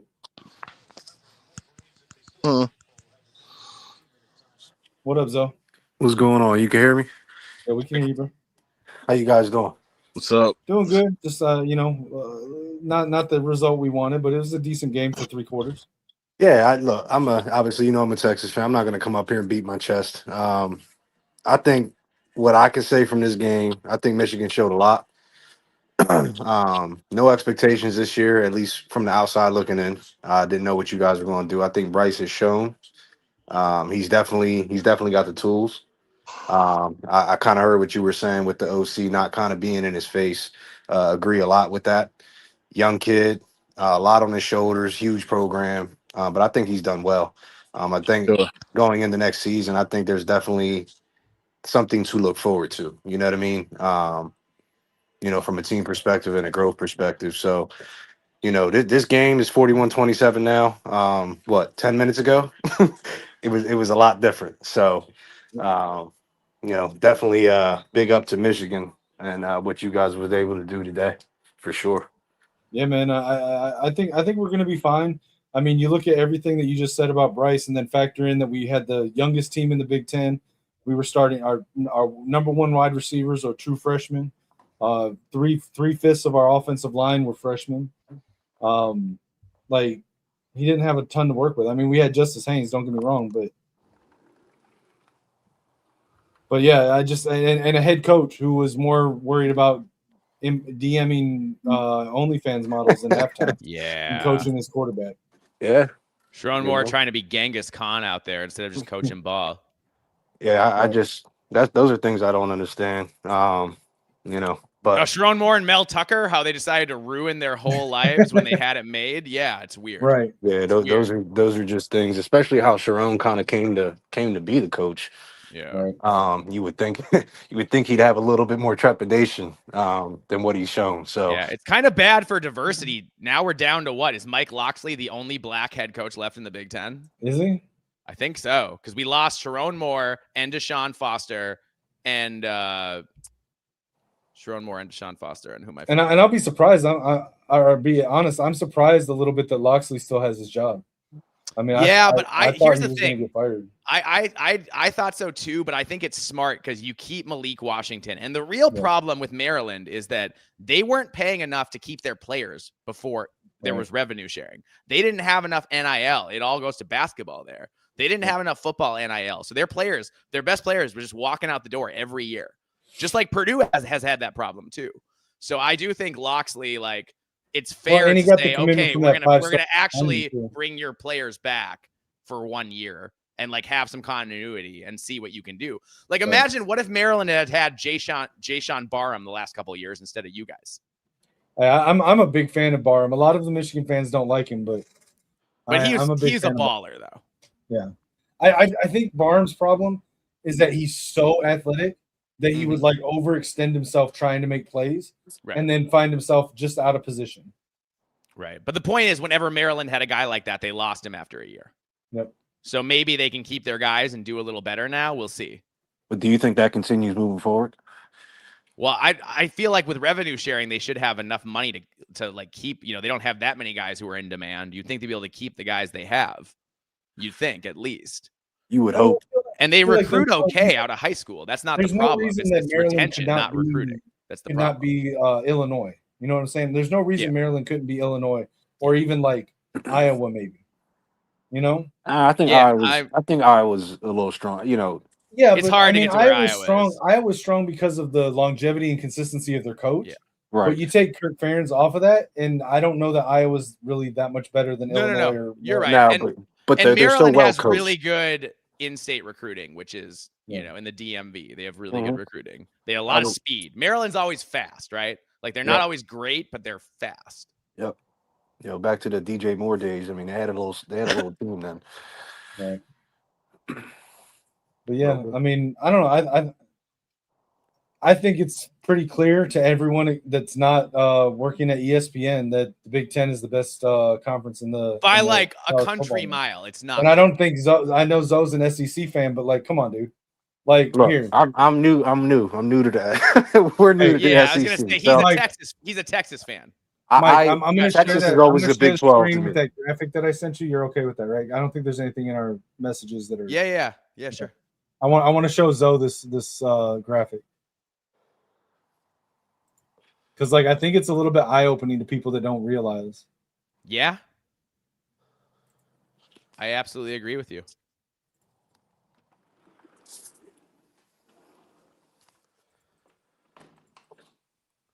Yeah, the Big Ten's definitely, to me, it's always been the SEC, Big Ten, not in any particular order, just those two conferences, and then everybody else. I think the ACC is bad. Yeah, it's not that much better than the Big 12, in my opinion. I think the Big 12 was better than the ACC this year. It is, and I think with the Big 12, you're always going to get offense. With those teams. So from that perspective, they can put some things up, but ACC is just wildly overrated in my opinion. Yeah. Zoe, can you see the graphic that I have there? Here, let me zoom in on it here quick. So yeah, that's the wins and losses for Minnesota and LSU the last 5 years. And keep in mind, LSU has played 2 more FCS teams than we have. They played 2 more FCS teams than we have. So that's their 2 extra wins. I'm saying it hasn't been that different. Yeah, I'm definitely a LSU's wildly overrated type of guy. But it's not just them, dude. It's the whole SEC. Tennessee, it's Texas A&M. Tennessee this year played nobody. Mizzou played nobody, but they were ranked the entire year. So that I would say obviously the Georgia and Alabama's so and Bama's been down the last 2 years. I know they're in the playoff this year, but I don't really think they're a contender. We'll see how that goes. But like I said, I'm not that kind of guy that's going to say SEC over everything. I've said for a few years, the Big Ten is when you look at the elite teams, I think they're every bit as good as the elites of the SEC. I mean, you look how close, if not better. The last 2 years have shown that the depth is as good as in the Big Ten, if not better. Well, too. and I think that's what we've seen in the last couple years. In this graphic right here. Like the numbers are so close, like similar, as far as like win-loss and like who they played and stuff like that. Weeks ranked in the AP poll, 46-1. Yeah, like that's crazy. Yeah, and again, it just feeds into itself because.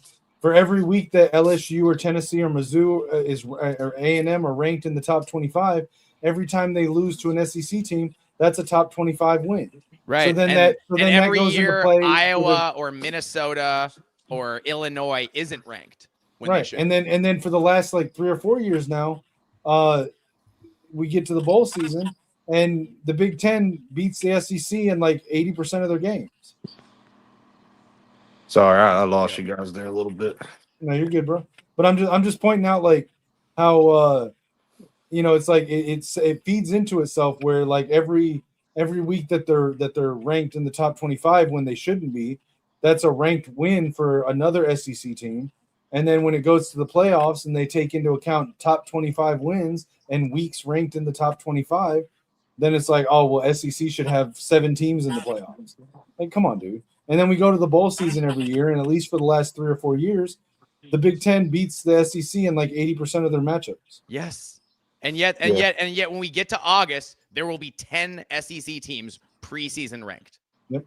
And you riddle me. I mean, it's a total function of the ESPN controlling the national media and the national media just being lazy. They don't want to adjust to the reality because then they have to cover more teams. They got very used to covering the top half of the SEC teams and like 6 other schools from the other few conferences, and that's it. And that's all the work they had to do. And now, if they have to pay attention to the whole Big Ten, they don't like that. They don't want to do that much work. I think, honestly, what it comes down to with the SEC is I think they live a lot off of past. Yeah, off of Nick Saban. They're still dining out over Nick Saban. But even like when Florida was actually good, when Urban was there, I think there's, Tennessee had its heyday. I think there's a lot of teams that have had their days. And I think that historically that's what they live off of in the SEC. Because again, outside of Georgia or Bama today, who's that team that's so much better than the Big Ten? I mean, again, we're watching what I would consider, top 3, top 4 team in the SEC in Texas this year. But they have 3 losses. They have a bad loss to Florida. They had some games there where, they didn't look great. They had to go to OT against what was that, Mississippi State? So again, I don't think that they're that different. And I would say that the Big Ten typically has a deeper roster of good teams, in my opinion. Yeah, I think they're close. I'm not saying like it's a mile ahead, but it's just but the SEC narrative isn't a mile ahead, right? No, and that's the thing is the narrative is in the other direction. So it's like all right, they overturned that fumble, so they're saying it's not a fumble. Yeah, it looked like his knee was down. Well, so it came out of his hand, but he had it against his body with his arm. Yeah, he regained it. So. Yeah, he regained that. So do you guys all have your Malachi Tony jerseys ready for tonight? Your Ruben Dane jerseys? Right.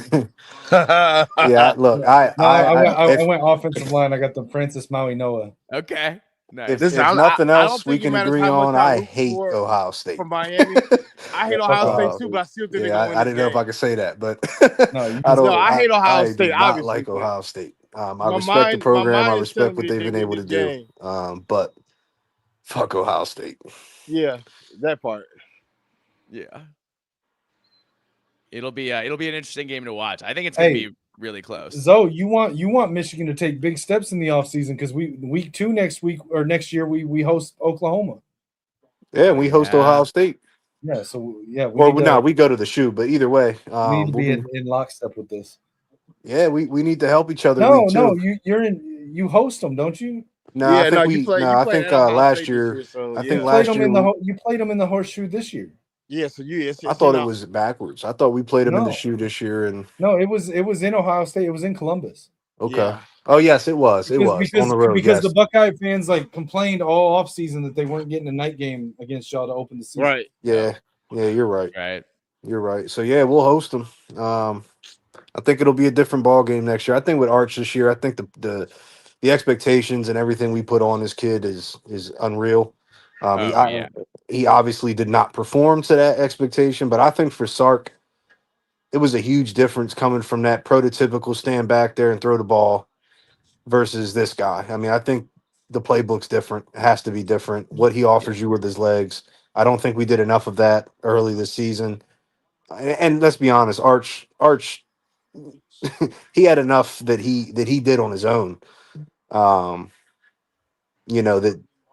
he has worked on throughout the season, but he didn't look great either, missing open receivers.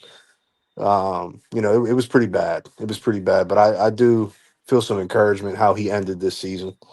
So Zoe, let me ask you something here. So Mike and I, we do a podcast during the season with our friend Lucian, who's a Bama fan, and he said on multiple occasions with us that Steve Sarkisian did not want Arch Manning. Remember when he said that, Mike? Yeah, he said that he didn't want to recruit him, that he got stuck with him. That he was kind of forced on him by the boosters. So yeah. My question is, do you agree with that? Is that true? Or if it's not, I would give the argument that why that's wrong, so that we can clip this and send this to Lucian. Yeah. So I haven't heard that. I'm not going to sit here and act like I'm plugged in. But if that's true, I don't think it would be true from a player perspective versus a what comes with Arch Manning perspective, if that makes sense. I think any team who would have gotten Arch gets a circus, the media coverage, the expectations, all of that comes with, and that's a lot to handle. So if that's true, I would venture to say that it would be more down that road versus the player. Correct me if I'm wrong, Mike, but wasn't I think it was that Sark wanted Klubnik over Arch Manning. I think that's what he said.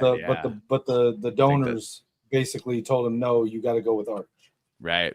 The donors were all in on Arch from the time he was, like 16. I don't know that I buy it. I mean, look, I think it's easy to say a lot of things now because, again, the expectations, all that was out there, and he didn't live up to it for most of the year. So I think we're in an era where a lot of things like that just kind of come out, whether it's true or not. I mean, I don't know. But if we're going to sit here today and debate who you'd want moving forward after the season that Cade had, no contest for me. All right. One more question for you before we get out of here. Mm-hmm. So what Mike was saying earlier, as a Texas fan, but try to be unbiased in this, should Arch Manning be the Heisman favorite at the start of the season next year? So I heard him. I heard you guys talking about that. It's hard for me to answer. My answer would be no, but from the from the expectations and all that, and the Manning last name, I definitely think he's going to be in the conversation. Do I think he should be the favorite? No, okay. I do not. I'm not saying he can't win it, because with that schedule, if he has a good year, he can. If he could absolutely win it. The argument is just that he shouldn't have been the favorite like he was this past offseason, and that we're saying that they're probably going to make him the favorite going into next season. And to Arch's credit, I guess I was just asking, like, from what you've seen, especially the second half of this season, did you think that he should be? No, I don't think, because I don't think that a half of a season makes that.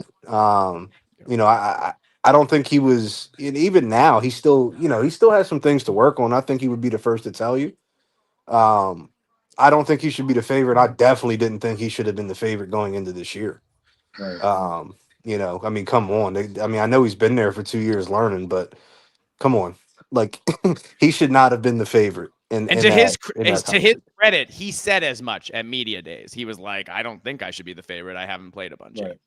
Yeah, so but he was cool about that. Even going back to last year, and this is something that I saw, and I don't know if you guys saw it, but I remember after the season, or actually in the playoffs, they had media coverage, and it was a picture that just always sticks in my mind. But Ewers was over there sitting, and like nobody was around his table. Arch Manning sitting at another table, and everybody's around his table. And it just struck me like, this guy's not even the starter. He's not going to help you today. He's not going to help you in these playoffs. But I think like the media is just so on Arch, and they were pushing that, and it went back from last year. I mean, he played a couple good games against lesser competition when Quinn was out, and I just remember people saying like he should be the starter, and it's like, should he though? You can do that against a Mississippi State or whatever. But when you're playing the Georgias and you're playing those bigger teams, be careful what you wish for. And I think we got a taste of that at the beginning of this year. Be careful what you wish for. Right. I think this year showed why he was not the starter last year. So, yeah, I mean, long way to say, no, I don't think he should be the favorite. And I definitely didn't think he should have been the favorite, going into this season. All right. Hey, yo, I'm about to jump up with M3. Hey, we'll get that mock draft done sometime this week. Just hit me up. I got you, bro. All right. Later, bro. All right, All thanks, right, Harry, guys. guys. Later. Go Blue. Yeah, go blue. But Yeah, hey, I think it was the two sides of the story with Archie Manning. If you notice, some of his players wasn't there in the beginning of the season. Like some of the offense alignment and stuff like that he didn't have them. But now, when he got all his offense alignment back and they was together, you saw the capability of what he can do. And he showed everybody, hey, right. man, hey, to rush for almost 200 yards and to throw 200 yards and 4 touchdowns, hey, man. Yeah, you're not wrong. All right, before we get out of here, let me just ask real quick. Just gonna go around to you guys, and I'll give mine. Predict the national championship, Mike. I'm gonna say Ohio State versus Indiana, and you know what? I want to pick Ohio State. In my head I think they're gonna win, but in my gut, I'm not picking against Indiana again.